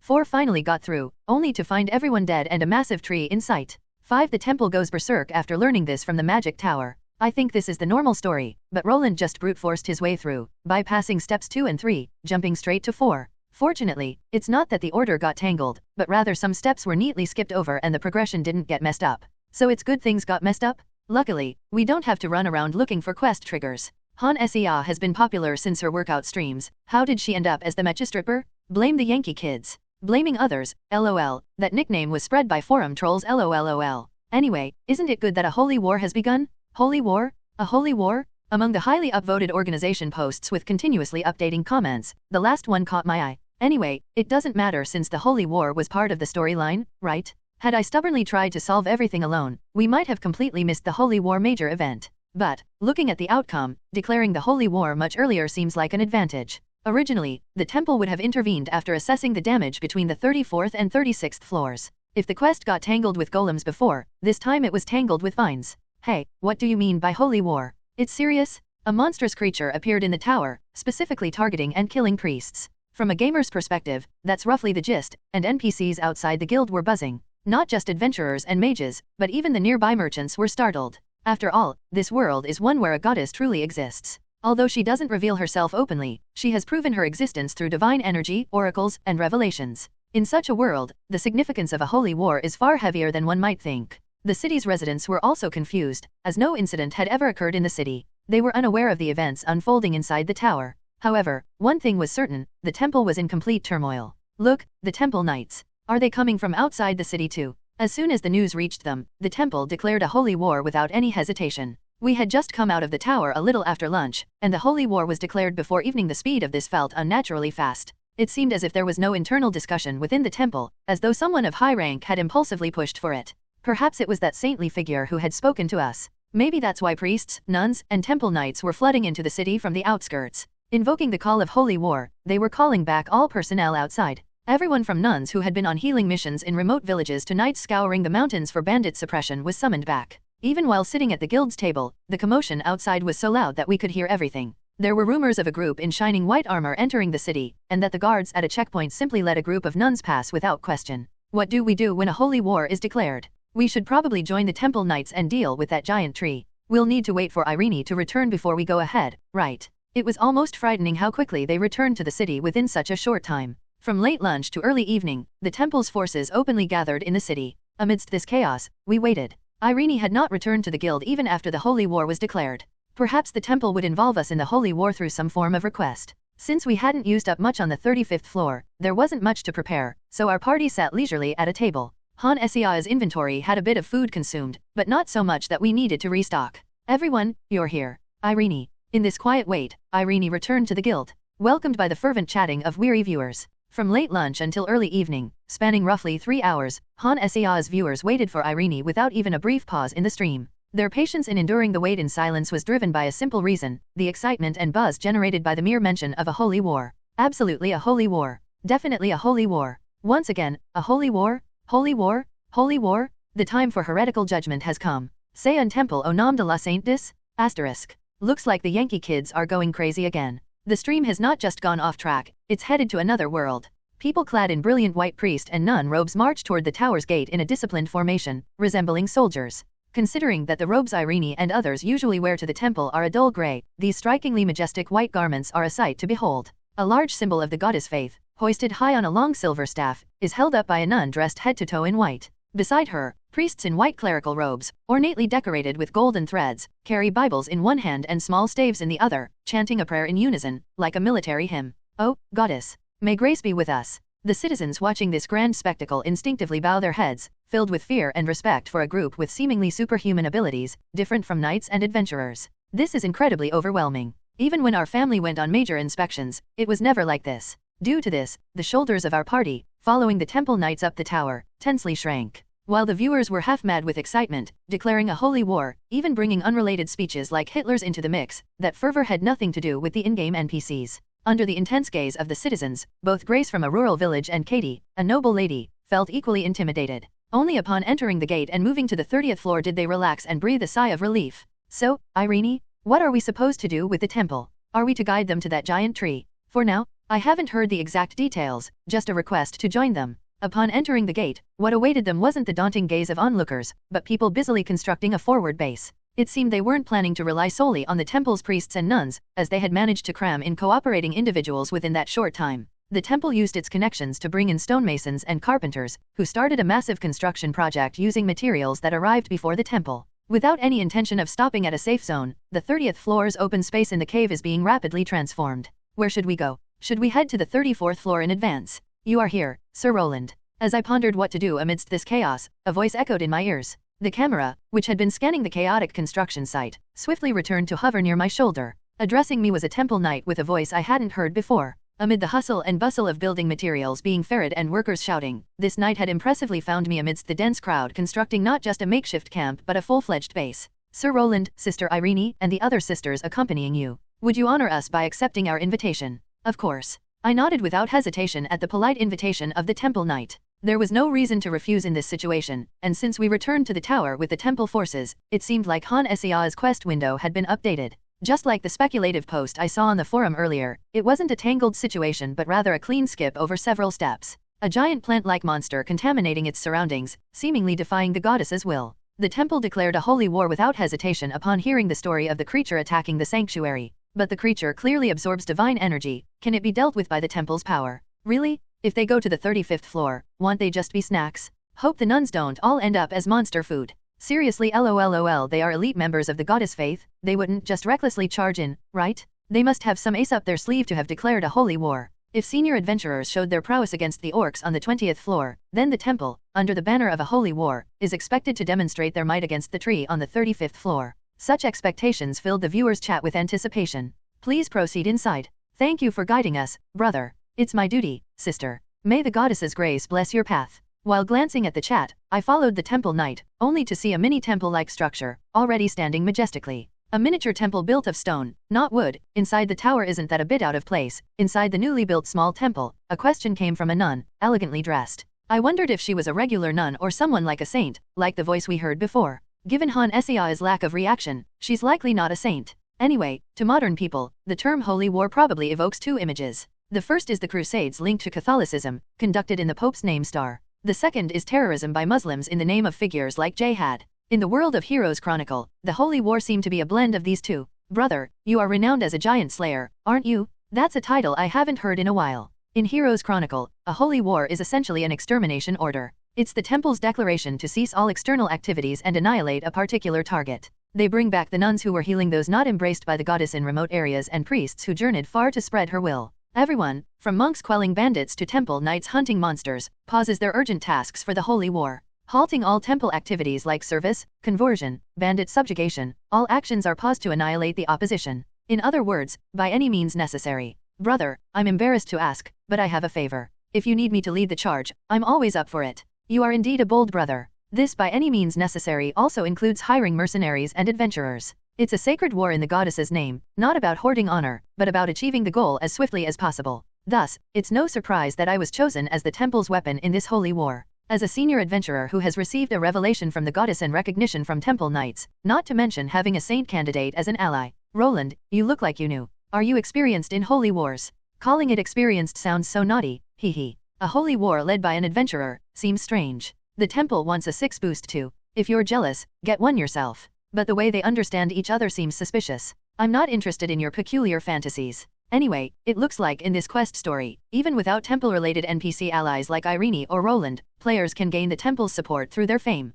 The main scenario can't progress without the temple's assistance. As I conversed naturally with the temple knight, my companions behind me began gossiping with wide eyes. Grace stuck close to Katie and Irene, while Han Sia pretended to listen to the group's conversation, engaging with her viewers. The topic of conversation was how surprisingly knowledgeable I seemed. Grace and Katie were hanging on Irene's every word, asking if there had ever been a holy war in the past, while Han Sia was analyzing why the temple had declared a holy war from a gamer's perspective. Roland, what were you talking about? Have you been part of a holy war before? No sooner had the temple knight left than Grace and Katie rushed to me, their eyes sparkling with curiosity. It didn't seem like a simple deflection would work on them. Grace's behavior was one thing, but when did Katie become so familiar? Was it the impulsive nature of a noble lady, or a sense of comradeship due to the goddess's revelation? At some point, Katie, following Grace's lead, showed no hesitation about clinging to my arm. Unlike Grace's curvaceous figure, Katie's slender build was hidden behind her breastplate, but still, having a beautiful girl cling so freely was a bit unsettling. I haven't been part of a holy war, but I've taken on many requests from the temple.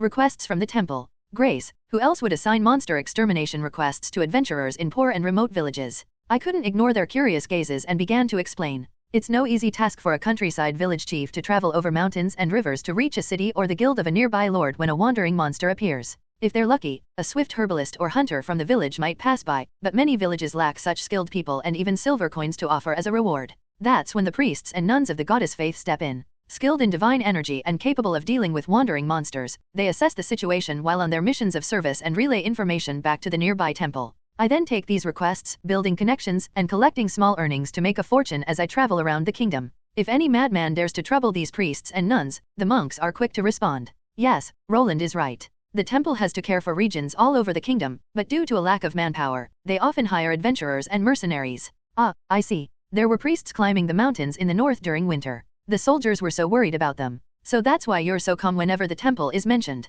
While it's partially due to my experience, I think it's also because the game scenarios can be quite predictable. Unable to say this outright, I simply nodded, and Katie's eyes seemed to glitter even more.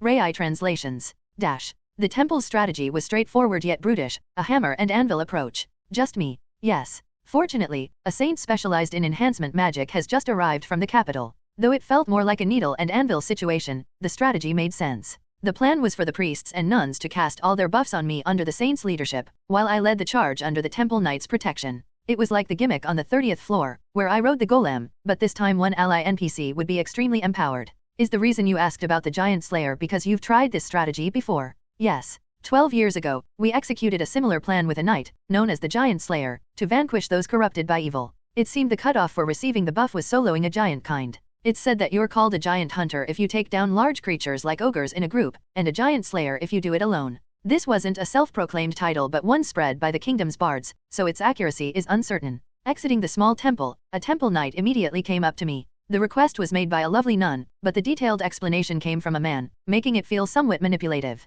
Caught in these thoughts, Grace and Katie clung to me again. Grace seemed concerned, while Katie appeared captivated by the romantic notion of being chosen as the temple's sword in the holy war. Alone? Are you sure you'll be okay, Roland? A large-scale enhancement spell from a saint, what would that feel like? Continuing our conversation, we moved from the 30th floor to the 31st, and then from the 31st to the 32nd. Starting from the miniature temple, priests and nuns in white garments marched forward. Unlike adventurers who form groups of 5 for profit, these priests and nuns didn't even glance at the fallen mana stones. Even though the lizardman skeletons had become tougher as undead, they couldn't withstand when about 50 priests simultaneously cast holy magic against 12 of them. From ordinary priests to NPCs of 3 to 4 that viewers would eagerly team up with, nearly 100 gathered to cast their magic like a water gun fight at a water festival. It was only a matter of time before another temporary temple was built at the safe zone on the 34th floor. Wow, we started late from the 30th floor after the meeting, but we've already reached the 34th. I wanted to see how far we could go before the end of the session, and we've not just cleared it, we've practically constructed our way through. Is this a holy war or a holy construction project? LOL. It's kind of scary seeing a temple built at every safe zone. This holy war bus looks super sweet, really looking forward to it. So if we break through the 35th floor, they'll build one for us too, right? But without Roland, things would probably proceed differently, right? Just like how other characters appeared instead of the mage during the orc event. Still, since it's a public event, they'll likely boost the strongest person or enhance the entire party. Honestly, the way Roland does things is not exactly normal. The 35th floor passageway showed no signs of growing vines. There, the priests and nuns, lined up in rows like an army, parted to the sides, opening a path for our party. The chat erupted with excitement at this sight. These are just priests and nuns in white robes, right? The way they behaved seemed more like they were trained for military parades rather than just worship and service.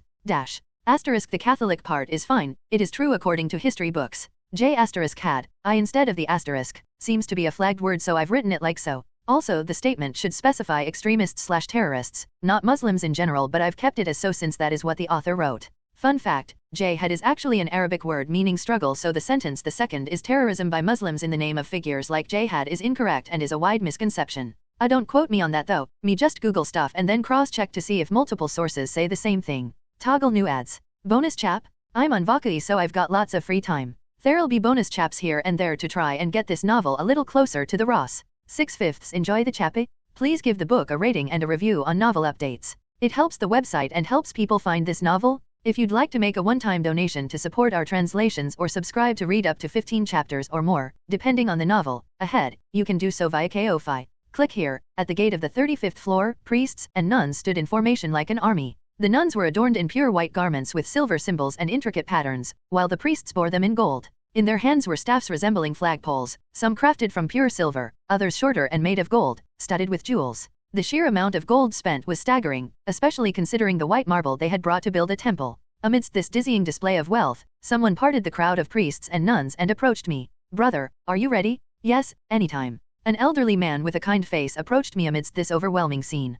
His white eyebrows and partially bald head may seem unimpressive, but his upright posture exuded an extraordinary aura. In contrast to the neatly lined up priests and nuns, he wore a tattered and faded brown monk's robe. His sleeve revealed an old wooden staff, humble compared to the ornate gold and jewel-encrusted ones. Holding the well-worn staff and pulling out a weathered leather-bound book, the old man's presence involuntarily made me stand straighter. Wait, what? He's not a born 6, but he has 6. Can NPCs level up and increase their stars without a player? He said he came from the capital, probably someone you can't meet except in the main storyline. Irene is a saint in training, but this old man is like an actual saint. Why are these NPCs so intimidating? So, what's this old man's skill? A 6 buffing another 6, I pity the boss. This gentleman seems more like a monk than anything else. Beneath his loose robe, his wrists were not frail but supported by muscles as tough as ancient trees, and the hand gripping the staff felt heavy and large enough to easily crush a human skull. He must specialize in enhancement magic, favoring monk buff skills. Instinctively, I sensed that he could deal significant damage to me if fully buffed.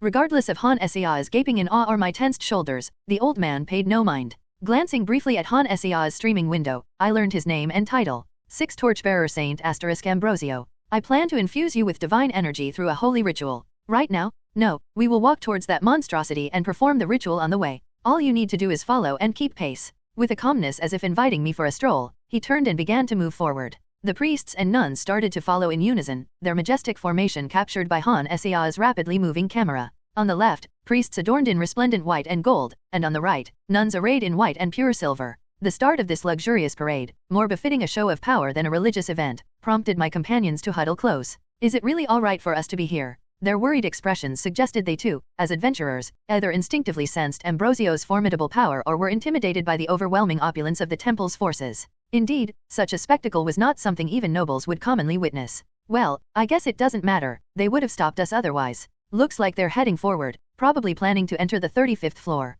Did Irene go to assist with the holy rites? She went ahead, following that old man. That explains why I couldn't see Irene, she must have been summoned as a saint candidate. With this thought, the priests and nuns, who had briefly stopped at the passageway's entrance, began to move again. Rai translations. The passageways of the tower are quite narrow. To put it more precisely, they are not built for large-scale passage. While the stone doorways can accommodate a cart, they certainly can't fit hundreds of priests and nuns marching in formation. These doorways, just wide enough for a single cart, about 3 meters wide and 5 meters high, had been the standard I'd known in the tower for the past decade. Damn, did they lower the game's difficulty instead of increasing it? And then, that standard was effortlessly broken. Roland, the passageway, its priests and nuns, chanting hymns, moved forward. They did not attempt to conceal their divine energy, boldly advancing to convey the will of the goddess. Then, the previously narrow passage expanded grandly, transforming to resemble the entrance of a majestic temple. Just as the mages in the magic tower had researched and opened gates every 10 floors for players, could the temple also manipulate the tower for smoother player progression? The priests and nuns walked into the now widened and majestic passage, like a grand event cutscene designed for player enjoyment. As we followed, a brilliant cascade of white light poured down from above like a waterfall. A tingling sensation coursed through my muscles. Oh, it's starting. I really want to watch with some popcorn.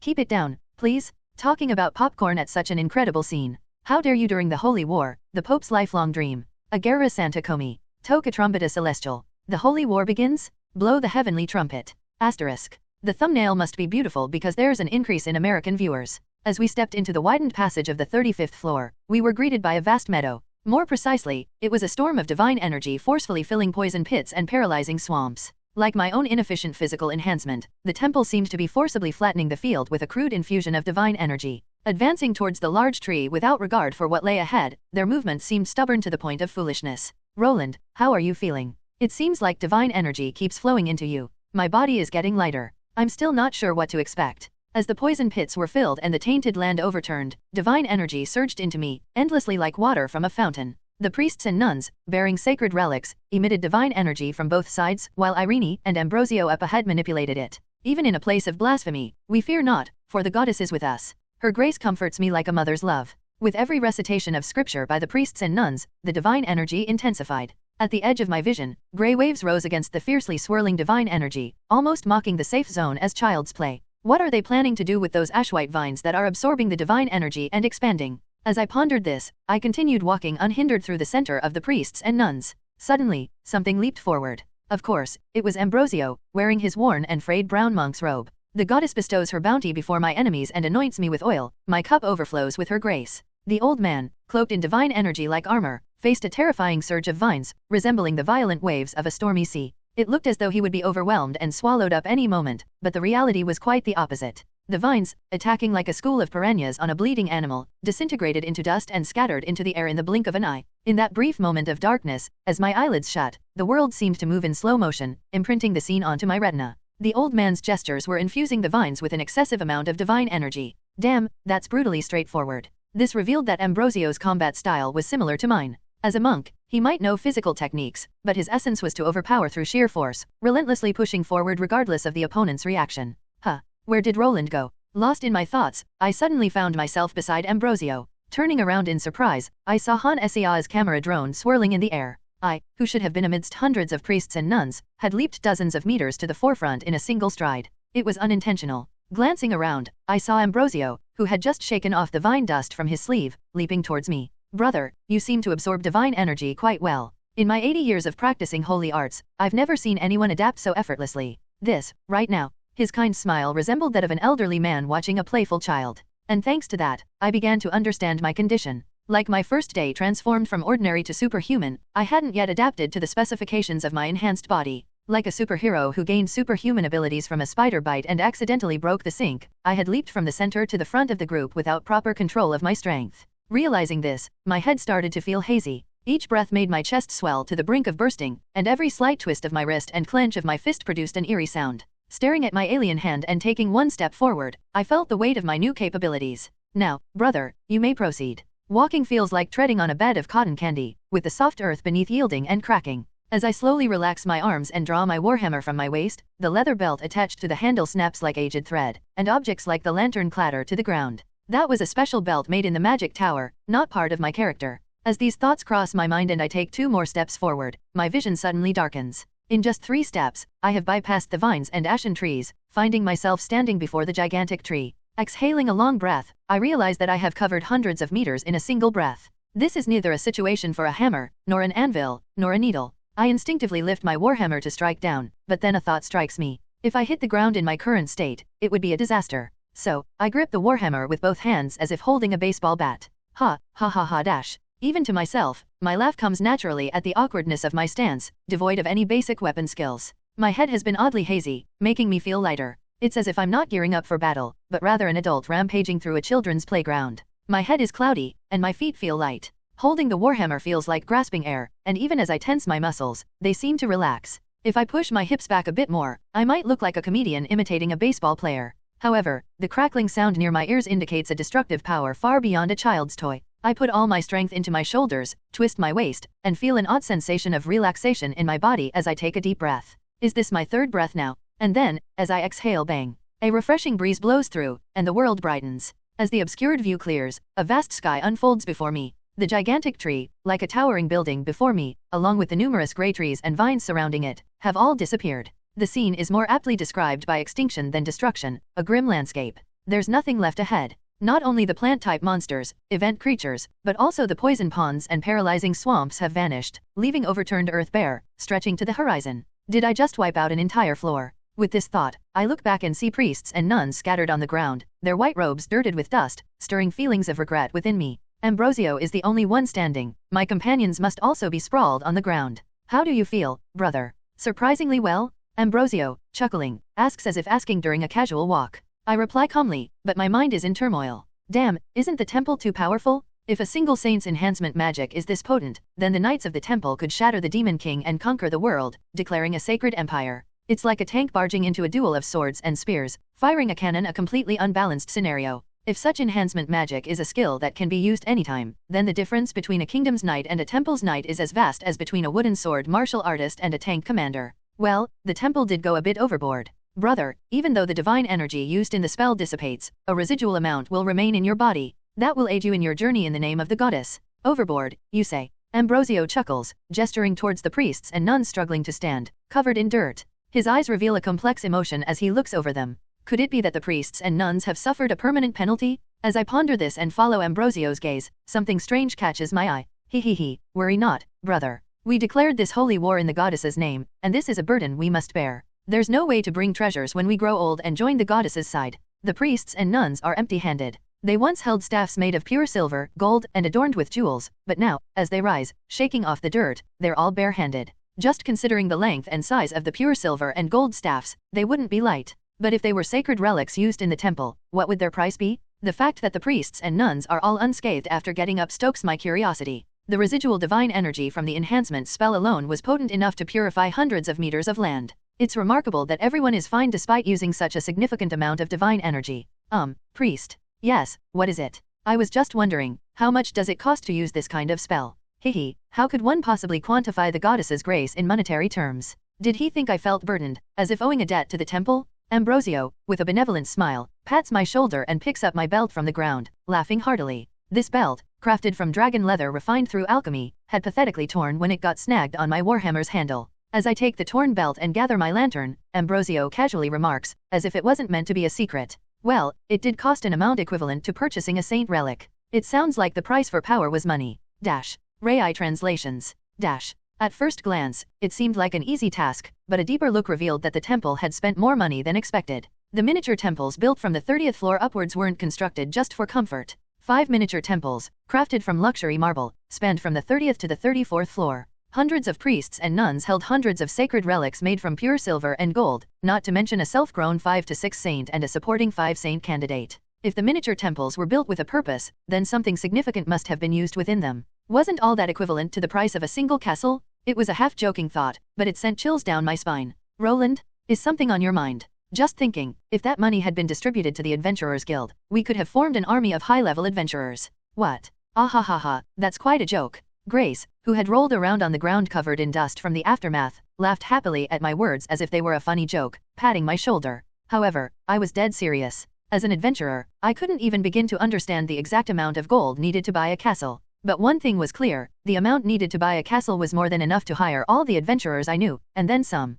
Even with the money I had saved up over 10 years, I couldn't afford even a castle wall. Knowing that this world is a virtual reality game created by Han Sia, accumulating gold might not be very useful, but the sheer amount spent was still regrettable. If they had given even a quarter of that sum, I could have resolved the issue with a few acquaintances in a month. What are you doing, Roland? Calculating the money the temple spent. What? Why? Well, I guess I'm also interested. Was it a sense of powerlessness? Whether it was due to the massive divine energy that had left my body, or knowing that a single enhancement buff cost as much as a castle, I felt oddly drained. Sitting in the tent provided by the temple, my companions started entering one by one. Grace entered first. True to her agile nature as a scout, she had swiftly regained her posture even amidst the turmoil of my weapon's shockwave.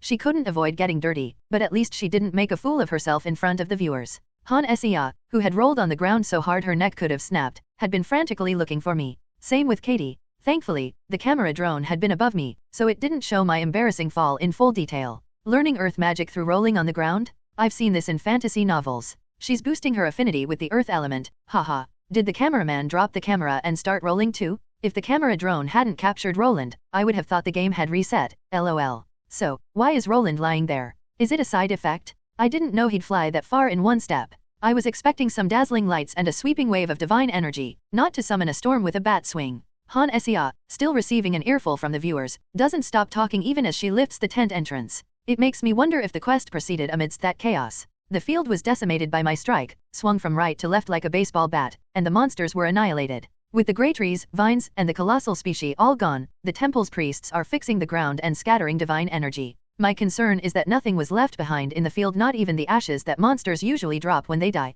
If there's any part of the quest remaining, it might be completely messed up. Still, it looks like the quest is cleared, and it seems the 35th floor itself might become a sort of safe zone. It's odd, not the 50th, but the 35th floor. What's next after the 35th? The 70th, and then the top at the 100th. I couldn't see the quest log, but fortunately, it seems the quest is complete. The mid-event on the 35th floor probably involves the temple's forces joining in and a large base camp being established inside the tower. Roland, how are you feeling? I'm feeling great. My divine energy has increased tremendously. That's good to hear. Honestly, I was a bit worried there might be side effects after something so grand. Irene was the last to enter the tent. As a saint candidate, she might have been talking with Ambrosio, the saint, as she arrived late while Grace and Katie were talking about my swing. I was initially dazed by the notion that one buff cost as much as a castle, but I didn't feel too bad. Instead, my body felt stronger, just as Ambrosio had said. My divine energy, which was a part of my mana, had surged dramatically, increasing to about 40% in one go. My body felt rejuvenated, as if it had been replaced with a new one.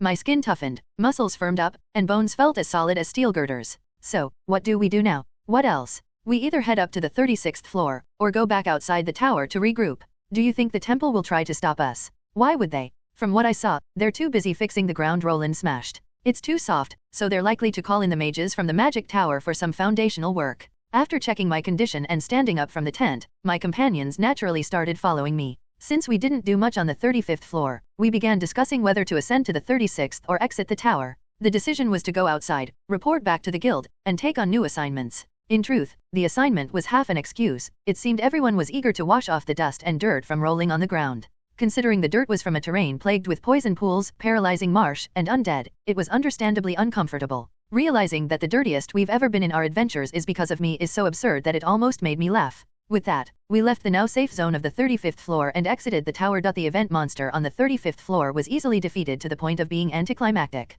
However, what came after were far from insignificant. The most dramatic change was the complete purification of the 35th floor. For other gamers, this event might have been a challenging quest, but for Han Sia, it was a walk in the park. Consequently, the 35th floor transformed into a safe zone, devoid of any monsters. Common belief held that the tower was a sacred space, untouched by the goddess's blessing. Thus, the purification of an entire floor set the world abuzz. In light of this, the magic tower entered the fray for research, while merchants, driven by profit motives, hired adventurers to brave their way to the 35th floor. Both groups, deeply committed to their respective causes, wasted no time setting up tents and getting down to business. Wow, are these all requests for the 35th floor? Thanks to the temple, the mages are in a frenzy. And now, with the merchant guild jumping in, the situation is intense. It seems like soon, there'll be more requests for high-level adventurers than for the lower or intermediate-level ones. Underneath Ellis's eyes, darkened from listening to our heroic tales, I could see the fatigue. The battle might have been easily won, but the guild staff were still buried under a mountain of paperwork. Now, an entire floor of the tower had been purified. Although not certain, it seemed likely that the Adventurers Guild, the Magic Tower, the Temple, and the nobles were negotiating fiercely over this newly available land. The Temple was the main agent of purification, and I, as an adventurer, assisted. However, this doesn't mean that the kingdom's nobility within the tower could be completely disregarded. There are so many requests that I can't even pick out the good ones for you. Want to scoop up all the profitable ones like you used to? If you choose wisely, you could potentially handle over 10 at once. No, those days of frantic money-making are behind me. That Roland? Well, that makes sense, considering you started from the lower floors again. Ellis, remembering my past as a wanderer of the kingdom, hoarding wealth, subtly hinted at the opportunity. However, with Han Sia accompanying me in climbing the tower, there was no need to accept every request for the sake of gold farming. We are not stuck, nor are we strapped for cash. Making money can wait. For now, it's better to head straight to the 36th floor rather than getting bogged down with trivial requests related to the 35th floor. Ellis, any issues with the 36th floor? Huh? Oh, right. Nothing much, just the monsters have turned into undead. It's pretty much the same as the 34th floor. These requests are more like hiring construction workers than adventurers. Shoveling dirt, compacting the ground, covering swamps, filling poison pits. While Han Sia asked about the situation on the 36th floor, Katie seemed to be curious as she began examining the stack of requests Ellis was holding. She lists off tasks that hardly seem befitting of a high-level adventurer. With a monster-free floor now in existence, they appear to be contemplating going beyond mere tents or shacks, possibly solidifying the ground to build a village. Well, if you're not interested in the 35th floor requests, I recommend these. After the recent commotion, a heap of requests have come in from the Magic Tower, not just for the 35th floor. Really? Thanks. Alice, swamped with work, grabs a bunch of requests and casually places them on the table. Even in the midst of this, she seems to have sorted them somewhat, as none of the requests laid out on the table involve manual labor. The requests, explicitly marked as above the 35th floor, involve gathering materials and hunting undead on the 36th floor and above, to investigate if they're related to the anomaly on the 35th floor.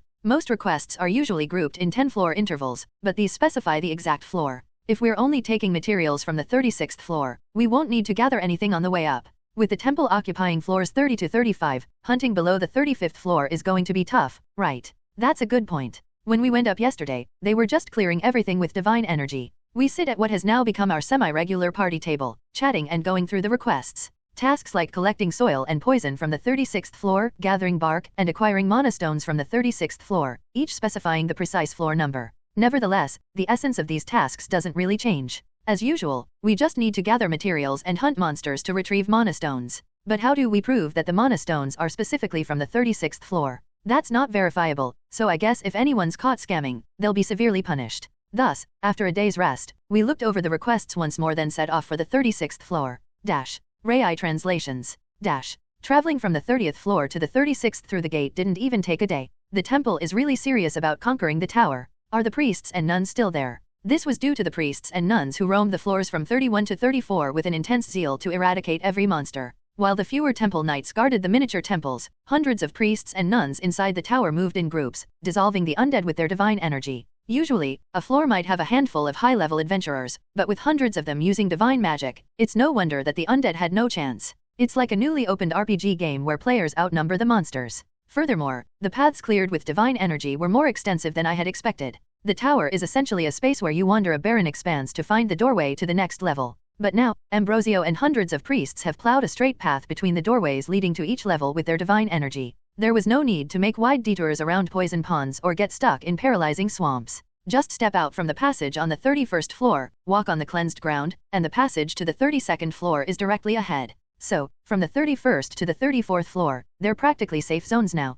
I didn't expect to see more priests and nuns than monsters. My brothers and sisters are all zealously completing their duties. We should hurry up too. The path from the 32nd to the 33rd floor, from the 33rd to the 34th, and from the 34th to the 35th was the same. The land purified by divine energy was not narrow, but wide enough for hundreds to move in groups. Walking forward as if on a leisurely stroll, greeting the passing priests with a nod, we soon reached the 35th floor. And now, the 35th floor had become a safe zone in its entirety. Wow, they're already putting up pillars. No wonder the northern traders click their tongues when talking about the southern merchants. There might be fewer adventurers, but why are they building such luxurious buildings? What kind of business are they planning? Well, those adventurers are all high level. Selling drinks to someone like Rebecca could make a good profit. True, high-level adventurers might be fewer in number, but they definitely have deep pockets. As we observe the construction, which seems to be preparing roads as well, groups of workers from the Architectural Guild, dozens strong, bustle around, a sight not commonly seen in the tower. Maybe it's because there are no monsters from the 30th to the 35th floor, but there are a remarkable number of fragile workers who can't use mana. Given the stonemasons mobilized for the temple construction have also set up camp, the headcount is massive. Watching the construction industry boom in a fantasy game is quite a sight. This isn't even a redevelopment zone. But the way the world changes due to the players is amazingly well implemented, right? True, it's spot on, especially with adventurers getting kidnapped due to mana stone prices. So, players with lighter wallets just work construction on the 35th floor to fill them up. There are so many construction requests because of the sheer number of people. It seems they're targeting the top-tier adventurers above the 40th floor. No, it's not just speculation. The shops here are significantly larger and more luxurious than those in the village. They seem to be blatantly planning to rip people off by selling luxury items, don't they? You can even see people hastily setting up large tents to sell alcohol. Tables spread out in front of the tents, and waitresses moved busily between them. The short skirts, revealing the waitresses' behinds, make it clear they're offering more than just food. It looks like they're targeting top-tier adventurers who are conquering the late 30s and early 40s floors. Essentially, it's like a branch of the Lucky Scoundrel Inn. Given that top and elite adventurers are known for having lots of money and a higher risk of dying young, it's natural that they're the target of prostitutes, jokingly called prime husband material.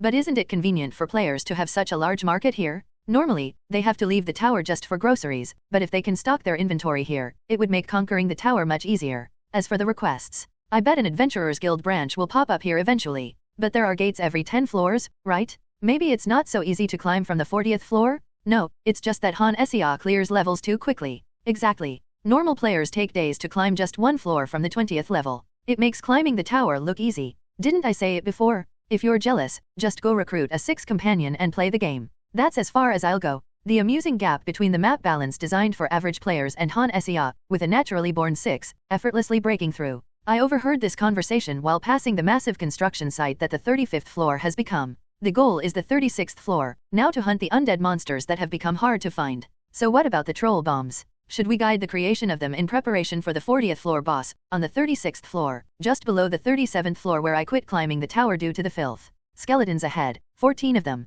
I'll widen the ground for you, Katie. Roland, you rest, I'll handle this. As soon as the monsters appeared, Katie, itching for action, drew her sword and dashed forward. At the end of the narrow dirt path lay a vast paralysis marsh, and from it emerged lizardman skeletons, dripping with toxic mud. The higher the floor, the more skeletons there were, increasing the difficulty. More skeletons slowly emerged, their stark white bones emerging from the mud. Slow they were, but with the undead's unique brute strength and stamina, if caught in their grasp, even steel armor would crumple, and leather armor would tear. A horde of monsters capable of tearing a living person to shreds approached, yet Katie showed no sign of fear. If the opponent was a monster capable of tearing people apart barehanded, Katie was a skilled swordsman capable of slicing through dozens of soldiers with just one sword. These guys, once you know how to fight them, they're nothing. Are you okay? Don't worry. Initially unable to shine against these bone monsters due to her non-blunt weapon, Katie now revels in the battle. Her sharp sword strikes shattered bones and cleaved joints, causing the skeleton's limbs to fall off like broken toys. True to her four-swordswoman origins, Katie's swordsmanship improved rapidly.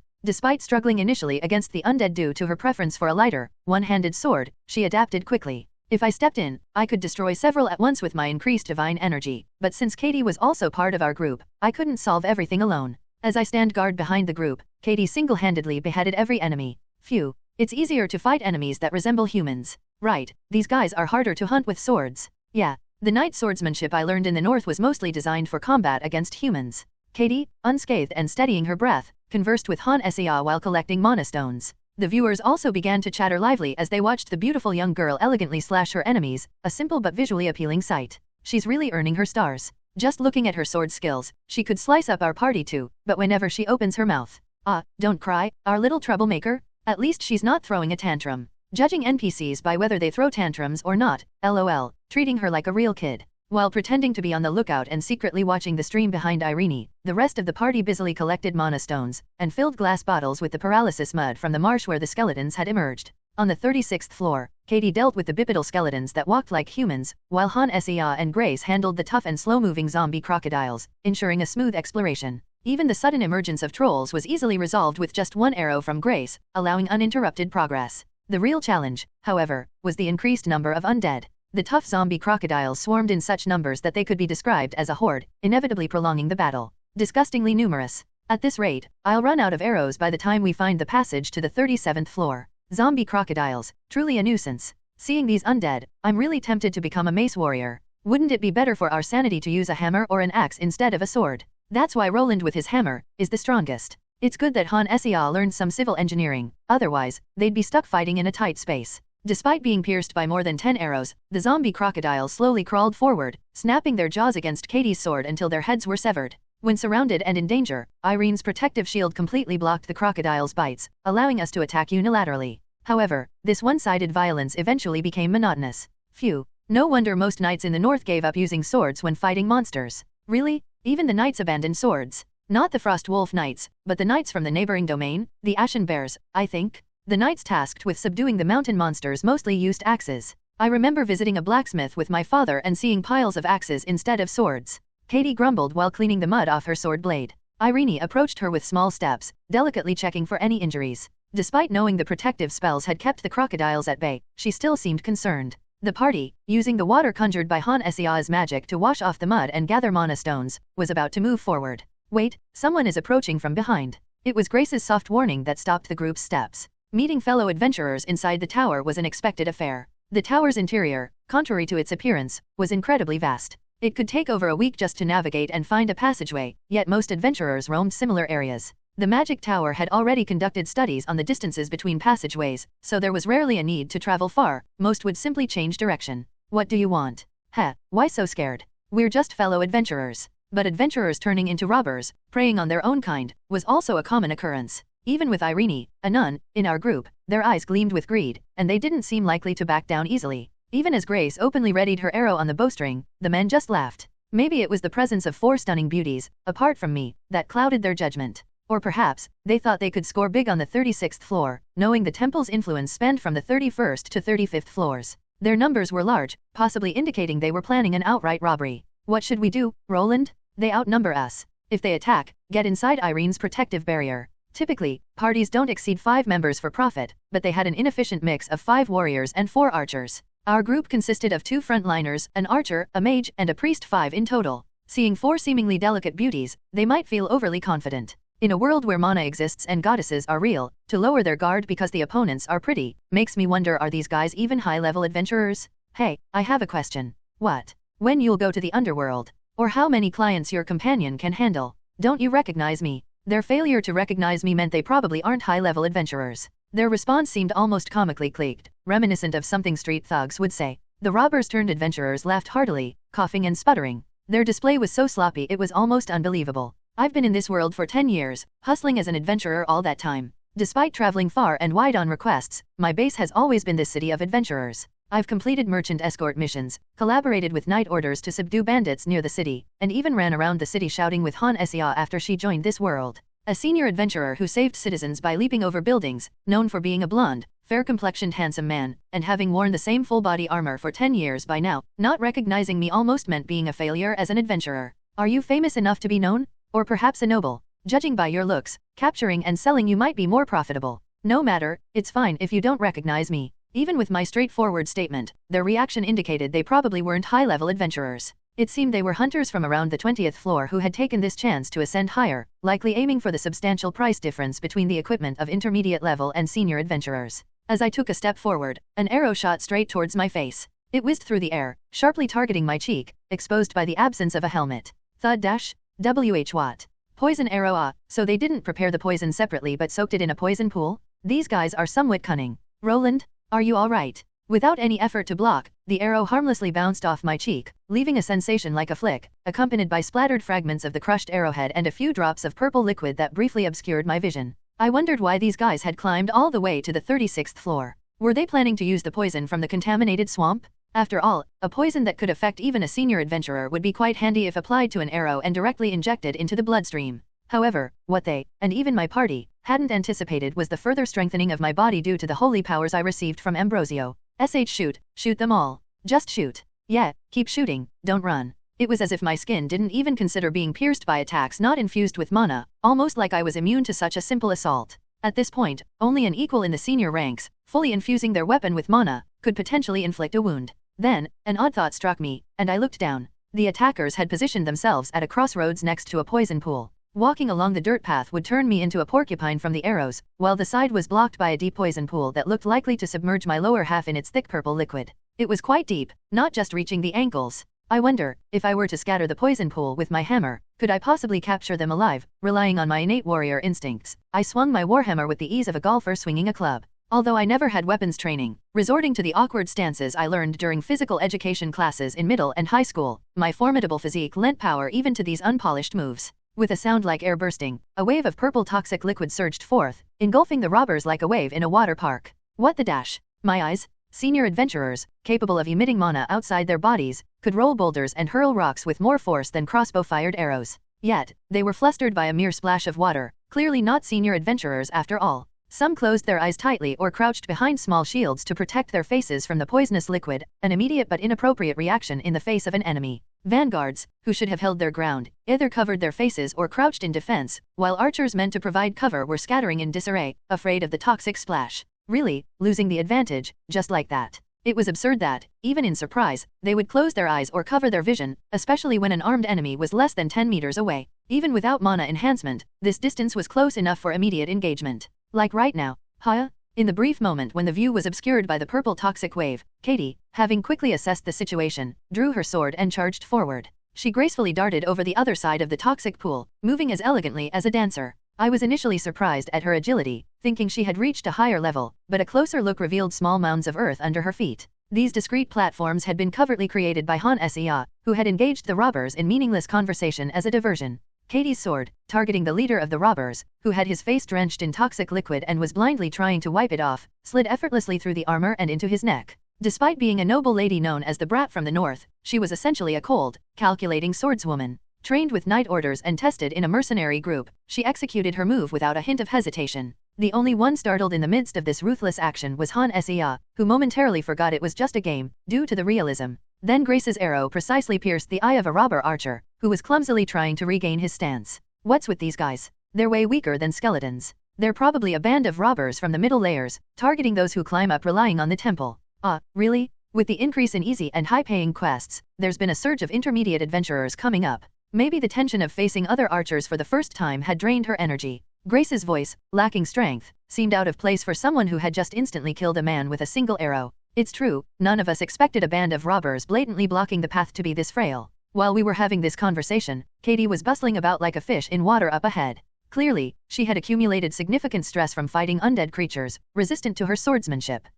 Wow. She doesn't hesitate at all. And as a 4, she's really toying with them. I thought Roland would just crush them like he did last time. But doesn't their equipment look pretty shabby? This noble lady, so ruthless, chopping off heads without hesitation. This really does feel like a fantasy world, she's just plowing through them. With those skills, she could easily take on the 20th floor boss, right? They're definitely low level. Instantly dominating the field, ha ha ha, just watching is entertaining. Grace's arrows, since the opponents were weak enough for mercy, pierced the back of the archers' hands instead of their eyes or necks. 3 of their archers were quickly incapacitated, unable to even notch their arrows. One was instantly killed by an arrow through the eye, while the others writhed in pain with arrows lodged in their hands and forearms, frothing at the mouth from the toxic liquid. This gave Katie an easy time handling the 4 remaining robbers. This fucking B*TCH. Get out of the way? You, come here. I can't believe they dared to attack us. The opponents were so disorganized that Katie tooted and muttered to herself. They had plenty of experience overpowering weaker foes through sheer numbers, but it seemed they had no experience facing a few strong opponents in tight, uncomfortable quarters.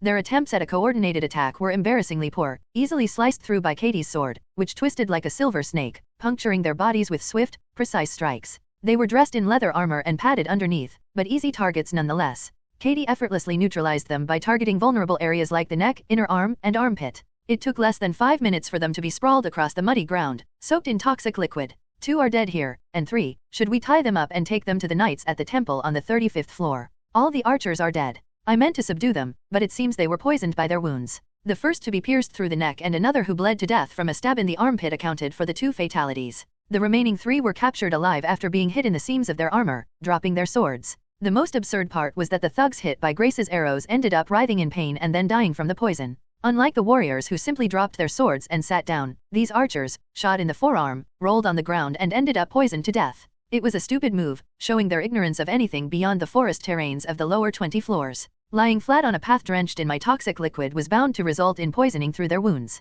Their actions might have been a reflex, recalling how they used logs in the forest or stalactites in caves for cover. However, on the 36th floor, transformed into a poisonous marsh, it was a clear act of suicide. Seriously, to think of using a poison pond for cover and then dying from that same poison. A fitting end for criminals who rejected the goddess's grace. We should just take them to the brothers on the lower floors. I'm not sure if these guys were just weak, or if I've improved. I faced 4 alone and it felt too easy. With no intention to drag the bodies, we quickly bandaged them and used ropes from our inventory to tie up the robbers, continuing our conversation. Despite the anticlimactic end of the battle, Irene couldn't hide her irritation, which was rather cute to see. The only one who seemed oblivious to the mood, or perhaps chose to ignore it, was Katie. She seemed eager to test her sword skills. Fortunately, we weren't too far from the passageway to the 35th floor. We tied the robbers' arms behind their backs and picked up their dropped weapons and shields, which Han Sea stashed in her inventory. With 3 big bundles, it was obvious we needed to head back to the 35th floor. Should we cut off their heads to claim a bounty? We're not handing them over to the city guard but to the temple. Let's just leave the bodies and go. Yeah, even if we brought the heads, the brothers on the 35th floor probably wouldn't recognize them. Then let's just head back quickly. We haven't strayed far from the passageway, right? Han Sea was initially shocked by Katie's suggestion to take the robbers' heads, but Grace and Irene intervened. It's one thing to be in an adult-rated game, but as a streamer, depicting the act of severing and carrying heads is a bit too much. Han Sea, who almost filled her inventory with the dripping heads of the robbers, hurried the group along. The stream is on the edge of being shut down, watch out. It's kinda surreal seeing these beautiful girls debating whether to rip off the heads of robbers. I remember being freaked out carrying heads around during mercenary play, turns out it's a fantasy culture thing lol. But even with an adult rating, wouldn't the stream get cut off if it goes too gore? Yeah, there was this guy streaming mercenary activities. He got banned for opening up a person's abdomen on the battlefield, labeled as sadistic content. Logically, if you start disassembling limbs and showing intestines, obviously you'll get banned. Even horror movie reviewers struggle to edit out gore scenes, let alone doing a live show flaunting organs. The admins will definitely take action against that. An arrow stuck in the armor or a sword slash between the seams of the armor might be fine. But, as Han Sea said, slicing off heads from dead bodies in front of the stream is definitely not allowed. Is Hannah scared of corpses? She might be, she's a mage after all. Even among the brothers, many are reluctant to kill. True, killing a monster feels different from killing a person. This attitude might have been perceived differently by the rest of us. Grace, who had experienced wandering monsters and robbers in her village in the outskirts, Irene, who had embarked on a pilgrimage and gained various experiences, and Katie, who had risen from the bottom ranks of a mercenary group, might see Han Sea as a delicate flower in a greenhouse. In a desperate effort to save the stream, we ended up adding another misunderstanding about Han Sea as we returned to the 35th floor. After narrowly avoiding a stream suspension, Han Sea descended again to the 35th floor, bringing along 3 hefty robbers. Fortunately, no monsters had respawned along their path, so they didn't have to engage in battle while encumbered. Groaning under their burden, they finally arrived at the 35th floor. Brother? Could you explain what's going on? I have an idea since you're with the sister, but still. Yes, I'll explain, brother. The sight of 3 men, bleeding from their forearms and bound with ropes, prompted immediate action from the temple knights. However, as Irene, clad in her nun's robes, stepped forward from behind me, their demeanor softened instantly. Is it because in this world, the weight of religion is heavier than blood? Without any evidence, the temple knights readily believed Irene's testimony that she had been attacked. Even though they wore helmets, I could sense their expressions contort with anger as they took custody of the robbers. They seemed almost ready to beat the robbers to death on the spot if they hadn't been in plain sight. Is something wrong, brothers? Oh, it's just that. Sensing their anger, Irene, after handing over the robbers, posed a question to the temple knight. They had tried to rob a nun and got caught without a fight, but this excessive rage must have a reason. Realizing belatedly that he couldn't hide his emotions, the temple knight awkwardly scratched his neck. One knight led the robbers towards the miniature temple, while the one who had been scratching his neck lowered his voice and began to explain. So, you're Sir Roland, the one who assisted the sanctuary. I apologize for not recognizing you sooner, brother. Oh, it's okay. If it's not too much trouble, may I know what's happening on the 35th floor? Today alone, we've received over 5 reports of robberies. The fact that only 5 people have escaped to report it suggests there might be many more victims who couldn't even send a message. As I suspected, a large group of robbers had moved upwards. The temple knight's subsequent words were almost identical to my earlier speculation. It was a side effect of the temple knights having directly cleared the path from the 30th to the 35th floor. Intermediate adventurers, who were operating below the 30th floor, saw an opportunity with the slower undead. A lizardman with a scimitar could easily overpower an intermediate adventurer, but a lizardman skeleton, due to its slowness, was an easier target if one was prepared. Instead of tirelessly hunting spiders or bats in caves, bringing a blessed blunt weapon to fight skeletons proved much more profitable. The temple knights were patrolling the area, and since the undead moved much slower than spiders or bats, the risk of being caught while escaping was minimal. The intermediate adventurers, driven by their greed, ascended to the 31st floor and above, followed closely by a swarm of robbers targeting them.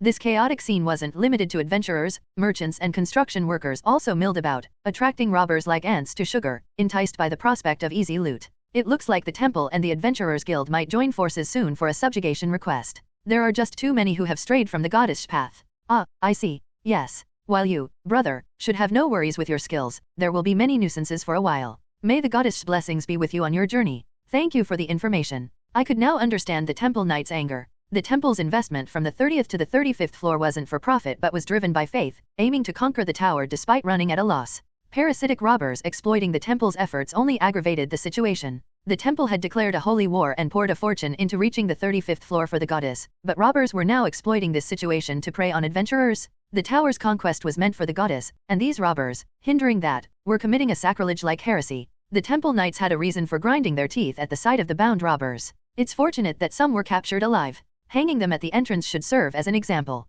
As the temple knight left to commission a gallows, Han Sea muttered softly, "It really is like the Middle Ages here. I thought they were taken for the bounty, but they're being taken to be hanged." And Irene didn't even flinch at the mention of hanging. Being a mercenary and visiting other territories, it's common to see bandits hung. But they're bold. It's only been a day since the Holy War declaration lol. Do others frequently encounter robbers in the game? It seems like robbers target players with shabby gear. If you stay on one floor for too long, you're bound to encounter robbers. Roland just speeds through floors. Speaking of which, do you guys often run into robbers? Including those who attacked Roland in the lower floors and got killed by reflective damage. This is only my second time. Dr. Goldfish Han Sea donated 5,001. effortlessly stirring up drama and attempting to raise funds through it. Han SEAHS number 1 Inner Thoughts translator donated 10,001. Basically, I'm in a party with 6, 5, and 2 4-stars. The riffraff doesn't bother us. Ah, really? Instead of learning from my stream, viewers just get better at trolling. Talking about robbers was to understand the viewers' experiences.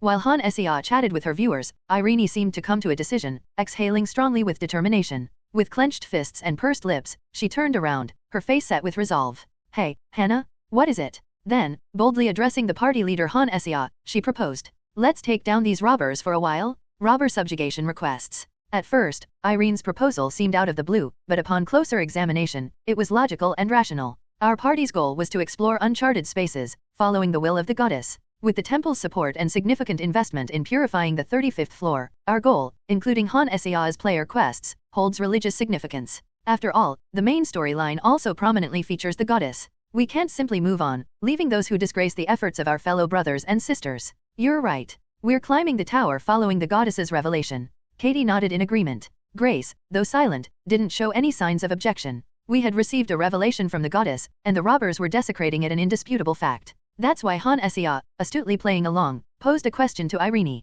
Are you suggesting we roam around looking for robbers? Wouldn't that slow down our progress in conquering the tower? Well, that's... As a streamer, Han SEA was eager to ascend quickly, hence her question. But it was a piercingly accurate one. Our main duty was to conquer the tower and thwart the Demon King, not to hunt down adventurers turned robbers. As a party that received a revelation, we couldn't ignore robbers tarnishing the goddess' will. However, fixating too much on eliminating robbers could actually impede fulfilling the revelation. Irene, who could be considered almost naively straightforward, fell into a dilemma, pondering deeply. Katie and Grace watched her struggle with a slight smile. Finally, Katie comforted the troubled Irene with a compromise. Why overthink it? While exploring the 36th floor and searching for the passage to the 37th, Grace can just check for any nearby human presence. We can avoid monster battles but check if the presence is that of robbers. Oh, that's a good idea? The Northern Knights don't scour every mountain when patrolling for bandits and maintaining order. We can't wander aimlessly without specific information. Realizing her overzealousness, Irene's cheeks flushed red. She felt a bit embarrassed being advised by Katie, who was the youngest and was often treated like a much younger sibling. I don't feel negatively about it either, rather, I feel more a sense of pride. So, as Katie suggested, if we sense any human presence, we'll check it out first. Sounds good. From what the Temple Knights said, it seems like there might be quite a bit of activity. At Katie's words, Irene blushed and nodded, and Grace also nodded in agreement. Adventurers turned robbers, in addition to monsters transformed into undead. We can easily handle robbers of intermediate level, but I hope we don't encounter any high-level adventurers who have turned rogue. If we face high-level adventurers, it'd be dangerous getting hit. We'd need to defend ourselves with shields and armor. No matter how strong we've become, we can't withstand mana-infused attacks without strong armor. I wish life could be a bit easier. Thinking a thought that would likely provoke outrage if someone heard it, we decided to take a look around the 35th floor. The Adventurers Guild might have come up, or the merchants might have put bounties on the robbers. Even in a world where a god has proven their existence through divine energy and revelations, there are still crazy people. The existence of those who are brazen enough to challenge a god is precisely why monks go out rescuing priests and nuns and subduing bandits. And then there are the foolish ones who gain too much confidence in their own strength, becoming as brave as they are foolish. Do they think they're strong just because they're intermediate level? Intermediate level adventurers are skilled enough to walk with their heads held high anywhere they go. They can enhance their bodies with mana to some extent and, though they can't infuse their weapons with mana, they can single-handedly defeat more than a dozen average soldiers. They are stronger than trained soldiers, and even if their opponent is a knight, they are stronger than low-ranking knights with little experience. They may be inferior to well-equipped knights of the same intermediate level, but how common are intermediate knights? The threatening temple knights are easy to spot, walking around in pairs in their bright white armor. And it would be too easy to pick targets for an attack for a band of adventurers turned robbers, especially since they'd surely have a scout. Those in white armor are temple knights, those in priest and nun robes are participants in the holy war, those with poor armaments and large numbers are hired workers, and groups of 4 to 5 are fellow intermediate adventurers. It's easy to identify them, so it makes robbery easier too. Do these guys not think they could run into a senior adventurer? Maybe they think they can overwhelm a senior adventurer with numbers. But the dimwits committing robbery right under the noses of the temple's forces seemed unable to even imagine the possibility of a senior adventurer on the 36th floor. Damn it, why won't the arrow stick? One axe warrior falls to the ground, a gurgling sound coming from the hole in his throat. He was confident as an alchemical arrow flew towards my neck, but as the arrow clatters to the ground with a pick sound, he stood dumbfounded before being pierced by Katie's sword. The arrowhead, meant for hard-shelled monsters, rolled on the ground, exploding into fragments. A solid preparation for hunting adventurers, but only enough for intermediate level ones. Is it the arrogance of the ignorant? Like frogs in a well, these intermediate adventurers, filled with arrogance disproportionate to their meager skills, kept trying to overpower others by numbers. Catch her? She's just a girl. Damn, the ground's collapsing. It's not instant poison, attack. Unable to leverage their numerical advantage, they were overwhelmed by Katie's elegant swordplay, Grace's supporting fire, and Han Sea's manipulation of the terrain, each robber meeting their end one by one. Occasionally, an arrow aimed not at me but behind me would fly, but an arrow that couldn't penetrate my skin certainly couldn't break through the shield of a 5-saint candidate. The robbers, lured by the faces of 4 beauties, including a nun, met their end as mere cold corpses on the ground. The exotic beauty with rare black hair, Han Sea. Grace, with a voluptuous figure barely concealed by leather armor and a sly smile. Irene, although fully covered in a nun's robes and hood, her facial features alone make her stand out in beauty among us. And Katie, with her flowing silver hair, exudes both youthful charm and elegance. No wonder the robbers, deceived by appearances, thought us easy prey. Sensing our presence and approaching, they are captivated by Grace's beauty, holding their weapons carelessly. Since there are more beauties behind, they naturally shoot arrows at me first. It's the same with everyone we meet. Just a girl, catch her. How dare you? After realizing their arrows have no effect on me, they panic and unintentionally give the first strike to Katie. Katie takes full advantage, skillfully wielding her sword and slicing through the robbers with no hesitation. Although they are robbers, they are also intermediate-level adventurers. Katie's joy in overpowering fellow intermediate-level adventurers with pure swordsmanship is evident in her fierce, unhesitating strikes. One by one, the robbers fall, pierced by Katie's sword and subdued by Grace's arrows. Thus, our party, seemingly fated to be repeatedly attacked for our beauty, has become adept at swiftly dispatching the robbers' throats without hesitation. Rai translations. I never expected to encounter more adventurers intent on robbery than actual monsters as we climbed up here. Why are there so many who defy the goddess's will? Perhaps there are just too many fools around. The frequency of attacks on the 35th floor was so high that it became a nuisance to capture and send them back alive. It's absurd how, because of our 4 beauties, they attack 100% of the time. Irene murmurs in disgust at the sight of the dead robbers. On the 36th floor, we encountered only 3 groups of undead, yet there have already been 5 parties of robber adventurers. Capturing them alive to send back to the 35th floor was becoming tiresome. What, is our party smeared with honey? How come every time we lock eyes with other adventurers, they challenge us to a battle? This isn't some Pokémon world, damn it. Did we switch our role from monster hunters to butchers of humans? If our NPC companions were intimidating male characters, we'd probably be 100% safe. The beauties are just too pretty. Even village NPCs favor handsome men and beautiful women, and it seems robbers can recognize beauty too, haha. And amidst all this, your skill in collapsing the ground is just getting better and better. Wouldn't it be better to just knock them out with poison? I'm worried about Katie's beheading show. Not to mention, getting an arrow in the face or a flying head could get my stream banned. While Katie excitedly sharpens her swordsmanship, Han Sea vents to her viewers. Irene is repulsed by the rotten mentality of these adventurers, while Han Sea starts to struggle with the sight of adventurers dying instead of undead. Seeing skeletons shattering or zombie crocodiles' mossy skin tearing isn't considered gory, but the sight of robbers' heads flying due to Katie's sword is dangerously graphic. Katie's graceful moves, dancing and swinging her sword elegantly atop narrow mounds of earth, captivate numerous viewers. However, the gory destruction is a horrific sight, threatening Han Sea's career. If I get a warning, I'll just fix the camera on a close-up of Katie's face. Right? You guys aren't going to learn or mimic Katie's swordsmanship anyway. Just enjoy her smiling face. Katie's eyes are intense. Isn't the northern brat too young for us? Imagine getting banned because Roland suddenly starts a meat grinding show. But if Roland hits them, there won't even be a corpse left, so wouldn't that make it a cleaner broadcast? Forbes #1 ranked as the cleanest, physically obliterated, stream. Han Sea, having just collapsed the ground under a robber drawing his arrow, fixes the camera on her face and continues the conversation. Facing human opponents has brought a different kind of challenge for Han Sea. No matter how expertly she can control the camera, she's hesitant to film, unsure whether Katie's sword will make a light slash or a deep, showy cut. After confirming the camera was on Han Sea, I strode forward. I've been patient with Katie's sword training, but after 5 encounters with robbers, it's getting annoying. Katie, let's deal with this quickly since there's nothing worth taking. Okay, got it. The patience of even the Buddha lasts only 3 times, and this is the 5th time, which is too much. I waded through ankle-deep pools of poison without needing to exert too much force. Arrows desperately flying towards me aim precisely at my face, but I just slightly dodge those uncomfortably targeting my eyes, and they can't even scratch my skin. Intermediate-level adventurers resorting to robbery were no movie heroes who dramatically ascend to higher levels of skill in the face of danger. The robbers, trapped by the collapsed dirt road, fell one by one, their bones breaking with each hit. Some already lost their lives to Katie's sword, so my joining of the fight made for quick work. As for their gear, it doesn't seem worth selling. Maybe just the arrows. Their pockets are empty, doesn't look like there were other victims. What should we do with the bodies? No bounty, so dropping them in the swamp should be fine. Both the dead and those barely alive were thrown into the nearby paralyzing mud swamp, sinking with gurgles. Only then did Han Sea remove the camera from her face.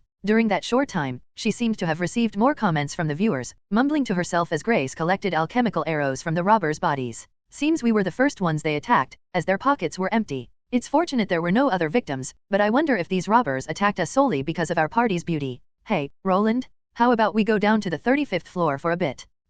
We've fought against humans 5 times already, and there are too many robbers. It's unusual. Let's check if a bounty has been issued for their subjugation. Continuing these unrewarding battles seems pointless. Han Sea softly suggested this after we finished cleaning up. She no longer stutters while lying, but her eyes still frequently glance towards the hologram screen, like someone nervous about public speaking. Cute. Maybe a side quest related to these robbers has appeared. Isn't this just too much, no matter how you look at it? We've faced a group of about 10 adventurer bandits 5 times. We've killed about 30 monsters, but we've killed around 50 thieving adventurers. As adventurers, it's normal to be cautious and suspicious when encountering others in the tower or the kingdom's remote areas. However, meeting 50 bandits in a day is just absurd. But there's one condition that makes it all make sense. Han Sea's side quest. No matter how you look at it, the number of bandits attacking us is unusually high. Let's head back to the 35th floor. Indeed, even though there are many patrolling brothers and sisters, there are too many bandits. Katie, who was eagerly swinging her sword at the bandits, and Irene, who was blocking arrows with her barrier, both nod in agreement with Han Sea's opinion.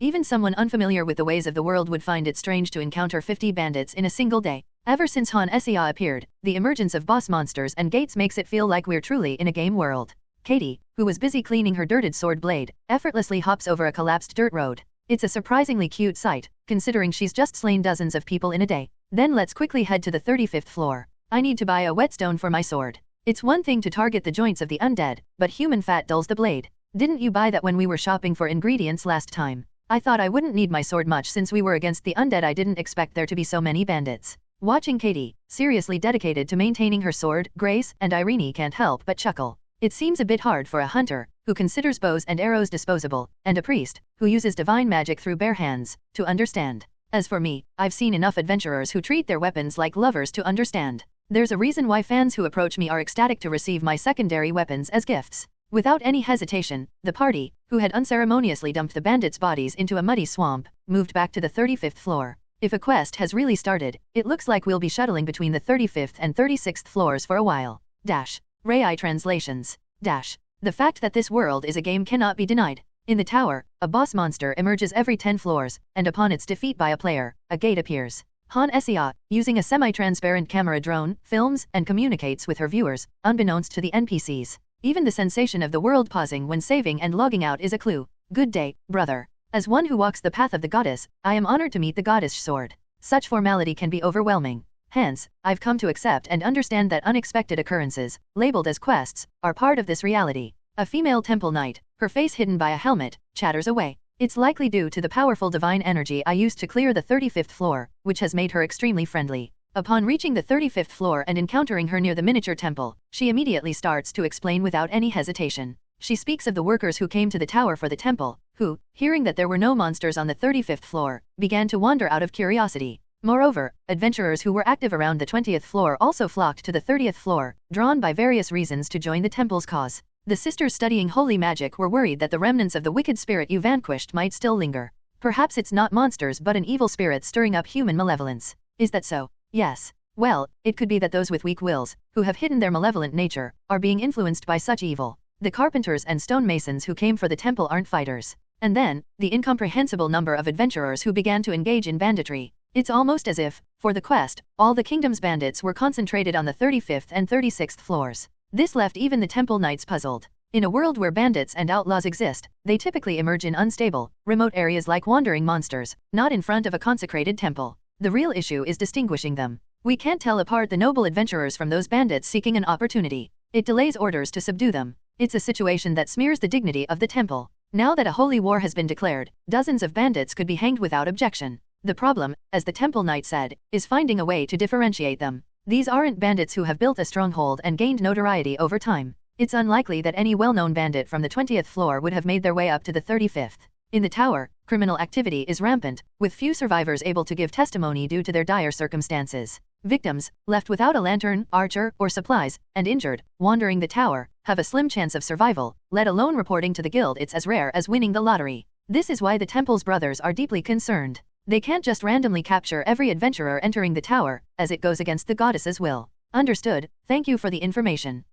If my babbling can be of any help to you, brother, I'll keep talking until my lips wear out. I'm scared that might actually be possible. The audio isn't just full, it's overflowing. If they were part of the team, the editor's workload would have increased 50-fold. So, the number of bandits increased because of the quest, right? That's why the temple peeps are acting weird. Forbes #1 most annoying NPC to streams. Thanks to the lengthy explanation, the viewers' chats, filled with boredom, pop up on the screen. Han Sia, however, seems content, realizing she didn't need to explain the quest herself as the NPC did all the talking. While the party members' expressions hardened at the Temple Knight's words, I sneakily glanced at the stream, where a quest window appeared next to the chat. The 31st floor of the tower, safer than the lower levels due to the temple's unprecedented declaration of holy war. Workers and mages, gathered in the goddess's name, have crowded the area. But, as they say, where there is light, there is also darkness. Criminals too have converged for their own gain. What stands out in the quest window is not the term bandit but criminals. The quest implies not just bandits but that criminals have emerged. Could it be that an outright criminal organization has infiltrated as far as the 35th floor? No way, even if they built a temple here. The quest window explicitly states that criminals have arrived. The issue then lies with the miniature temples constructed from the 30th to 35th floors for the holy war. Temple knights patrol in pairs, and priests and nuns, grouped in tens, are scattering divine energy. What could criminals possibly gain in such a neighborhood? I can't even begin to guess what these criminals are up to or how they're operating. It seems we weren't the only ones encountering bandits. Criminals appearing right in front of the temple? Could it be some sort of black magic from the Demon King? I doubt it. Even if the sister said so, the 35th floor has already been purified and a temple built. It's a place showered with the goddess's blessing. If there were such things, the saints would have noticed. Despite Grace's mention of evil spirits prompted by the talkative temple knight, the others seem to dismiss it as a light joke. If a place declared and purified as a holy war site by the temple still harbored evil spirits, it would be the work of the Demon King. Since there was no mention of evil spirits in the quest window, Han Sia, myself, and even the viewers simply assumed that the quest had attracted a criminal organization. Isn't it typical for game quests, where a savior sets off to save the world, only to be asked by a local housewife to bring some eggs? Or being tasked with moving luggage, only to face an unreasonable time limit? Even if it's a bit nonsensical, we just go with it. Let's see if a market has sprung up in the meantime. Already?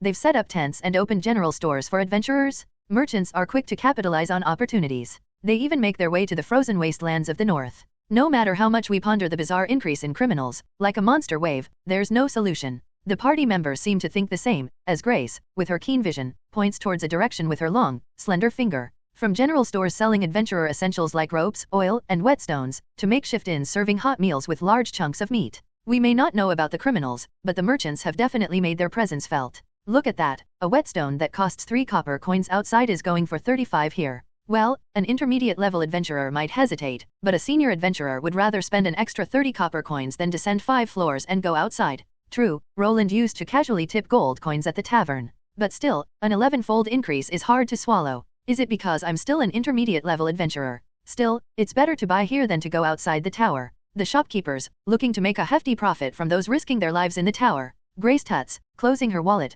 confident with the arrows she looted from bandits, but Katie, true to her noble upbringing, buys a heap of whetstones, oil, and cloth without hesitation. Who would have thought we'd experience such price gouging inside the tower, almost like a tourist trap? But how does Han Sia plan to resolve this criminal side quest? While it does mean spending a bit more money, the quality of the market on the 35th floor was surprisingly good. Given that these merchants had set up shop right next to the temple and hired adventurers, it made sense. Rather than selling shoddy items at high prices, their approach seemed more focused on enticing high-level adventurers to eagerly open their wallets. The quality is better than I expected. Wow, this fruit is really fresh. It's hard to believe this was bought inside the tower. From the whetstones, cloth, and sword oil that Katie first purchased to the fruit offered to Irene, all the products were of mid to high quality. No wonder adventurers didn't hesitate to spend. Thanks to Han Sia's inventory, we enjoy hot soups and stews every meal, but for ordinary adventurers, dried meat and fruit are the norm. Dried fruit is quite pricey, so lower-level adventurers sometimes resort to soaking hard, brick-like biscuits in water with their dried meat.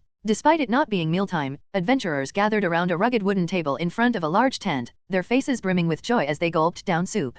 Perhaps they hunt on the 34th floor and take their ease on the 35th?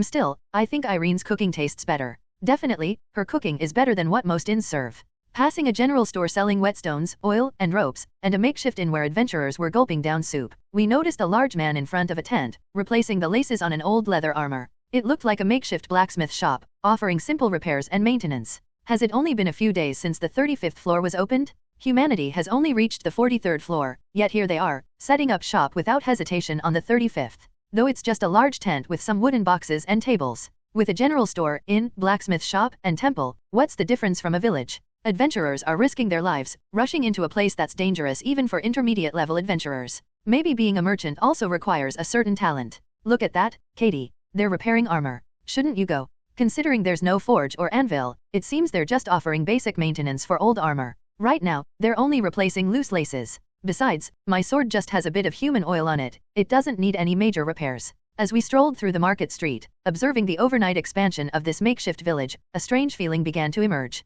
It's frustrating to recall that on the 37th floor, where I quit, adventurers would nibble on a palm-sized piece of dried meat and a fist-sized lump of flour biscuit all day due to insufficient food supply. Yet here now on the 35th floor, adventurers are slurping hot soup. Honestly, I'm used to boss monsters causing sudden havoc, and even accepted that mages were crafting magical devices like modern wonders. But ever since Han Sia arrived, many things have changed, and the scene before me now is particularly striking. How do I describe it? It's like being a climber who risked life and limb to reach a treacherous mountain peak, only to find a cable car installed at the top and tourists casually eating instant noodles. There's no direct loss to me, but it still feels somewhat odd. I thought a market with just tents wouldn't offer much, but it seems to have everything. There's a shop baking bread in a makeshift oven. It smells great. Shall we pair freshly baked bread with our soup tonight? I wonder if the bread will stay fresh in Hannah's inventory? Given that other food items don't spoil in the inventory, freshly baked bread should stay preserved too. We haven't been buying bread due to inventory space, but now that there's a market on the 35th floor, it might be worth considering.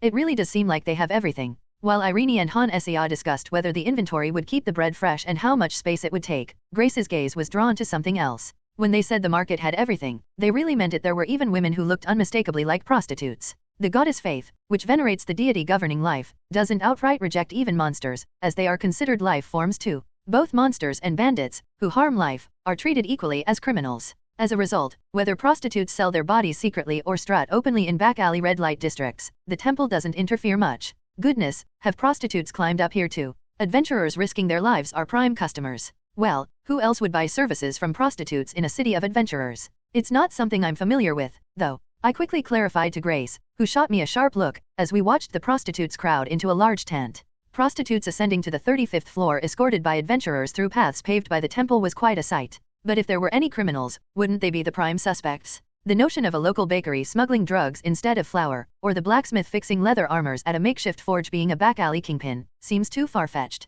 More likely, the pimp leading the prostitutes would be involved with the criminals. The issue, however, is that I can't bring up the criminals mentioned in the quest. Officially, I've just come down to talk to the temple about encountering a very large amount robbers, so only Han Sia, who has opened the quest window, knows about the criminals. Looks like they're planning to build an entire village on the 35th floor. A village within a city. That's kind of funny. Well, it's natural for villages to develop at busy crossroads and evolve into small towns as the population grows. Though I doubt many will choose to live here permanently. Han Sia didn't seem too concerned about seeing prostitutes while lighting up the minimap in the city. And the party members, true to being residents of a medieval fantasy world, appeared indifferent. Wait, Han Sia, if the quest window mentioned criminals, shouldn't you suspect the red light district first? Nighttime exploration of the tent village's red light district. Anyone? Clearly, that's where the quest is headed. Insisting on visiting the district is purely for quest progression, no personal motives, Your Honor. LOL, it's hilarious to go from seeing armor and robes to revealing dresses and miniskirts. Who knows, maybe those ladies' outfits have higher defense than Han Siah's robe.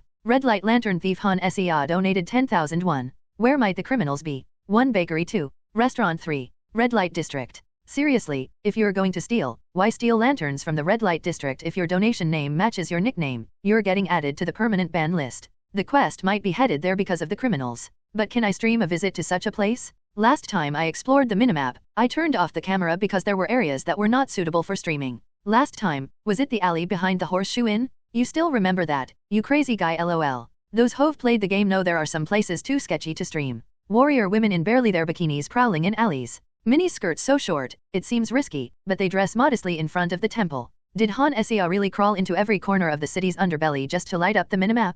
Places where scantily clad prostitutes openly wander are more like slums than anything else. No matter how much the temple helps, the city is shaped by merchants and citizens, not lords and serfs. In a world devoid of human rights, where only money talks, the reality for those at the bottom is harsh. In a place without welfare, insurance, or even the concept of human rights, imagine how the penniless survive. Is that an inn? The open space next to it, filled with adventurers, looks like a spot for those with personal tents. What should we do? Rest here for the day and then go up? Or head back to the 36th floor? My companions, who were eyeing the prostitutes' skimpy outfits, exchanged glances when I asked. If we go back up, we might face monsters on the 36th floor, risking sleep deprivation. But it feels a bit too early to rest, with the evening still young. The party members exchanged glances and nodded slightly before responding. Let's rest for the day. We've dealt with a lot of heretics who defied the goddess's will, so it would be wise to take a break and climb tomorrow. Right. Katie also dealt with most of them, so you never know. I'm fine, but if we climb now, I doubt we'll get much done. Han Sea's expression subtly brightens at their response. She probably would have made up excuses to infiltrate the red light district if we had decided to climb. But would infiltration be possible, even for a quest? In this fantasy medieval world, black hair feels exotic. Just looking at our group, Irene and I have blonde hair, Katie has silver, and Grace has shiny gray hair. A black-haired exotic sorceress, a glamorous archer, a blonde nun, and a silver-haired noble lady. If this combination could infiltrate a red light district, that would be quite the feat. I wonder if mere robes would suffice for disguise. Han Sea, along with her viewers, seemed to think of infiltration as something easy, probably influenced by fantasy novels or comics. They were quietly discussing a plan to sneak into a prostitution area that had emerged in a corner of the tent village due to a quest. I feel sorry for Han Sea, who was earnestly planning and looking for a nice hooded robe, but that's just an unrealistic idea. Such a plan might have been feasible outside the tower, in the city's red light district, a bustling place frequented even by disguised young nobles seeking adventure. However, this is the 35th floor of the tower, and the prostitutes here are openly flaunting themselves. Do you think they sell hooded capes in this general store? Apparently, they use capes not just for style but as makeshift blankets for sleeping outdoors. LOL, a waterproof cape is a must-have for a mercenary's life. Cape? Is that something Roland would do? But they're really uncomfortable. Like Roland said, one misstep and you're wrapped up in your own cape, game over. It needs to be big enough to cover you while sleeping, but if it's too big, it's cumbersome in a fight. Fact, even Superman got beaten up like a dog once because of his fancy cape. Focused on chatting with her viewers, Han Sea failed to notice that not a single adventurer was hiding their face with a hood. In the tower, adventurers instinctively reach for their weapons and become alert upon encountering others. It's not uncommon for them to suddenly turn hostile and attack fellow adventurers. In a place where even a casual encounter can lead to mutual suspicion of murder, walking around with a face-covering cape. In such a scenario, you might be met with an arrow rather than a guarded stance. In a neighborhood where everyone, even bandits, roam with uncovered faces, hiding your own would be suspicious. Let's use this spot since it's close to the market and empty. Alright. We can use this tent here. Oh, there's even a place for a fire. While Han Sea was busy making these unrealistic plans and chatting with her viewers, the rest of the group found an empty spot in the tent village. It was suitably distant from others but still not far from the market street. The other adventurers seemed to be dispersed in various ways. Some were right at the edge of the clearing near the temple, others boldly occupied the center. The clearing was quite spacious, and since adventurers were spread out in every direction, there was no other adventurer party right next to them. Is everyone hungry? If we're planning to sleep early and leave early, I thought of making soup and serving it with bread from the market for dinner. I'm fine with eating early. Swinging the sword a lot made me hungry. Roland is, okay, then let's just eat now.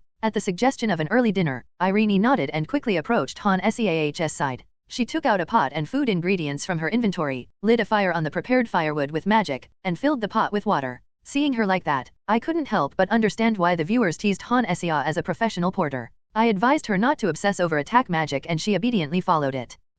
Roland, why are you laughing? Oh, nothing. It just feels weird to be this comfortable inside the tower. I thought I had managed to keep my laughter under control, but either my smile gave me away, or Grace's observational skills were exceptional. As I watched Irene preparing the meal and Han Sea assisting with magic, Grace quietly approached and linked her arm with mine. The touch I expected to feel on my arm was absent, thanks to the armor. As I pondered this, a semi-transparent camera drone slowly made its way towards us. Katie had started sharpening her sword with a whetstone and cloth she bought from the market, while Han Sea and Irene was preparing our food, leaving Grace and me naturally alone. She was pretty eager to use our interactions as stream content, attaching the camera whenever possible. Is this also some kind of virtual marriage show? A virtual marriage show with NPCs, certainly a unique concept in streaming. Roland, you made it up to the 37th floor, right? What was the 35th floor like before it was corrupted by the Undead? Viewers on Han Sea's stream had formed fan clubs, even forming nicknames for the three girls. Some nicknames for Grace were as if she were their favorite camgirl. Does this mean Han Sea's stream needs an NTR tag? Lost in these random thoughts, I was brought back to reality by Grace, who leaned her head on my shoulder, unaware of the camera's presence. Her question made me recall the dreadful past. Not the ashen color but the lush green of the marshy area, the stifling air and large puddles that hindered carriage movement, leading to poor meals. No matter how I thought about it, it was a harsh environment that I couldn't speak highly of. Well, it was just as difficult to walk, like now. Whether it was poison puddles or water puddles, both hindered combat in their own way, and many adventurers were killed by moss crocodiles. While fighting lizardmen, the crocodiles would silently swim up and bite their legs. Undead have become tougher but slower, right? Crocodiles, are they fast? Crocodiles are usually quiet and slow, but they're fast when they attack. Like a coiled snake that suddenly strikes. Like a snake? Are all scaly creatures similar? I remember hearing that the blind serpents on the 30th floor, before they disappeared because of the golems, also attacked swiftly. Grace, having lived in a village in the outskirts, was unfamiliar with the crocodiles of the southern jungle. In this medieval fantasy world, there weren't any zoos for citizens, nor an internet to browse animal encyclopedias, so her lack of knowledge about crocodiles was understandable. Grace seems skeptical about the incredible speed of zombie crocodiles, given that they move slower than a human's walking pace. Grace has never seen a crocodile, so cute lol. Never seen a real crocodile, but she has seen a zombie crocodile. What? I want to see a zombie too. No, actually, don't show me. If you don't want a taste of the apocalypse in real life, stay quiet. You can see zombies too if you draw a 6 and break through the 31st floor. The viewers, who were just vigorously discussing brothels and cybersex in a virtual reality game 3 minutes ago, were now looking at us adorably. Reading the chat, one might wonder if they have a split personality when it comes to topics of sex and non-sexual topics. There were many other annoyances apart from crocodiles. Especially because of a novice mage who couldn't properly use earth control magic like Hannah does. We once had a food carriage sink. I shared with Grace stories of surviving a day on just a handful of jerky because the carriage didn't arrive on time, and the struggles of not bathing to conserve a mage's mana. The viewers quietly listened to these less than pleasant experiences. Even though I couldn't fully enjoy the sensation of Grace pressing my arm due to the armor, the sweet scent of her body and the sound of her racing heartbeat were enough as we chatted. Seeing us, Irene, holding a ladle, approached, then stopped and smiled warmly. The meal is ready. Oh my, do you two want me to bring your share over there? No, let's eat together. Prompted by the aroma of the bubbling soup, Grace and Katie quickly took their seats near the pot. Irene, smiling kindly, began to distribute the bread and soup bowls she had bought from the market to everyone. Rai translations.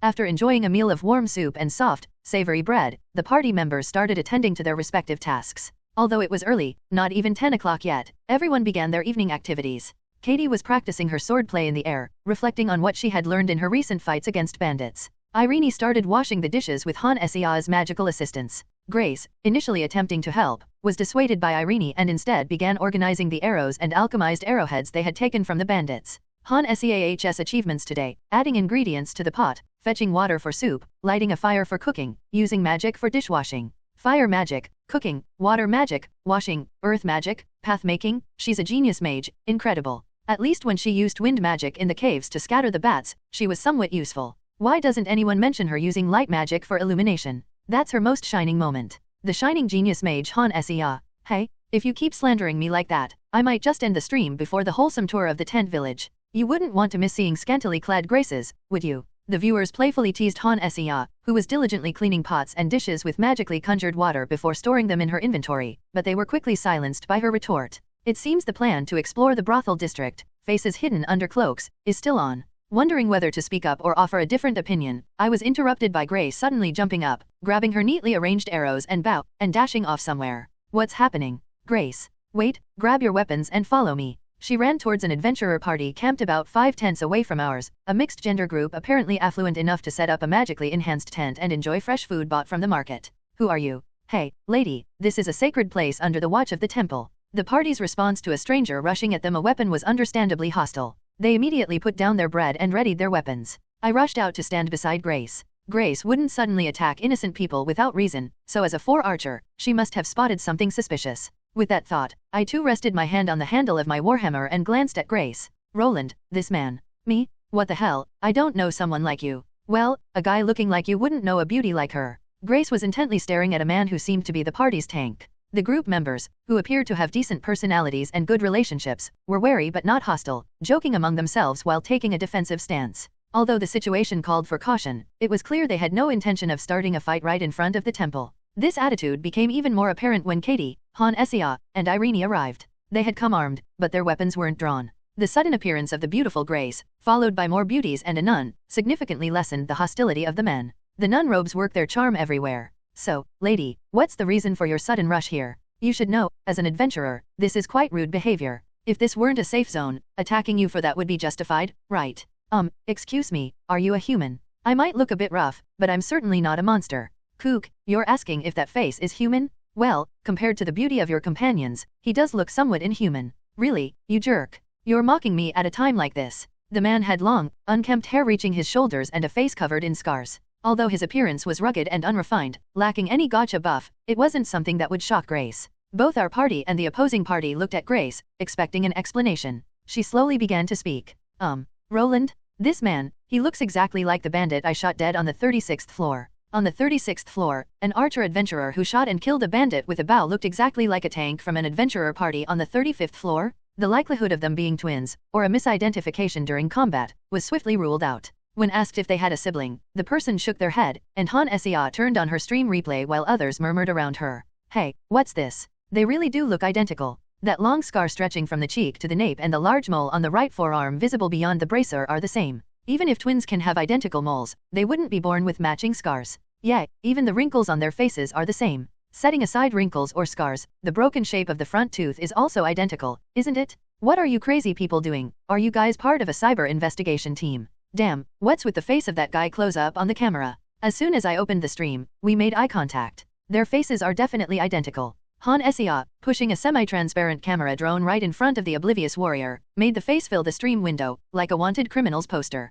She zoomed in on the face of the bandit Grace shot dead, prompting viewers to start their own investigation. From the scar running from cheek to neck, the mole on the exposed forearm in battle, to the slightly mismatched broken front teeth visible when the mouth is open, the viewers began buzzing, not believing that even twins could have such identical features. What's this? Was it not a bandit quest but a doppelganger quest? And how sharp are Grace's eyes and memory that she precisely remembers the face of someone she shot from afar half a day ago? Are doppelgangers undead? Isn't the Demon King just copying everything anyway? The protagonist, bearer of shining achievements, vs the Demon King, biological copier. Being a scout who navigates the tower with observation and memory without a minimap, recognizing faces is easy. The thought of the bearer and the copier fighting makes my heart shrink. Familiar with fantasy novels, I immediately thought of the doppelganger hypothesis. Watching this from the corner of my eye, I pondered. Is there a doppelganger monster in Heroes Chronicle? I haven't heard of it in my 10 years here, nor was it in Heroines Chronicle. So, it's easier to think of it as a never-before-seen monster, like the rideable golem on the 30th floor. While Han Sia chatted with viewers, and I sneakily watched, the nearby adventurer party began to get noisy. What? There's a guy committing robberies using my face. Of all the faces to choose from, why that one? But they're traveling with a nun, they wouldn't lie about this. What if it's not a lie but a mistaken identity? Maybe confused with some ugly, dirty-haired, scarred person. Let's talk later. The intermediate-level adventurer party, accompanied by Irene in her nun's clothing, didn't believe Grace would lie. They either didn't know about the existence of doppelgangers, or thought it was a case of mistaken identity or an assassin in disguise. But without any means of proof, the conversation fizzled out. We couldn't show Han Sia's stream captures to an NPC, nor could we retrieve the body with an arrow in its head, sunken under paralyzing mud. Well, we get it. Just be cautious. Yes, yes. The adventurer party's tank spoke kindly, scratching the back of his head, possibly embarrassed in front of the nun, and Grace's cheeks flushed with belated embarrassment. Amidst this awkward atmosphere, we had no choice but to return to our tent. Grace, a 4 scout, trusted her eyesight without doubt. Han Sia, along with her viewers, confirmed Grace's observations through a replay of the stream.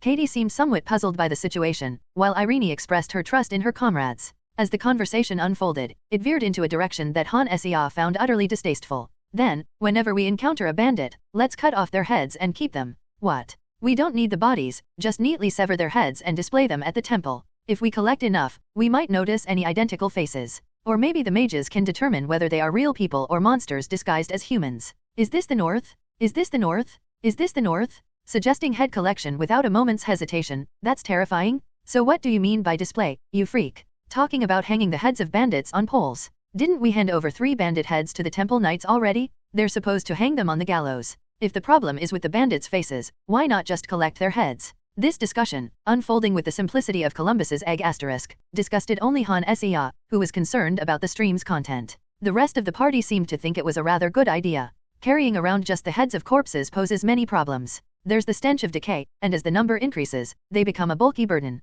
However, we have the genius mage Hannah. With her inventory magic, capable of fitting large pots and sacks of grain, transporting about a dozen bandit heads would be feasible. This might mean reducing our food supplies or collecting fewer mana stones, but since we keep encountering bandits, it doesn't really matter. Is that okay? Our food is stored in the inventory. What's the problem? It's not like the blood will mix in. The pots, food, and tents all get stored in the inventory without getting mixed up, right? Han Sia, on the verge of stopping the stream, tried to fight back, but it was futile. These women, who look like they could live on dew alone, are tough ladies raised in a harsh medieval fantasy world. In a world where public execution is entertainment and the bloodstains of beheaded criminals are seen as symbols of luck, even the kind priests of the temple happily build gallows for the captured bandits. For the party, the genius beauty mage Han Sia simply now seems to be a little more delicate than they thought. Ultimately, it was decided to collect the heads of the bandits. Seriously, you all look like you'd be scared of a cockroach, but here you are, enthusiastically agreeing to collect severed heads. I guess I'll have to put up some kind of screen during our battles from tomorrow. Han Sia grumbled, her complaints echoed by the teasing viewers. Watching this familiar scene, I entered my assigned tent and pretended to sleep, but instead, I opened an internet window. Ever since the enhancement ritual and the increase in divine energy, my body has become much sturdier. Even with drastically reduced sleep, I wake up in perfect condition. Enjoying my extended web surfing time, I spent a peaceful night inside the tower. Rai translations. Whew, good morning. Good morning. It's so peaceful inside the tower. Despite the perpetually gloomy weather inside the tower, with no sunrise or sunset, the air remained clean, possibly due to the effect of the miniature temple. One by one, my companions stretched and came out of their tents, and with Han Sia logging into the game, our day began. Everyone appeared to be in good condition, not being in a monster-infested layer of the tower. The air might have been purified by the massive presence of divine energy, from the miniature temple just 100 meters away. Let's have a light breakfast with some thin soup, then head up to the 36th floor. Everyone should be in good shape since we slept early, right? I'll have some bread too. I need something more substantial since I'll likely be using my sword a lot. Oh, I didn't think of that. Sorry, Katie. No need to apologize, you're the one who prepares our meals every day. Grace and Katie, the more physical of our group, did some light exercises, while Han Sia and Irene prepared breakfast. Other adventurers also seemed ready to move early, as delicious aromas wafted from the market and other tents. Being intermediate adventurers, none seemed interested in skimping on a hearty meal. Just as we were about to pack up for the 36th floor, temple knights suddenly arrived. Brothers and sisters, we need your cooperation. What's going on? Dressed in their usual white armor and helmets, each knight carried a long hammer, radiating divine energy as they approached the adventurers. Closer inspection revealed nuns and priests outside our camping area, preparing to deploy their holy magic. Hey, what's this? Is there an incident because of that doppelganger? Well, the temple isn't incompetent. They might have found something on patrol. This seems like a quest being handed to us on a platter. While the others appeared panicked, only Han Sia and I remained composed within the clearing. Our nonchalance seemed suspicious to the 5 approaching temple knights. Normally working in pairs, the presence of 5 armed knights suggested a serious incident. Brother, we request your cooperation. It's Sir Roland. Could you explain what's happening here? The temple knights, initially approaching in anger, instantly softened upon sensing the divine energy emanating from Irene and me. Naturally, a doppelganger can mimic appearances but not the divine energy of the goddess, a logical aspect of the game's balance. Just as the relaxed temple knight was about to speak, an old man, appearing silently and dustlessly from thin air, chuckled and joined in. Hehe, let me explain that. The only person with skills I couldn't detect was 6th monk Ambrosio, who had vanished after the enhancement ritual. He was still in his worn brown monk's robe, but now, he held something ominous in his hand. What is that? It seems there are still some evil seeds that we have failed to discover. His kind smile remained, but his voice carried the intensity of a growling beast. It was clear he was angry, despite his decades of mental discipline. Curious about his agitation, I glanced at the heads in his hand. A wrinkled old man's head, identical to Ambrosio's face, and the head of a beautiful woman with striking golden bobbed hair. What on earth was that? Upon closer inspection, the old man's face was exactly like Ambrosio's. Then, whose head was that of the golden-haired woman? In all my years of living in devotion to the goddess, never has anyone dared to impersonate the saintess. And now, the degenerates of the tower dare to mimic her. It seems I've lived too long to witness such an abomination. Wow, damn. It was a real blasphemy. Columbus's egg refers to a brilliant idea or discovery that seems simple or easy after the fact. Toggle new ads. 5/5 enjoy the chapter? Please give the book a rating and a review on novel updates. It helps the website and helps people find this novel. If you'd like to make a one-time donation to support our translations or subscribe to read up to 15 chapters or more, depending on the novel, ahead, you can do so via Ko-fi. Click here. The incident explained by the infuriated Ambrosio closely resembled what we had experienced. A brazen group of adventurer robbers had attacked a cluster of stonemasons right on the Temple Knights' patrol route. Instead of merely robbing, these robbers, with the skill of intermediate adventurers, brutally slaughtered the workers. Arriving later, the Temple Knights, during the fight, realized they were doppelgangers. One of the foolhardy female robbers, who charged at them despite seeing their pristine white armor, bore an uncanny resemblance to a waitress from a temporary inn selling soup in the tent village. Indeed, I wasn't mistaken after all. It seems Roland and his party also discovered something suspicious in the meantime. The Temple Knights, who had captured all the robbers after calling for reinforcements, discussed a concerning issue. One of the female robbers looked exactly like the inn waitress, raising fears for the safety of the tent village. They suspected that the robbers had infiltrated the tent village, posing as civilians. If the murderous robbers, who had killed all the stonemasons, were disguised in the tent village, the relatively weaker workers like masons and carpenters were at risk. Hence, they hurried back to the market street of the tent village. They found the same-looking woman busily preparing soup for the next day's business. The female knights checked, and it wasn't just the face that was identical. Even the positions of moles and minor skin blemishes were perfectly the same. So, it didn't use anything on their face or mimic it through magic. Yes. After consulting with the brothers at the magic tower, we confirmed it wasn't a change brought about by magic. The adventurer robber, donned in leather armor and wielding a sword, who had slaughtered the stonemasons, and the inn waitress, who had only ever held a knife for chopping soup ingredients, faced each other, identical in every physical aspect, causing immense confusion. Amidst this, the doppelganger, capable only of replicating human appearance and not undead, remained unaffected even by divine energy, further complicating matters. So, that's why the temple knights are here this early in the morning. Yes, given the situation. A monster that can mimic human appearance and speech. If such beings were to leave the tower and enter the city, it'd be chaos. Certainly, if murderous robbers, resembling priests, nuns, temple knights, saints, and saintesses, were to brutally slaughter citizens, it would create a serious problem. Not only would there be aftermath issues, but the political ramifications could be enormous. If luck turns against us, the temple's faith could be shaken by citizens recognizing the faces. And what if they didn't go around killing? Capturing a female doppelganger in the slums, assuming the form of a nun or a saintess, would be a headache. A murderer with the face of a saint, a prostitute with the face of a saintess. Despite the game's conveniences for players, this world is still a medieval fantasy with a strong class system. What if someone from the slums defiles the body of a woman revered as a saintess? In this world's standards, annihilating them for the temple and goddess's honor would be almost justified. LOL, identity theft by a monster. So, is the doppelganger undead? Ask that like 1697874 times. So, is this a side quest or the main quest? Isn't it a side quest related to the temple? Seems like it's linked to the safe zone. I know doppelgangers fuel wild imaginations, but please don't post such things in the chat. I have absolutely no interest in your bizarre fantasies. And 6 Grandpa just confirmed that divine energy doesn't work on them, so why are you still asking? Han Sia casually chatters with the viewers, but the others, particularly our noble Lady Katie from the north, seem deeply contemplative, furrowing her brows. She must have realized the nuisance of replicating the faces of high-ranking individuals. Perhaps the scariest aspect of these doppelgangers is not the challenge they pose in conquering the tower, but the potential political turmoil they could stir. They're certainly monsters that cause trouble in various ways. Ugh, isn't the saintess supposed to be within the temple? Are these creatures randomly mimicking those who entered the tower, creations of the Demon King? Then, there might be ones that have copied us too. Yes, that's right. In fact, the brothers who inspected the other floors overnight have encountered a creation of the Demon King resembling Sir Roland. They refer to them as creations of the Demon King, probably since they didn't know the term doppelganger. The thought of one already mimicking me sent shivers down my spine, but luckily, it seems they haven't copied our abilities. Indeed, Ambrosio is currently holding heads that are identical to his own and the copy of a saintess. If Born 5 and 6 were to appear as field mobs, the game would be unplayable. Even in mobile games, doppelgangers on stages only copy appearances, not players' heavily invested specs, to avoid becoming insurmountable obstacles, right? Dozens of temple knights, adorned in gleaming white armor, were questioning adventurers, with hundreds of priests and nuns supporting them. Adding to this, Ambrosio, a proud 6 monk, was leaping dozens of meters above the tent village. Rumors spread swiftly from temple officials to adventurers and then to the civilians in the tent village's market street. Hey, did you hear about it? Something about this morning. No wonder it was noisy last night. While rumors of monsters disappearing were spreading, other baseless tales, such as monsters appearing and the temple conducting an urgent purge, or heinous criminals hiding in the tent village, were also circulating fast. Fortunately, the story about the doppelgangers spread quickly, alerting people. It seems several adventurers witnessed 2 identical girls standing bewildered in front of each other at a temporary inn in the tent village. The temple, heated up to the point of declaring a holy war, announced it to the adventurers as well. Everyone entering the tower must receive a divine imprint.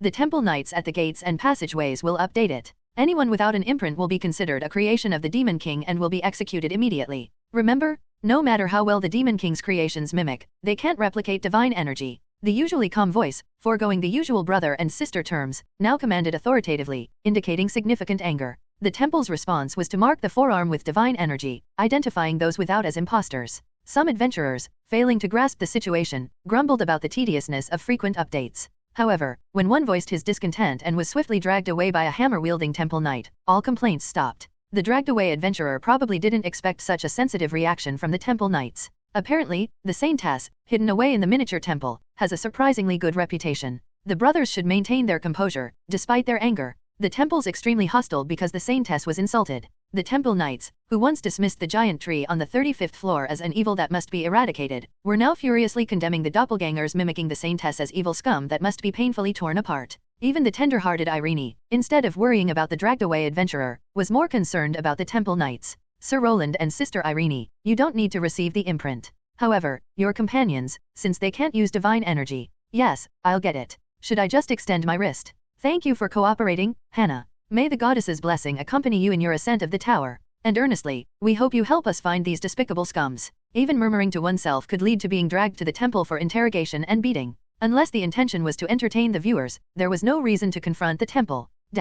Rai translations. At the entrance to the passage leading to the 36th floor, Han Essia promptly extended her right hand. A temple knight, with a solemn voice, traced a holy symbol and emitted divine energy. Following her, Katie and Grace also received divine imprints on their forearms before proceeding to the 36th floor. Is that the symbol of the goddess Faith? It looks quite pretty up close. Streamer Han Essia/controversy/tattoo. LOL, even so, making a controversy out of this is ridiculous. A tattooed beauty? Han Essia, sigh. By that logic, wouldn't Katie become a tattooed minor? But the doppelgangers are kinda out of nowhere. Did Roland skip something on the 35th floor with his one-hit kill? It does seem like it, doesn't it? There's no concrete evidence, just my theory, but remember the huge tree on the 35th floor spawning tentacles? Maybe this floor's gimmick is about a tree corrupting and spawning undead continuously. Tentacles from the tree, troll bombs, and now doppelgangers? Or not, who knows? Tent Village Tent Thief Han Essia donated 10,001. If right, 10,001, otherwise a penalty? What penalty? If I wanted to I can just pocket the 10,001, right?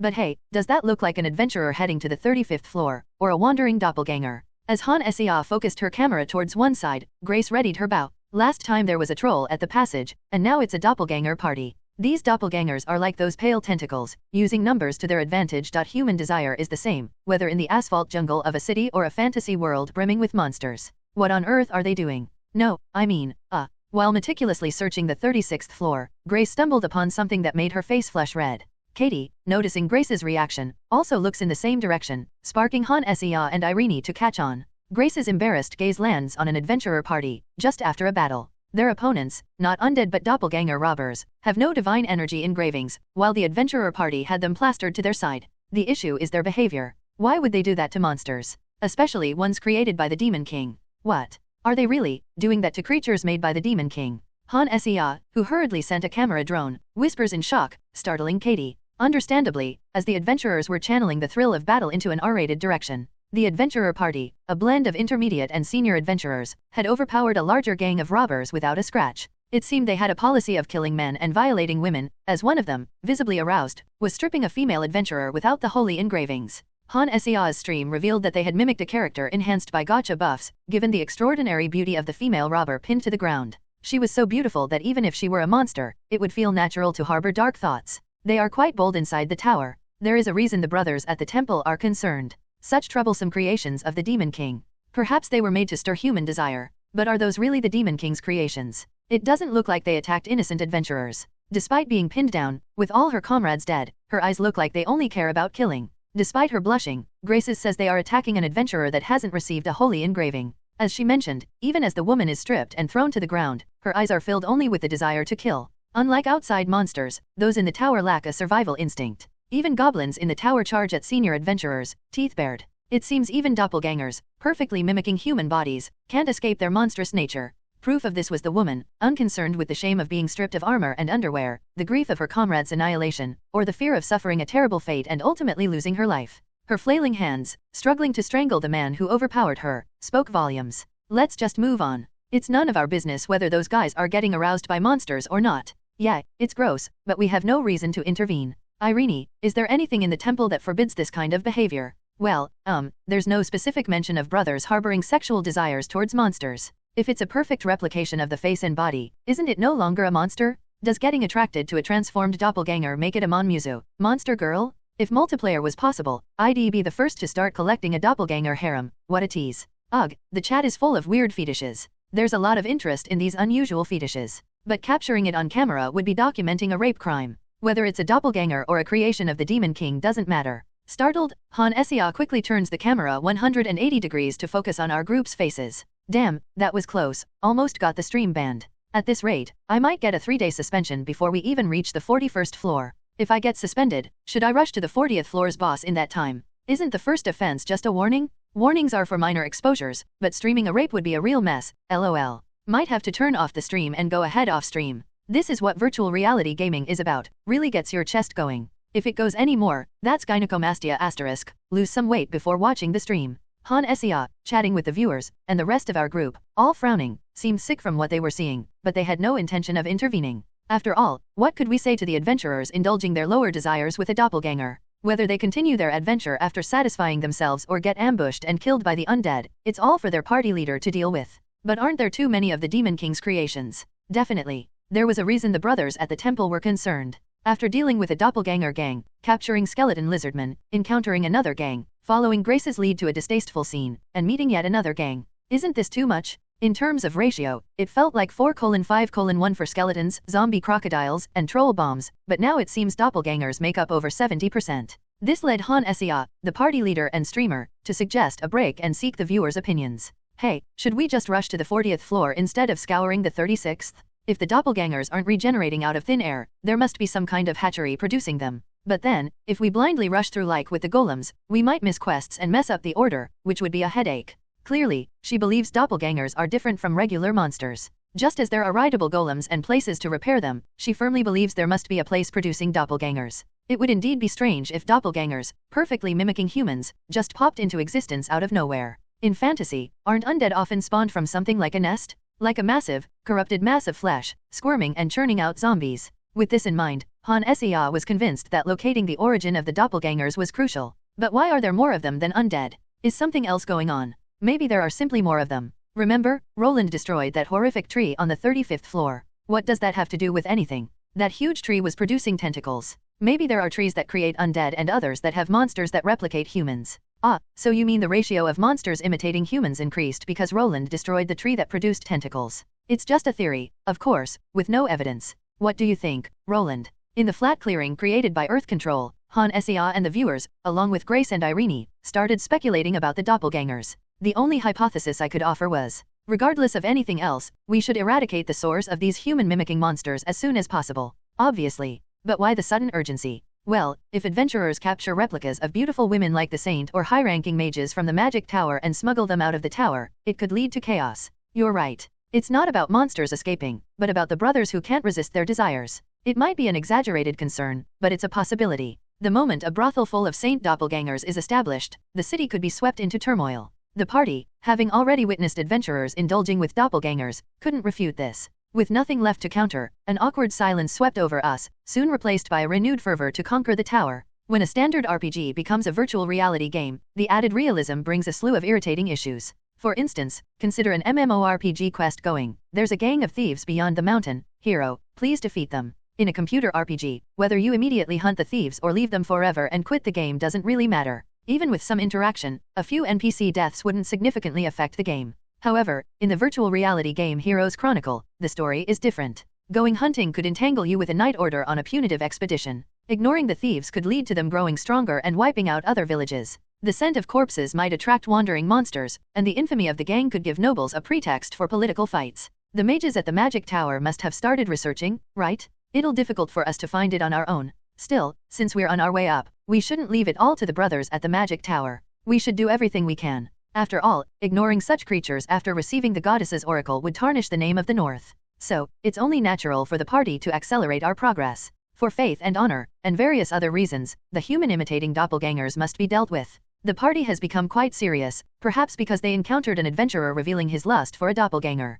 Honestly, it's not a pleasant sight, so it's understandable that the women feel anger and seriousness. The viewers didn't see it as the camera was hastily put away, but the sight of human-like monsters desperately trying to kill and men overpowering and assaulting them was quite revolting, even from a third-person perspective. So, I want to ask for your opinion. Should we head straight to the 40th floor, like we did with the rideable golem on the 30th, or should we thoroughly search floors 36 to 39 for something like a secret area where we found a golem monostone? Since a boss monster appears every 10 floors, there's bound to be something significant on the 40th floor. The monostone for the rideable golem wasn't found on the 30th floor but below it, so there might be something here as well. Both opinions are valid, so the party delves deep into contemplation. The party unanimously decided to speed towards the 40th floor. Honestly, it was disgusting to see. We need to sort this out quickly, before more brothers fall into corruption. Honestly, there's no point in fighting these creatures that don't even drop mana stones. They just leave behind corpses instead of stones. Even for residents of a fantasy world who are indifferent to death, R*P is something that cannot be overlooked.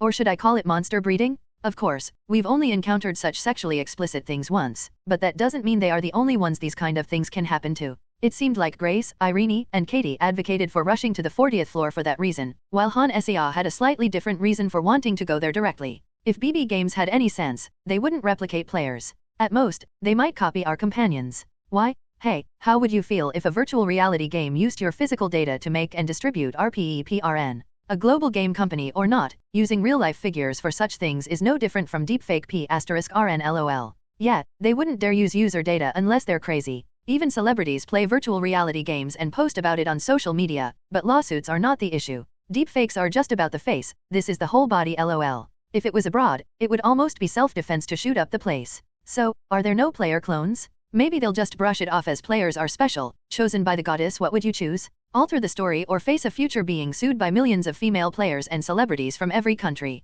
Tough Guy Nomu donated 10,000 won. If the stream gets suspended before we reach the 40th floor, you get another 10,000 won. We need to move past these scenes quickly if they keep happening. I thought this was an undead floor, not a sexual crime floor. Nomu, I'll remember you and take that as consolation money if we get suspended. I'm writing down your real ID. The game company wouldn't be crazy enough to do something like that, but it's a huge hindrance anyway to the stream, so let's hurry past it. Her words made sense, something I hadn't thought of. I don't know how virtual reality games are made, but I know that Han Sea in the game and outside the game look the same, scanned through a capsule. For some reason, the game doesn't allow players to customize their physical appearance. It's been a while since I read a game fantasy novel, so the cliché settings are a bit hazy. Most of the novels made players use their own faces for the game.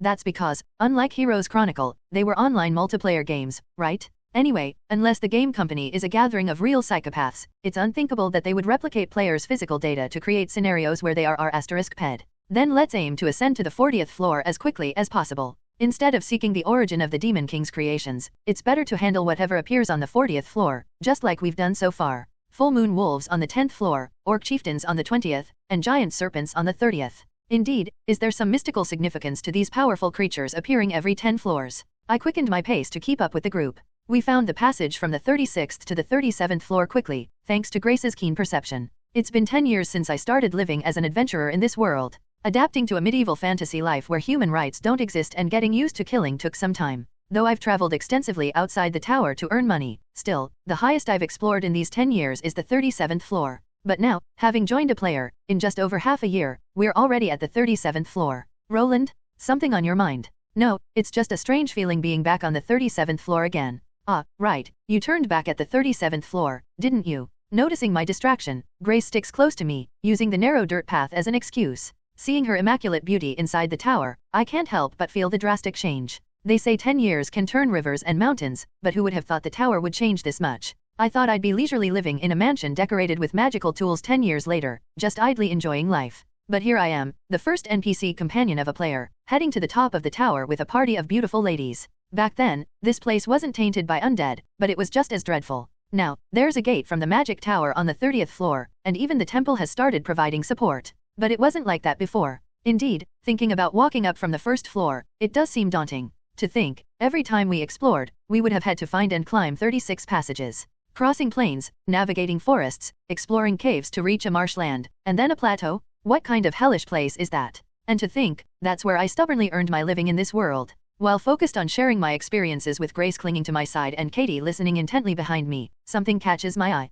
It's like a spot the difference puzzle. Something seems off, but I can't quite put my finger on it. As I stop and blink, scanning the surroundings, the sharp-eyed scout Grace points in one direction. There, look at that. The subtle sense of unease I felt, along with 4 Scout Grace's specialized exploration passive, led us to a discovery: a huge gray tree. Another tree? Seriously? Of course, it wasn't as massive as the skyscraper-sized one on the 35th floor, but more like the size of a reasonable villa. While it was still incredibly large, it seemed almost quaint compared to the last tree we encountered, which was as big as the 63 building. It seemed odd because seeing the tree alone is so different, right?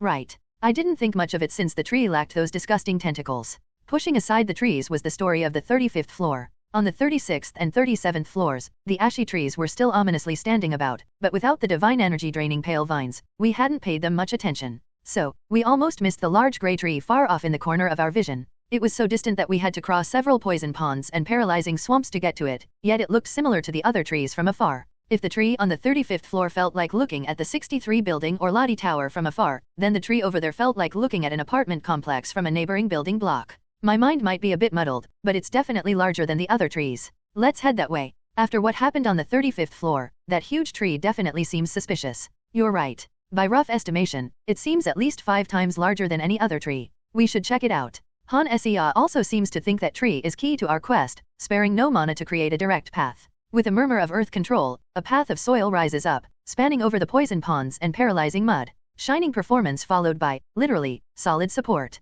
That's the power of a mage. A brute warrior would have just gone round and round. At this point, other streamers should also make their mage companions learn earth control, right? Fortunately, no undead monsters jumped out from beside our earthen path. The scarcity of undead monsters might not just be luck. Landscapes gradually becoming visible seem to confirm our guess. Though not as high as the 63 building, the tree, tall as an apartment building, had its roots entwined with various undead. Hanging low like weeping willow branches, at the tips were large amniotic sacs, dangling like fruits. What is that? Feeding on the undead, mimicking humans. After a sickening squirming, the sac opens, releasing a viscous liquid to the ground. Among the undead and the fluid, adventurers fall with a thud, cushioned by the entangled roots and the liquid below. Crouched like children, each one was armored in leather, struggling and squirming on the ground. All of them were similarly armed, suggesting that their armor and swords were part of the monster's body, produced en masse. It wasn't an implausible scenario, considering living armors like sentient armor and sword-shaped monsters existed in this world. My goodness, there was still a sapling of that despicable tree.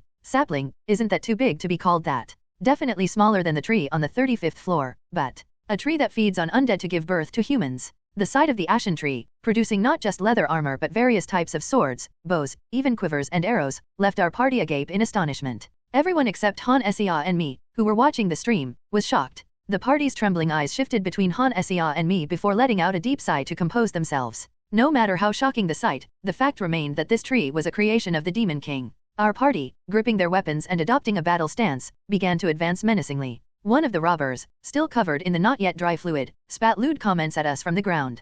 Ha, pretty ladies, huh? Let's kill the men and capture the beauties. Ugh, disgusting. Roland, you might need to control your strength this time. If this is what's creating the Demon King's creatures, we need to share this information with the brothers at the temple and the magic tower. Irene quickly interjected, worrying I might destroy this tree on the 37th floor as I had with the one on the 35th. Whether she's overly concerned or overestimating my abilities, I'm not sure. After all, I'm a tank. Upon seeing the enormous ashen tree that feeds on the undead to mass-produce doppelgangers, I suddenly realized something. It seemed that, rather than undead yielding mana stones, we were mostly encountering doppelgangers that left behind nothing but corpses. Doesn't this part blatantly reveal the malicious intent of the game developers? It's clear that since the temple forces began to assist players, the developers have locked down farming to strain players' finances. Thanks to me, and due to the ruthless full squad party of 5, 4, and 3 companions, Han Sea has climbed without rest. However, other parties spend a long time on one floor, grinding guild missions to upgrade their 1 and 2 companions to 3 and to acquire equipment. BB Games, these guys are quite vicious. The 35th floor, a base where it's unnecessary to travel back and forth through gates, but the cost of living is slightly higher. Additionally, the doppelganger gangs reduce the mana stone supply rate by more than half. If hunting doesn't yield mana stones, the only way to earn money is through guild missions, most of which involve hunting the undead. With the mob regeneration rate at about half the usual, adventurers in need of money are forced into hard labor on the 35th floor. Isn't the monster setup, clearly designed to ramp up the difficulty every 30 floors, exceptionally malicious? We'll take care of the gang. Roland, break the middle of that tree. Should I make a path? Or just jump over? Run over the undead and roots. Hannah, help the others deal with them. Shivering at BB Games' nefarious scheme, I leap over the doppelgangers struggling to rise from the sticky mucus-covered dirt path. Whether other gamers curse BB Games management to the heavens or wish for their resignation, it's none of my concern. I have gold saved up for 10 years, and I'm willing to support Han Sea with it, enough to make her viewers swear at her. Suddenly, the doppelgangers, previously rushing towards Katie while spewing obscenities and drawing their swords, change their expressions to emotionless and start chasing after me.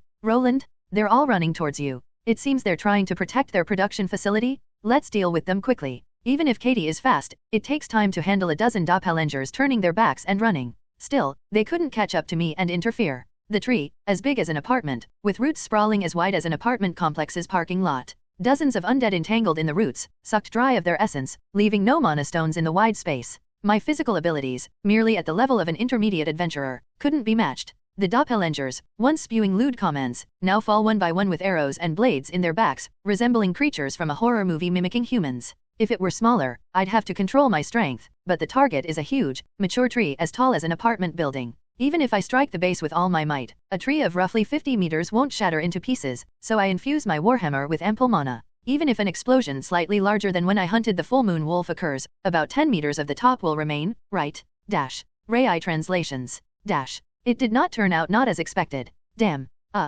Sorry about that. It seems I might have miscalculated my strength. Grace hurried over to comfort me, noticing the grimace on my face, while Irene chimed in supportively.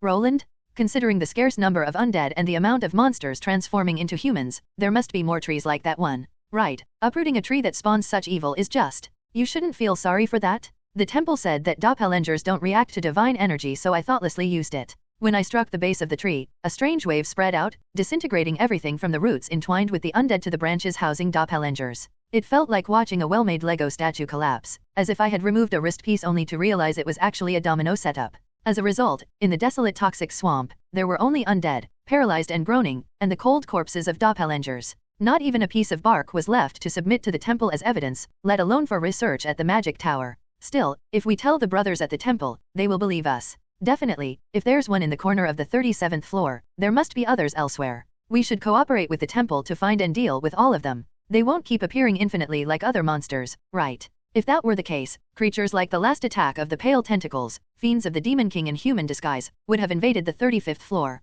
I had expected some part of the root and branches to remain when I struck the base. Those parts were crucial for absorbing the undead's mana and birthing doppelgangers. My companions, trying to comfort me with other topics, as I awkwardly tried to hide my embarrassment. But what truly baffled me wasn't their attempts to divert the conversation but the viewers, who were quick to react. True to a 6, that was brutal. LOL, the look on his face. The tree vanished without a trace, he seemed so shocked. Just one hit and it's gone? Is the tree a production base and weak, or is Roland just too strong for a tank? LOL, a tree as tall as a 20-story apartment building. Logically it should have a huge health pool. Hey, don't tease our Roland. Maybe he's feeling a bit like that ugly, celebrity meme. You know, poor and weak asterisk kind of thoughts. The moment I struck the tree, and it vanished with a wave, my eyes widened in surprise. My companions, who were facing away, didn't see it, but the camera Han Sea cleverly moved caught my bewildered expression and broadcasted it close up to the viewers.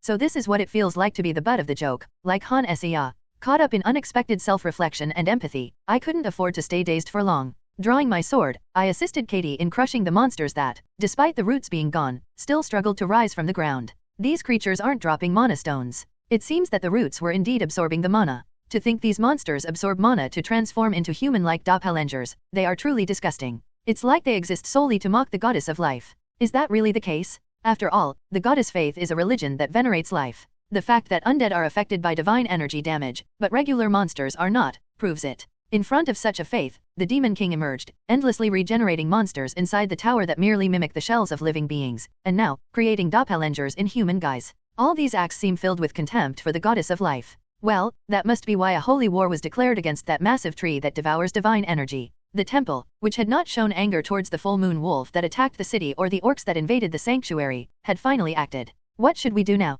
Should we search for the passage to the 40th floor again, or should Han Sea mark this place with her magic and then head back to the temple on the 35th floor? But, with the tree gone without a trace, is there a reason to mark this place? Who knows, maybe that thing will grow back here, just like monsters that keep appearing. My companions, who had been talking amongst themselves, now turned to look at me, or rather at me and Han Sea. They were clearly flustered by the unexpected turn of events on the 37th floor, when they had thought reaching the 40th floor would solve everything. Han Sea, who had been teasing me with the viewers, couldn't ignore the party's questions and spoke up.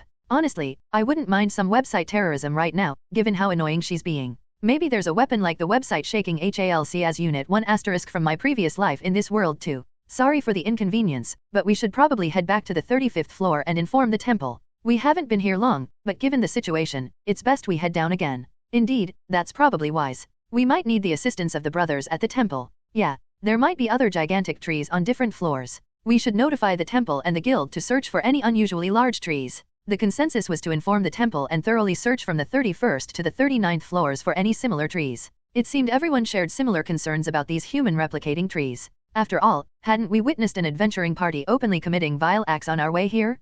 Confronting doppelgangers and indulging in lewd actions might not be classified as a sexual crime per se, but it's almost a given fact that such actions can later lead to corruption and other villainous acts. With this in mind, we decided to head back down to the 35th floor. The tree that vanished without a trace, the doppelgangers that left behind only corpses, and the undead that collapsed, drained of all mana to the point of not leaving any mana stones. There was nothing left to salvage. So we promptly descended to the 36th floor, only to be greeted by the sight of an adventuring party attempting another attack on us. Isn't that the same guy who was attacking the doppelgangers earlier? The adventuring party, with divine symbols engraved on their forearms. A man with a rigid expression decisively swings his sword, aiming unhesitatingly for my neck. The long, two-handed sword, thrust without a second thought, targets a small gap not covered by my armor and helmet. This fierce and precise attack is proof of his status as a senior adventurer. The sword, emanating a blue aura, is both powerful and swift. Despite my formidable physical strength, I doubt I can withstand such a blow unaided. Although it might not sever my neck in one strike, it's sure to be painful. As I quickly raise the shield in my left hand, the sword, unable to even scratch it, bounces off. However, I can't let my guard down. The sword, seemingly defying physical laws, curves back in a strange trajectory, aiming again for my neck. Damn, swordsmanship at this level is a real pain. Unlike me, who resolves everything with brute strength and physical capabilities, this swordsman has mastered his skills to the extreme. It's absurd to think that he, overcome by lust, fell victim to maybe a doppelganger's infection or brainwashing. But I'm not alone in this fight. Before his allies can join in or before they attack Katie, I'm enveloped in a protective white aura. Trusting in the shield to withstand the senior adventurer's strike, I charge forward. As the sword, tracing its odd path, returns, did he not expect his sword to be abruptly stopped in midair? I thrust my shield towards the stunned face of my opponent. Arg, Kaeok. Kill him and capture the woman. What the hell, is this doppelganger carrying some kind of sex-crazed virus? Every doppelganger I encounter seems obsessed with women, to the point where they resemble horny orcs during mating season rather than actual doppelgangers. Given the state of the senior adventurer possessed by the doppelganger, the reason seems obvious. These doppelgangers, not undead, but rather a type of infected being, emerged grotesquely from some sinister trees. I recall a famous line from a drama, even cancer cells are life. It makes sense now. They are not undead but living monsters, carriers of viruses and bacteria like sexually transmitted diseases. With this thought, I look at the senior adventurer's face, now flattened and teeth shattered. Katie, Grace, try to capture them alive. These aren't creations of the Demon King, but the very adventurers we saw earlier. Huh? These people, they have divine marks on their forearms. Then first, let's capture them and hand them over to the temple. The infected adventurers, undeterred by fear and driven by lust, charge at us even after their strongest, a senior adventurer, is swiftly defeated. If I can overpower a senior adventurer in one hit, I must be beyond that level, no different from a real monster. Dash. Rai translations. Dash. The infected adventurers, who charged in with great momentum, were quickly subdued. The one who attacked Katie, being an intermediate-level adventurer, was overwhelmed in swordsmanship and couldn't even swing his axe before his tendons were cut. A rogue preparing an attack from behind was immobilized by an arrow to the thigh before he could move, and another, readying his arrow from further back, lost his balance and face-planted into paralyzing mud due to Han Esia's magic. Handling a party of infected adventurers, rather than a horde of doppelgangers, made things easier due to their smaller number. We only had to subdue 4 of them, 2 warriors, a rogue, and an archer. Whew, are they weak because they're infected? Easier than expected. Indeed, that guy's axe wielding was quite clumsy. No, it's just that our party is strong. It's good that we're not being overconfident, but it seems the viewers watching the battle interpreted it differently. They're weaker than I thought? So weak? Hey, it's not that I'm strong. You're just weak. The one above seems like an experienced player. Oh, really? With Katie's nickname, this sound like teenage angst. She's a natural 4, while her opponents had like 0 faces.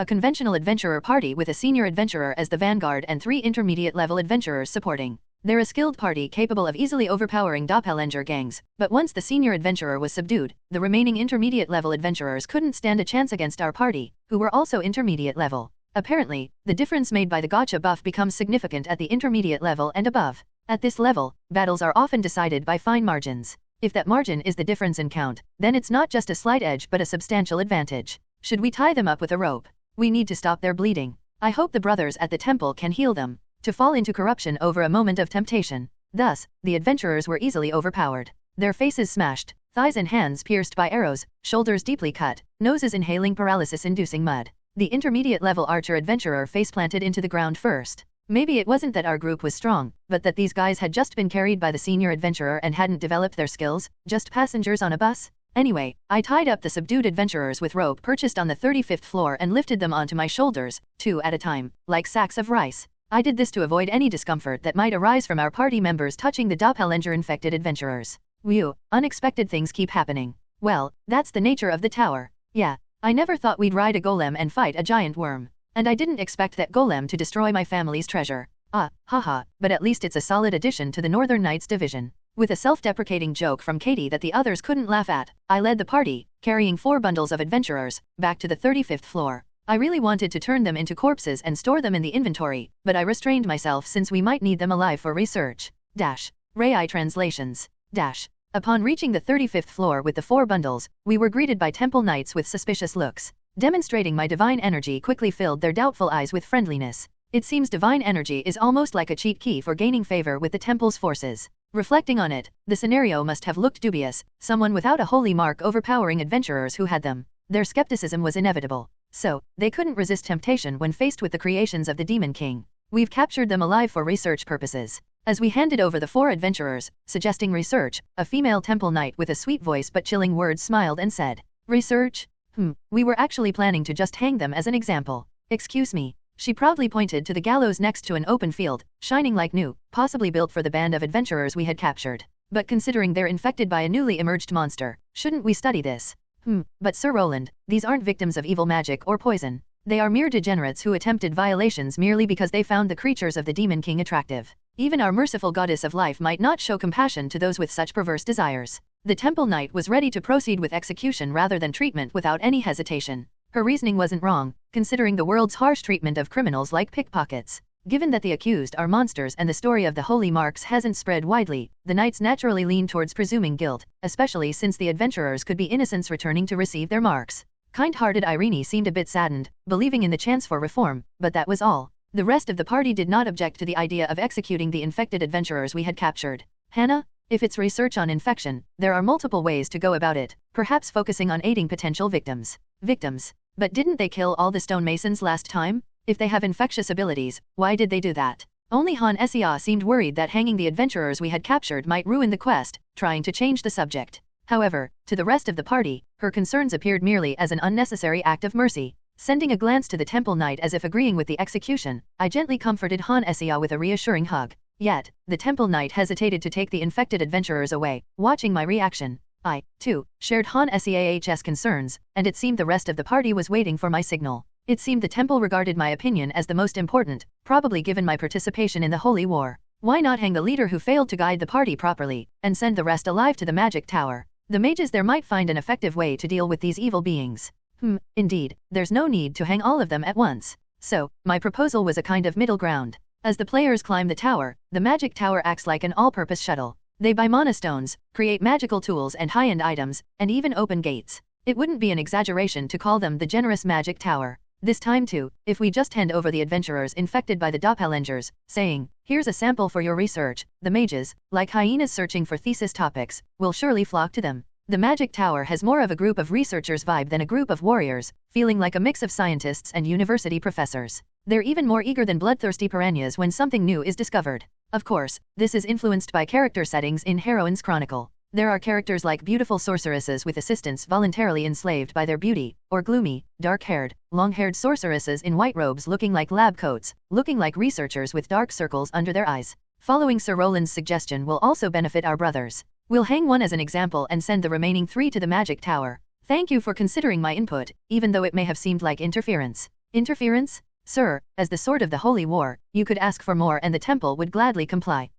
Is the one with the smashed face the leader? The temple knight, finding logic in my suggestion to use the captives as research subjects for the magic tower, agreed to separate the leader from his party members. Han Sia sighed in relief at this decision, hopeful that sending the specimens to the magic tower would lead to some progress. A new captive joined the ranks of the doppelgangers we had captured by the temple knights. This caused quite a stir among the citizens. They were initially shocked at the human-like appearance of the doppelgangers, questioning how they could be monsters. Then, they were even more astounded to learn that a senior adventurer had carelessly fraternized with such a monster and got infected. If the magic tower had been more systematic and open about sharing their knowledge, perhaps this unnamed senior adventurer wouldn't have made history as the first man to be infected by a doppelganger in such a manner. His name might be immortalized in the annals of the magic tower's research. Ahem. Sir Roland and Mage Han Sia, are you there? Yes, what is it? Such were my thoughts as I rested on the 35th floor, when a priest and a mage came to seek us out. Instead of heading directly to the 40th floor, our plan had shifted to eradicating the mutated trees producing monsters below the 40th floor, making the 35th floor our base of operations.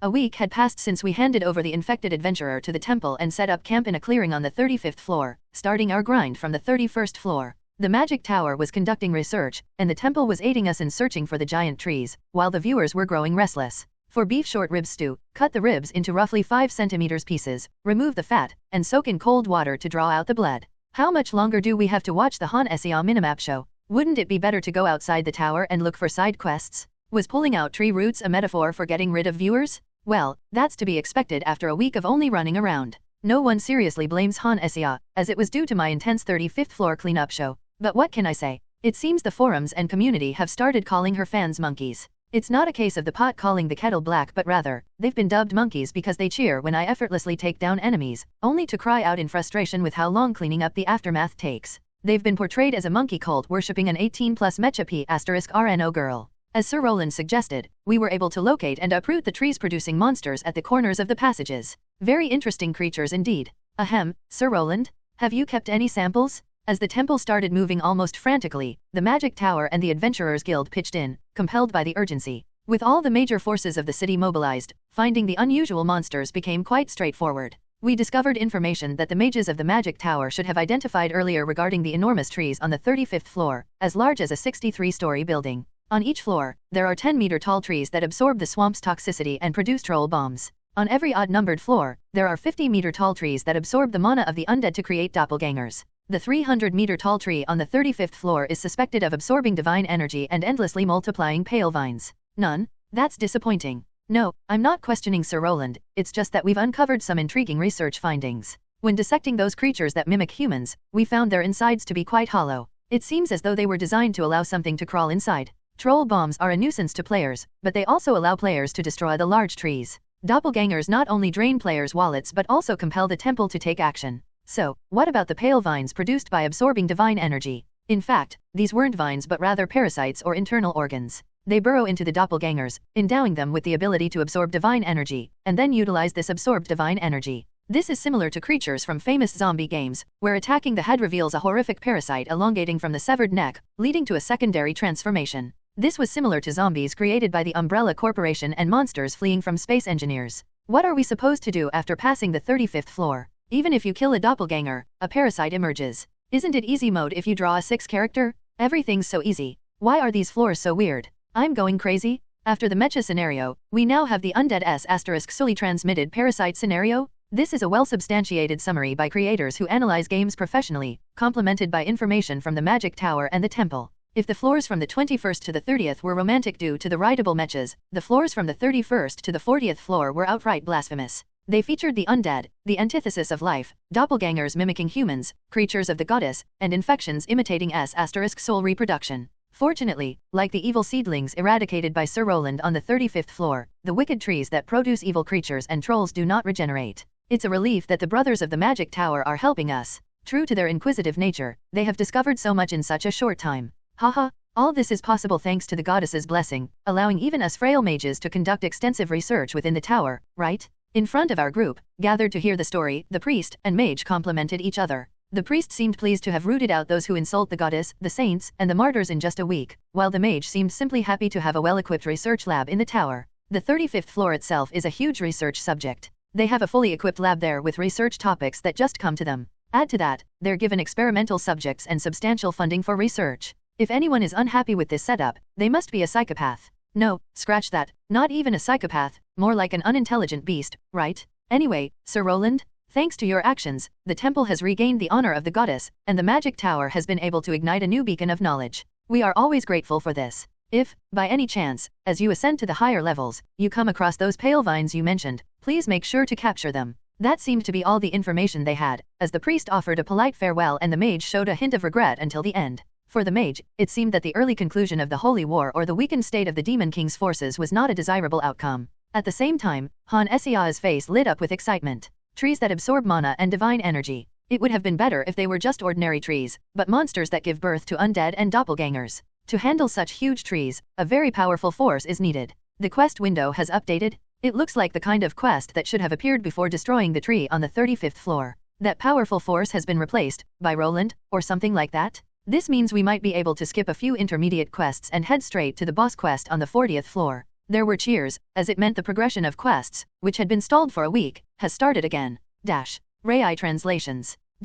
Whether it's due to technological limitations or the limits of the human body, time in Heroes Chronicle seems to flow at a 1:1 ratio with reality. As a result, Han Sea has become the top strategist and the most watched streamer in Heroes Chronicle. While others need about 2 weeks to gather capital by accepting requests, Han Sea just needs my wallet. She can handle monster hordes that should take 30 minutes in just 5 minutes with my assistance, and boss monsters are swiftly dispatched. The pace is simply unmatched. Despite envy towards Han Seah's fortune, posts recommending her streams have spread everywhere, from the game forums to streamer forums and even humor posts on other sites. Han Sea, ranked number 1 in the filthy erotic game world, donated 10,000 won. You're trending lately, maybe you'll even make it to mom cafes? Come on. Just because progress was slow for a week, why attack me like this? Hey, anyone using that article to tease me will get an immediate permanent ban, regardless of the amount. It's not us attacking, it's the trashy journalists. Isn't BB Games a global company, not a Korean one? To them, it doesn't matter. They're too busy counting their views thanks to Han Sea. They're quick to declare a permanent ban after having been through so much.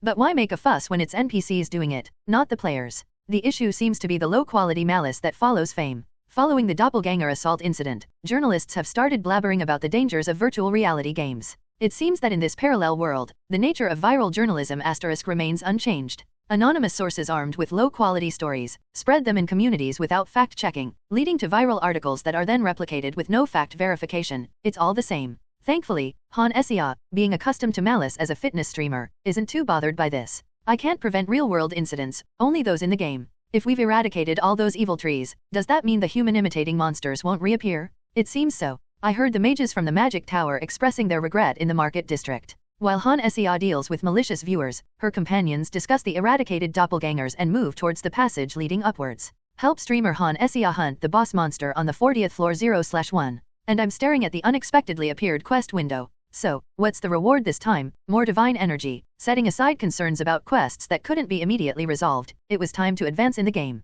A week may seem like a short time to accomplish something, but for the viewers, it was like an eternity of boredom. For the temple, angered to its core, it was more than enough time to uproot the trees. With many intermediate adventurers flocking up from the 20th floor, simply opening their pockets solved everything. I'd like to request the brothers to search for the monster-bearing trees. That should be done through the guild, shouldn't it? Priest. 10 gold coins for information on each tree, no questions asked. From today, our party is not hunting undead but exploring the 31st floor. The undead, greatly reduced by the divine energy of priests and nuns, the intermediate adventurers driven by greed, and the temple, infuriated by the simultaneous insult to the goddess, saint, and holy figures. These 3 elements intertwined, turning the marshland tier into something reminiscent of the Wild West. Adventurers swarmed, not to hunt monsters but to explore the edges of a floor. Even parties solely composed of scouts emerged. Adventurers formed 4 to 5 person parties for post-battle profit distribution. But when rewards jumped from silver to gold coins, the dynamics changed. Forming parties of 10 to find trees was profitable, as each would still earn 1 gold coin.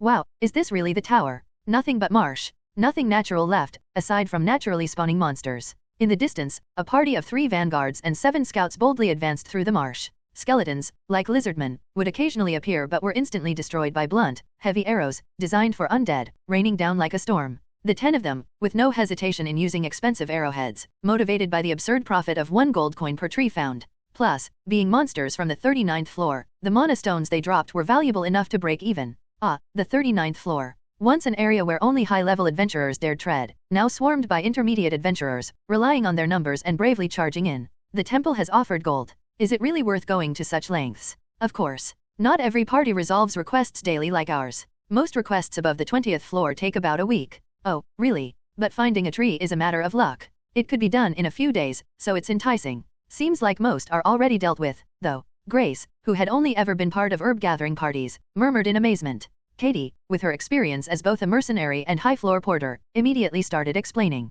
Her stories turned Grace's eyes wide in wonder. Rai translations. Monsters are scarce, and adventurers, blinded by the lure of gold, were plentiful. With the proof of their holy inscriptions, they can confidently identify themselves to one another, avoiding unnecessary suspicion and swiftly moving on. This made our ascent from the 37th to the 38th and 39th floors unimpeded. Even as Grace and Katie, Irene, and Han Sea chattered away, sticking close to each other, it was of no concern. Roland, what's on your mind? I'm wondering if it's really okay to so easily surpass my personal best record as an adventurer. My highest floor was the 37th. What was it like when you first reached it? Who were you with? Honestly, with the gates, the 39th floor feels more like the 9th to me. There's no significant difference between breaking through from the 1st to the 9th floor and starting from the 30th to reach the 39th, so I feel no particular thrill. As I pondered this, Grace and Katie, who were discussing other intermediate adventurers, suddenly turned the topic to me. Katie, who seemed to have no sense of personal space, was particularly close, maybe due to her long experience in disguise or the camaraderie felt as a party blessed by the goddess, almost as if she had become my lover like Grace. Back then, I didn't travel with a fixed group. It took at least 3 months each time we went up, so we formed temporary parties for major quests. That's how I got to know the spear wielder Lily Depp.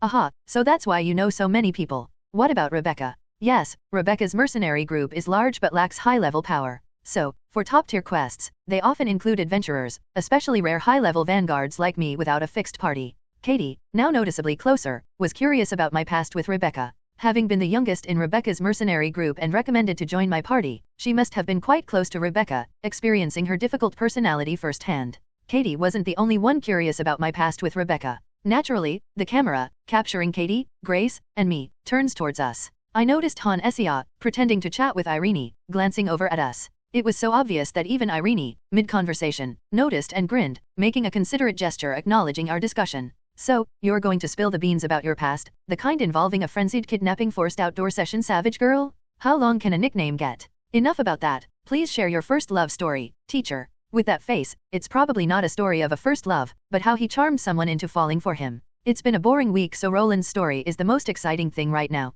The viewers, already curious about Rebecca's daring actions on the stream, felt an increased interest due to the week-long tree searching and map lighting project. Directly facing the camera was burdensome, but it was too late to stop the conversation now. Avoiding the camera's direct gaze, I slightly turned my head towards Katie as I began speaking. Most of the requests Rebecca and I took on were the guild's highest difficulty ones. They revolved around tasks that assumed the ability to externalize mana, a high-level skill. So, most of our quests involved jungle exploration related to the 35th floor area. I casually talked about stories like how Rebecca, overwhelmed by the heat during a stealth mission to observe monster ecology, annihilated a lizardman village, which extended our request by 2 weeks. As we walked and chatted, we naturally arrived at the passage leading to the 40th floor. Climbing up while chatting with beautiful women, enjoying warm food, bathing cleanly, and resting in comfortable beds, I never dreamt I would achieve the pinnacle of my career in such a manner. Rai translations. Reaching the 40th floor didn't immediately bring about any dramatic events. However, perhaps due to the shift from the 30s to 40, there were quite a few undead on the 40th floor. Adventurers aren't low-intelligence AI assistants, they're bound to realize the possible dangers of the 40th floor. With incidents occurring every 10 floors, causing deaths, at the 10th, 20th, and 30th floors, it's hard to believe the 40th floor would be safe. Adventurers, deeply superstitious due to their faith in the goddess, naturally harbored fears about the 40th floor. Citizens died because of the full moon wolves on the 10th, knights were attacked by orcs on the 20th, and adventurers were ambushed by worms on the 30th, so fear of the 40th floor was understandable. Wow, a troll, it's been a while since I've seen one. Should we shoot it or lure other undead to it? The terrain isn't great, let's just take it down. Even the bold and arrogant adventurers who had ventured up to the 39th floor, driven by the desire for gold, seemed reluctant to step onto the 40th. This was evident from the fact that we encountered a troll within just 5 minutes of exploring, something we hadn't seen while mapping the minimap. Come to think of it, Han Essia was supposed to make a troll bomb using alchemy, but it seems she hasn't done it yet. Well, if it was really needed, the magic tower researching the tree that spawns trolls would have told us, right? So, Han Essia was going to learn alchemy to make troll bombs? Got so caught up in her solid performance that she forgot about the troll bombs? She's completely neglecting alchemy. Aren't you idiots supposed to pay? She won't learn if there's no funding, haha. Chat deleted by mod. Hey, that kind of slander is too much. Reflect for 30 minutes and come back. The viewers, previously idle, now buzzed with excitement over the potential of troll bombs. Meanwhile, Katie, never having been to the uncharted 40th floor, was keenly looking around, her head turning in every direction. Irene, finding this rather cute, smiled broadly, and Grace, who had been scanning the surroundings, chuckled and patted her shoulder to calm her excitement. Rebecca, the wild and unkempt beast, the mages of the magic tower who always blamed others first for their mistakes, and an archer who shot me in the back without an apology, my past party members left a deep impression, a stark contrast to my current companions. It almost brought tears to my eyes. The kind-heartedness of my party members, all buffed by the gacha, was remarkable. And it was such a relief that Han Sea wasn't the kind of streamer who was so bad at games that viewers would grind their teeth in frustration, to the point of needing to visit the dentist. The 40th floor, which I never thought of challenging due to the difficulties of the supply unit and the harsh environment in the past, turned out to be less remarkable than I expected. It's a floor of undead, so I expected hordes of zombies, or annoying and grotesque infected creatures like the tumor trolls, or doppelgangers that imitate humans, or new monsters from breeding trees. 40th floor is a breeze. Another easy one, Han Sea? Another easy one, Han Sea? Another easy one, Han Sea? Another easy one, Han Sea? Another easy one, Han Sea? Nothing much on the 40th floor. Was destroying the 35th floor the wrong move? Someone who added likes raw food and likes overcooked soup to Han Sea's King Muwaiki page, come forward. I couldn't help but laugh at that. It hurts my pride. If there's any change, it's that the number of lizardman skeletons, usually 13 to 15, has increased to 18 to 19, and they've become tougher, prolonging the battle duration. Naturally, it's not a change that the viewers would like. In other floors, boss monsters openly roamed around, but on the 40th floor, is the boss monster hiding? Sure, it would be strange if something like a hatchery roamed around. So maybe the 40th floor's boss isn't a combat type but a non-combat breeding type. The situation is interesting, mana stones pile up in the inventory, but the quest isn't progressing. Han Sea's heart grows impatient, but since the search is done by Grace, the scout, even a genius mage like her can only quietly follow and endure the angry chat. One change is that Katie, disheartened by encountering undead instead of doppelganger thieves, slowly starts gravitating towards Grace and me. It's more like affection and camaraderie than love, but viewers on the other side of the camera interpret it differently. If you read the chat, you'd think the game's name should be changed from Heroes Chronicle to Love and War Online. I thought there'd be something amazing on the 40th floor after our experience on the 30th. Isn't it better to have nothing? A boss monster means the Demon King's power is immense. Isn't it good to think about hunting such boss monsters and gradually reducing the Demon King's power? While glancing at the chat, Grace, who has clung to my side, and Katie, who has sneakily closed the distance, have a conversation. In this world where the word inventory is understood as a spell, it's strange to see words like normal monsters, elite monsters, and boss monsters becoming normal adventuring terms. It feels even more so when our party and Han Sea, as well as the guild, start using such words. Grace seems to prefer a steady approach and is apprehensive about suddenly encountering powerful enemies. Katie, who has a bit of a middle schooler syndrome, seems to think it's better to fight against powerful enemies and gain glory. Well, as an adventurer, Grace's opinion is the correct one, but as a stream assistant and an up-level possessor, it's more comfortable for me to go with Katie's opinion. What do you think, Roland? For me, facing powerful enemies is more comfortable. As a senior adventurer, I should agree with Grace, but personally, I'm inclined towards Katie's opinion. Well, that's expected from you. I even heard that a bard is planning to compose songs about your adventures. Hearing my candid thoughts, Grace nods her head. I thought she might feel slighted since I didn't take her side, but she's a kind lady after all. She squints her slender eyes, seemingly full of plans to tease me in return. Bards, huh? How do those annoying fanstalker-like people even learn about the events inside the tower? In Heroes Chronicle, bards are wandering adventurers. On Earth, wanderers would only have to worry about wolves and bandits, but in a fantasy world, monsters are added to the list. Without at least the minimum force of a low-level adventurer, wandering between cities and territories singing songs would just make you a meal for a monster. Bards are turning Roland's stories into a song. Yeah, there were a few adventurers with loots in the marketplace on the 35th floor, where I went for arrows. All of them were talking about Roland. Like aspiring singers without fame maintaining their livelihood with part-time jobs and doing busking when they can afford it, bards earn money as adventurers and roam around singing songs. The problem is, fittingly for the medieval era, there's no concept of rights or human rights. To become a famous bard, it's necessary to be good-looking, sing well, and also have a famous hero as the subject of your songs. To succeed, they must first sing about well-known adventurers or knights to gain fame. But if they fabricate lyrics on their own, they could be beaten for deceiving the nobility, or the subject of the song might hold a grudge and retaliate. As a result, bards end up becoming stalkers, a terrible consequence. Those who sing the truth are stalkers, and those who sing lies are spreading false information, a medieval-style dilemma. How can one be pleased with that? Ah, bards. Annoying ones have latched on. Do you dislike bards? It's not that I dislike them, just find them a bit bothersome. Grace and Katie tilt their heads at my words. To them, bards are just wandering singers who make their tedious daily life fun, or entertainers invited and paid for by their families. To me, bards are nothing but despicable stalkers whom I wish to pummel into a state where they can never sing again, all while evading the guards. It seemed hilariously entertaining to them how a senior adventurer played around with noble women in the capital. They clung annoyingly to tales like a commoner saving a knight, a vanguard who never retreats in front of enemies, and a man who eases the loneliness of noble women and then coolly departs. It's no wonder bards would love such stories. For me, it was just enjoying life to the fullest with the overpowered physical abilities I acquired as a trade-off for being thrown into this other world. But to the bards, I appeared to be a protagonist embodying knighthood, heroism, and romance. There was this incident in the capital of the kingdom. A bard who wanted to claim he had met me followed me all the way to my lodging. When I asked the innkeeper, it turned out that every guest on the same floor as me was a suspicious person carrying a musical instrument.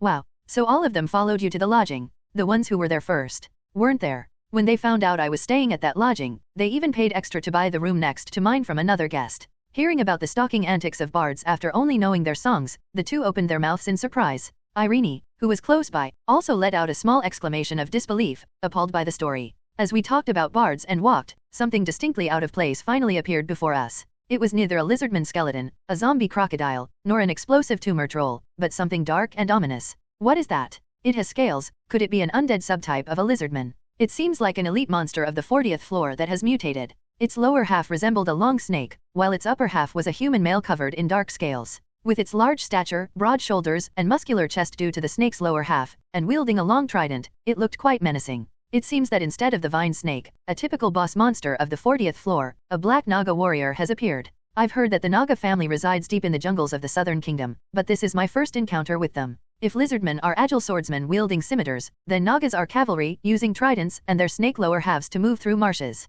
I'm not sure how they've changed after becoming undead, but they don't seem to have weakened physically. Is it because it's a boss monster? It appeared alone. The naga, blocking our path like a knight challenging us to a duel, pointed its trident at us. Originally, I heard that naga were teal-colored snake people native to swamps, but this one, tainted by undeath, was black, almost feeling like a death knight. After zombies, skeletons, explosive tumors, and tentacled infectors, now a death knight? It's like a complete undead gift set.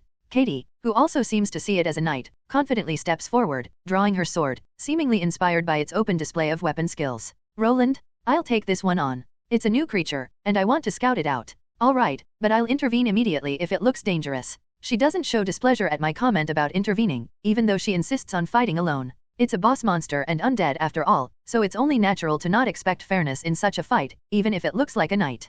Katie advances slowly, maintaining tension due to the imposing and dark figure of the creature. It can talk? Does it retain intelligence? Rather than a duel of knights, it felt more like a tense standoff in a western, where anyone could suddenly jump in. Katie gauges the distance with the tension in the air. If it's a boss monster of the 40th floor, it's at least at an intermediate level, and if we're unlucky, it might be an enhanced creature at the level of a senior adventurer, capable of unleashing mana. Moreover, if it speaks with a slow, unsettling voice, unlike rotting undead, it must possess considerable intelligence. As the black naga exuded an aura befitting a high-level creature, Katie slowly aimed her sword, imagining various dangers. The naga might lay traps or wait in ambush, considering its retained intelligence. She exhibited the perfect posture of a great adventurer and swordsman, showing no arrogance or underestimation of her opponent. Human, go back. I do not wish to fight. What? Katie's caution seemed unnecessary as the naga lowered its trident. On the 30th floor, there was a golden golem who, after losing its limbs, started a conversation. It claimed to be the guardian of the labyrinth, but, after 10 minutes, it couldn't finish its speech and self-destruct. A pitiful golem. On the 40th floor, a black naga appeared. Suddenly lowering its weapon, it requests to talk to us. During this, its gaze was fixed on Katie's forearm, or more precisely, the white symbol of divine energy etched on her arm. This creature recognized the symbol of the goddess faith and divine energy. Want to talk? What do you mean? I seek the goddess's mercy, please. Even a normal naga possesses a body powerful enough to easily overpower an intermediate adventurer. This one, with its scales turned black, was obviously enhanced. The game's difficulty had likely increased due to the intervention of the temple's forces. Already possessing a naturally strong body, it's been further enhanced and even shows patience and intelligence, talking to a hostile opponent. Katie, sensing the unusual nature of this opponent, tenses but then relaxes seeing the naga lower its trident, her expression mixed as she sheaths her sword. As a noble lady of the renowned Northern Duke's house, known for its knights, she couldn't attack when the creature was requesting a conversation. A monster begging for the goddess's mercy. The goddess is the mother of all living beings. Yes, that's right. The goddess loves all living things, even if it's a monster. Katie initiates the conversation, but Irene quickly steps forward when the goddess is mentioned. Without any weapon, she boldly strides towards the large monster. Katie, noticing her defenseless approach, reaches for her sword handle again, but the naga, recognizing the nun's robes and symbol of the goddess faith, continues to lay its trident on the ground and slowly talks about the goddess. The naga's vocal cords struggled to articulate human language, but its slow, frustrating speech boiled down to a simple request. You wish for an honorable death. My brothers and sisters, my family, punish the villain who pulled warriors from the cycle of life, divine punishment. Before being replicated in the tower, the naga from another world revered honor and believed in reincarnation, much like Buddhist warriors. It's a crude analogy, but the best I can come up with. A race of natural warriors who prepared for another life after death through honorable battles and a clean life. They fought alongside allies from various races against the Demon King's army, praying to be together in the afterlife. But after death, they woke up inside the tower, similar to the situation with the Golden Golem. Whether the Demon King overexerted himself building the tower, or if there's a hidden story for DLC sales, it seems like boss monsters are gradually regaining memories of their past lives. After the Golem, is it now a world with a multiracial alliance? Would you buy it if it were DLC? So, are the orcs just flunkies of the Demon King? Anyway, some juicy tidbits get revealed every 5 or 10 floors. Grinding like crazy for a week only to get a piece of the story, that's top tier villainy. How does a snake person from another world know about the goddess of this world? Right? If they came from another world, how do they recognize the goddess faith of this world? Did they learn about it while killing other adventurers? The Golden Golem kept insisting we were intruders in its labyrinth. Sia, the blockhead, trying to debate with an NPC that just repeats scripted lines. Chat deleted by the mod.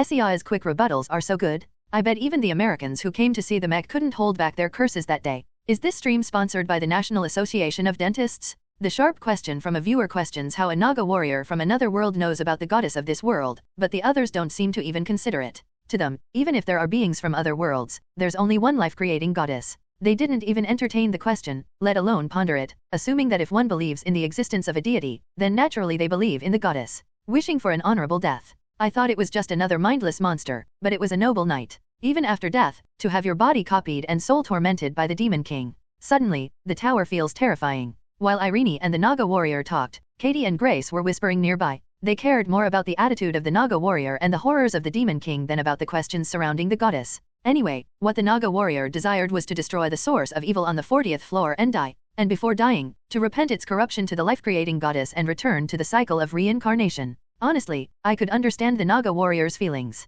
Seriously, imagine waking up in another world with a changed body. If my possession is due to the goddess, could this be some kind of proxy war? I read a lot of web novels on Novelpia after military discharge that fell into this category. When the Demon King messes around, the goddess would summon souls from other worlds to counter him. I hope I was summoned like that. Then I could get some rewards once the job's done. Roland, what do we do? Are you thinking of cooperating with the Naga warrior? Even if we cooperate, we don't have to stick together. Other adventurers would probably only think of hunting or capturing it to hand over to the magic tower. Only we, who are on a mission from the goddess, can believe its words.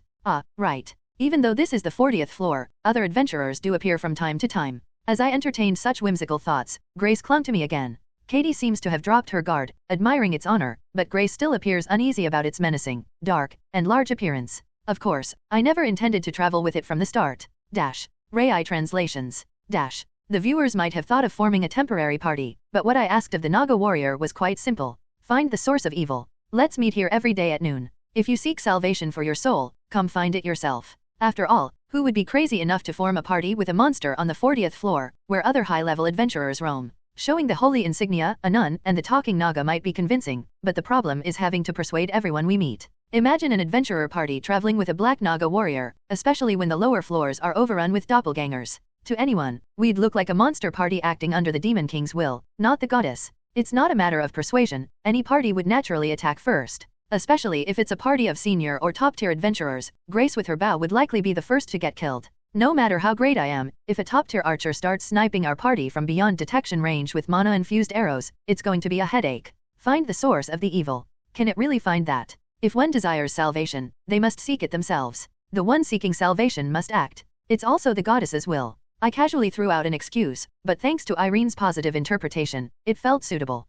Given its darkened appearance, it seems like undead traits have been added. It might tirelessly search 24 hours without sleep, driven by its desire for salvation. It's faster if our party and the Insomniac Naga, 2 parties, search together. If it truly doesn't sleep, maybe 2.5 times faster. Given that it hasn't been caught by other high-level adventurers so far, it seems like a boss monster not just strong in brute force but also skilled in stealth. If it's good at hiding, it should also be good at searching. It must have accepted without much argument because it already intended to move anyway. Hannah, you marked that location with magic, right? Of course, Roland. I've marked it so well that even Grace could find it alone. I marked it on the minimap, took screenshots, and even saved the video replay. Damn. Is she directionally challenged? Overreacting much because of trauma from getting lost? I remember getting lost in a big city map in another RPG, so I understand. Even with quest markers, couldn't find the alleys. No wonder she's so obsessed with the minimap.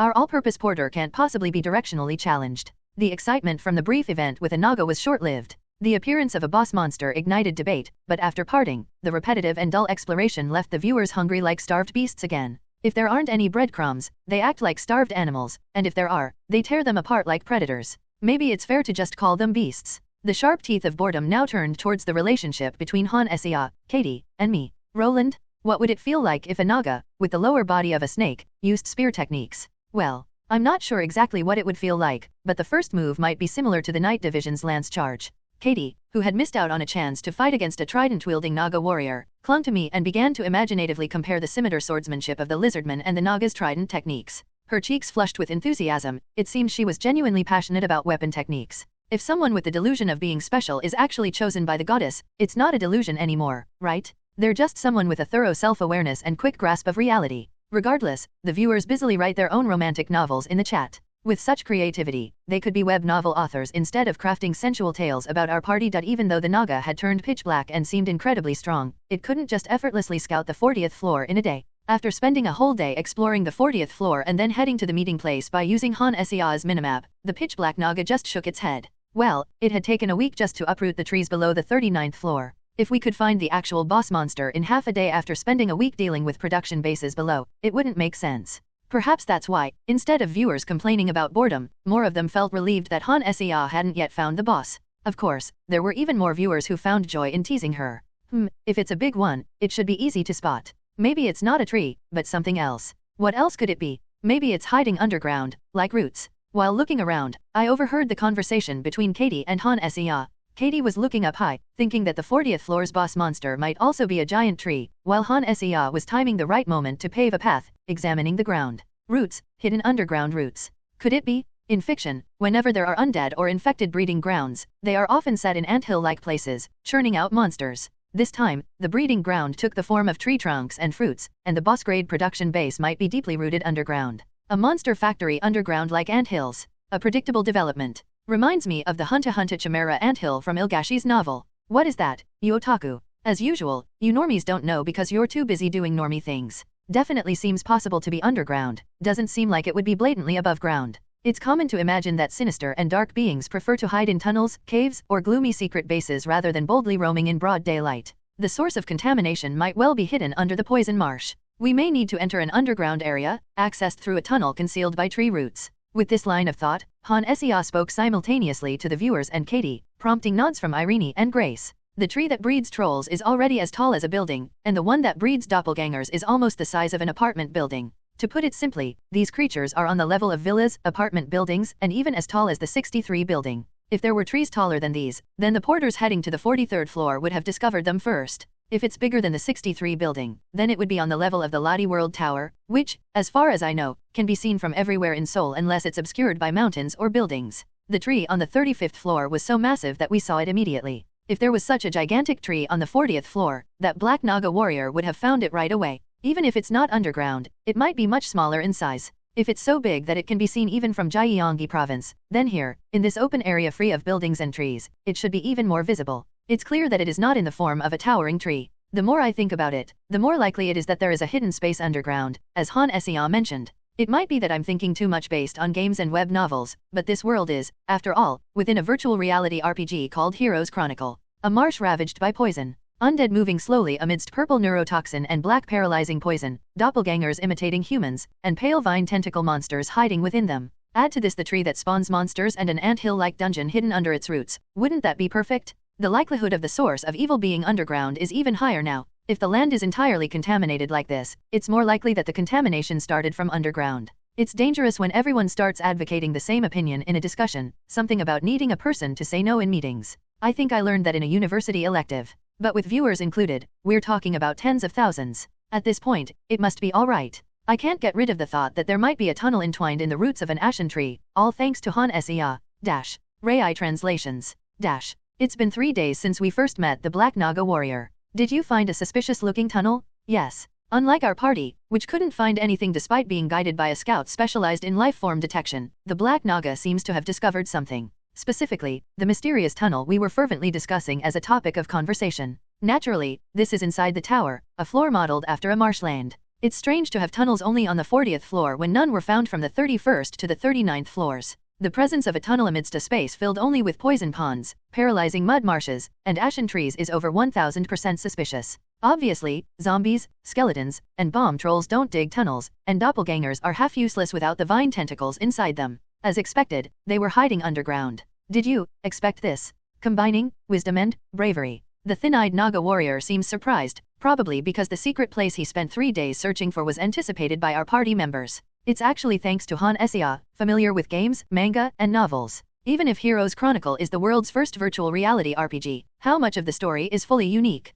The firsts are the virtual reality aspect, human-like NPCs, and NPCs like Roland, created through soul kidnapping, not the story part. A streamer familiar with such things brings up the theory, and tens of thousands of viewers steeped in the same culture lend their support. Simple opinions quickly become accepted truths. While this can dangerously narrow thinking, sometimes the simplest thoughts are the most correct. So, where is it? Follow me. I'll guide you. With an expression of admiration, yet seemingly dissatisfied, the black naga taps the dirt with its tail and responds. Its large snake-like lower body smoothly moves over the dirt path, slithering across the paralyzing mud marsh. It must be an upper-tier being capable of externalizing magic. Considering it's slithering over the mud marsh with a body weight at least twice that of a human, it's also skilled in techniques. In this fantasy world, humans are so frail. Even though I might win in a fight, I can't walk over the mud marsh. Isn't this due to racial differences? Right there, that place. It's quite narrow, isn't it? Yes, it's too small for me to enter. Lost in my own rationalization while following the black naga, Han Sia's earth path leads us to a tunnel.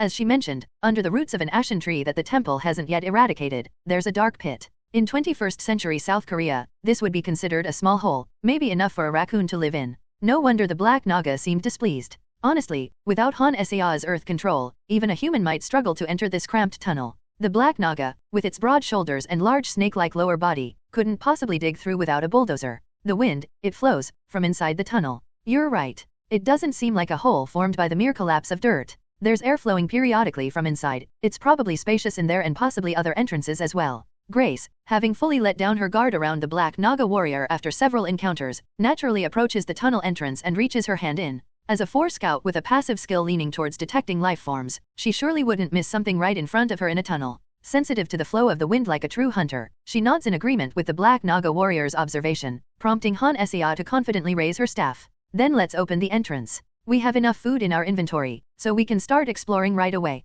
If it turns out to be too big for us to handle, we can call for the temple knights. We bought plenty of food thinking this exploration might take a while. Mage, can you make the path wider? Earth control, usually used just to create paths or dig pits under the feet of doppelganger robbers, is actually a mid-tier magic capable of manipulating the Earth's surface. Naturally, it's possible to widen the narrow tunnel entrance into a cave large enough for people to walk through. However, this would completely drain mana, leaving one unable to even participate in combat. But isn't that what a mage is for, making the impossible possible? The black naga warrior's tail tapping stops as Han Sia declares her plan to open the path. It humbly bows its head towards Han Sia's staff, puffing through its nose, looking rather desperate. I'm not sure how far we'll need to dig, so I plan to make it just wide enough for us to stoop through. That will be extremely uncomfortable for you. Are you sure that's okay? For salvation, I'll endure crawling on the ground. Han Sia, who had proposed creating a wide tunnel, falls silent at the sight of the black naga. Lying flat on the ground, ready to crawl, the creature made her reconsider the risk of depleting her mana. A warrior who had effortlessly moved over the mud, now slithers over it like a snake.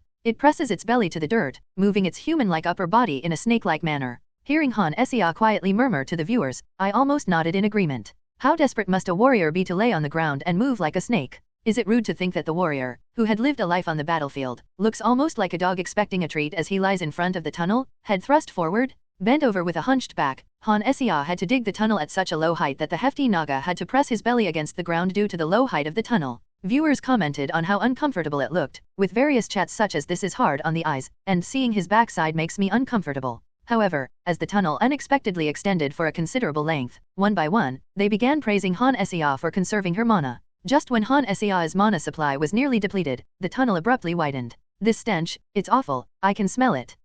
This definitely seems like a tunnel leading to the source. Whether it was intentionally designed or a coincidence, an artificial passage appeared at the end of the tunnel, just long enough for an intermediate-level mage like Han Sia to manage with her conserved mana. The entrance she created with earth control resembled a beast's den, but the expanded pathway was smoothly walled and supported ingeniously by tree roots, much like support beams in a mine, clearly indicating it was not a natural formation. If the 30th floor felt like a laboratory or a workshop, this place felt like an underground base created by earth spirits or dwarves. Of course, the overpowering smell of poison coming from deep within the tunnel fiercely contradicted those fairy tale-like notions. I'll stand in front, okay? Sure, go ahead. The black-scaled naga, whose upper body was now covered in dirt, easily dusted it off, appearing neat again. This alone demonstrated the spaciousness and artificial nature of the tunnel. The party members, sensing the widened tunnel as the start of a real exploration, swallowed nervously, heightening the tension. The large back of the black naga, followed by me, instilled a sense of confidence in the group, sharpening their focus. However, the sharpness gradually dulled as the long, winding tunnel continued without end. It's surprisingly long, isn't it? It's not just long. There's a very slight downward slope that keeps going. The tunnel is also subtly curving to the left. We are slowly spiraling downwards, deeper into the ground. Archer, your senses are very sharp.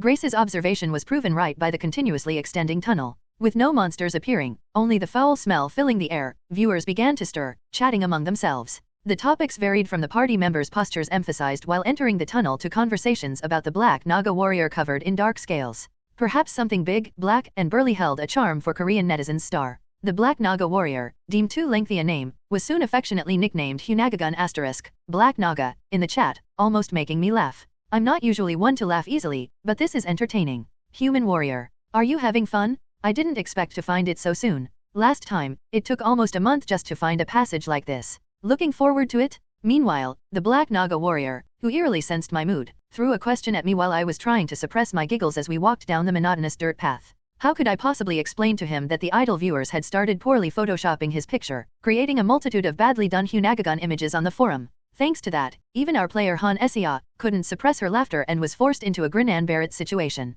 HRMM. Digging through a suspicious tunnel and suddenly bursting into laughter could make people think I'm poisoned or possessed. Just turn off the stream, but can't resist the money lol. It's like they're telepathically in sync, you morons. Don't be too cute, Sia, you're a true worker, earning foreign currency. Yankees are crazy about mechs, that's why she's earning so much foreign currency. The chat started with photoshopped images of Hunagagun and moved to videos of foreign streamers cheering on Han Sia's 30th floor golem riding video, titled 18+ mecha porn. And beyond that, videos unrelated to Han Sia, showcasing streamers in Heroes Chronicle performing all sorts of funny and embarrassing moments. There were streamers who showed slapstick during battles, accidentally pulling off goblin leather panties, a streamer who got a 3-day suspension for encountering a working prostitute in an alley while mapping the city, and even Kim Sok-hyun, riding a golem only for the unrepaired knee joint to snap and collapse. That man always manages to do something bizarre. Sigh. In any case, various embarrassing moments were being gloriously immortalized as video donations, attacking Han Sia, and the impact was reaching me as well. With many viewers, there were plenty of videos, and the tunnel was long. And as a professional streamer, Han Sia had no reason to stop this flow by turning off video donations. Though a few nonsensical videos were mixed in, and many were unknown to me, there were definitely some that could make someone laugh without any prior knowledge.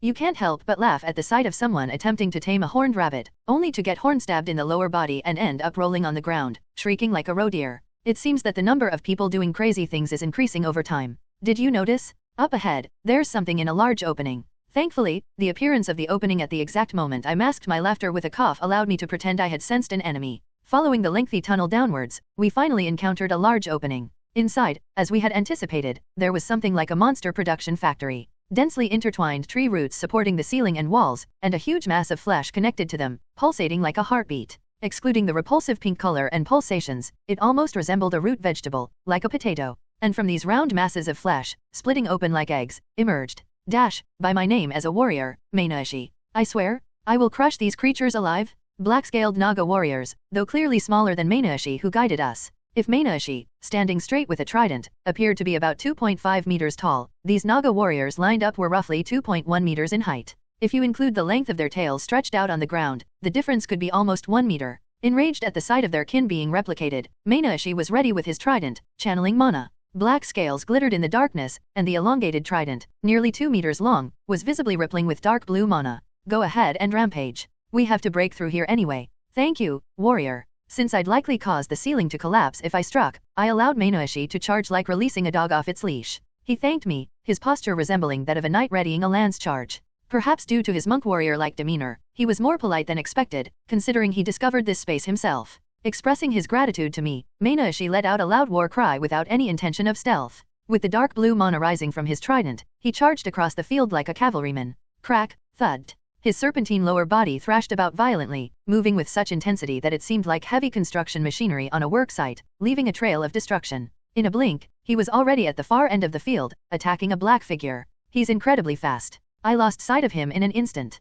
Indeed, he was of a higher caliber. Meinoishi startled our group of intermediate adventurers, leaving us staring blankly at the dark blue aura flaring up in the distance. If he had been an enemy, he might have even broken through Irene's protective holy magic. From the 40th floor onwards, it seemed like a proclamation that it was no longer the realm of intermediates. After all, progressing to the 40th floor with just innate 3 and 4 abilities without effort was a bit too much. As we roughly expected, if the 100th floor is indeed the top, we'll have to start risking our lives in battle from the 40th floor onwards. It seems likely that we'll need to gain an additional star before reaching the 50th floor. The flow, the cycle, return to the earth. When we face the 40th floor boss monster, I wonder if I should step back and let the party handle it, to emphasize the need to level up. The title of being world number 1 wasn't really important to me. My goal is to have Han Sia clear this world, not necessarily as the world's number 1. In the midst of such contemplation, Meinoishi was frenziedly swinging his trident like a saw blade of a grinder. The mass-produced Naga warriors seemed to be barely hanging between intermediate and senior levels. They looked like they were just shy of emitting mana, so if they killed some people and got stronger, they might reach the senior level.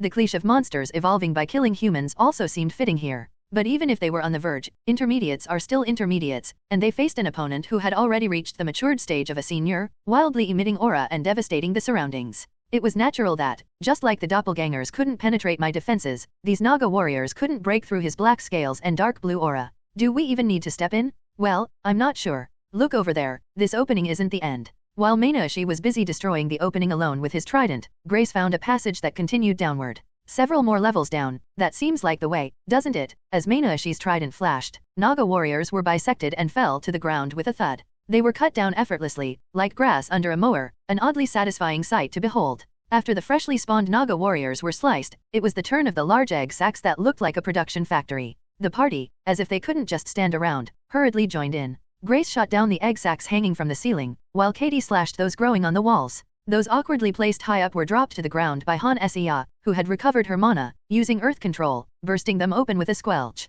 It doesn't look like this is the end. That passage seems to lead downward, and the stench is coming from that direction. Are there more at the source? With the Naga warriors wiped out and turned into mana stones, and the production factory destroyed, there was no one left to resist. They burst open root vegetable-like flesh chunks, collected the mana stones rolling on the floor into the inventory. After clearing out the cavern that housed dozens of Naga warriors, they faced a dark passage. With no forks in the path, it seemed they'd have to repeat this process a few times. Let's go down. Just a moment, let me gather this. In the meantime, Han Sia collected flesh chunks and wood root fragments into a glass bottle. Reaching the 40th floor seemed to have made submitting samples to the magic tower a habit. The untouched 40th floor marsh, where trees haven't been uprooted. There, they encountered a black Naga warrior, surprisingly maintaining its sanity. The source of the corruption that clones humans and Nagas, what could it be? The multitasking of a streamer, collecting samples, updating the quest log, and chatting with viewers, was astonishing. If we can uproot it all at once, great. If not, we'll need to request the magic tower's help.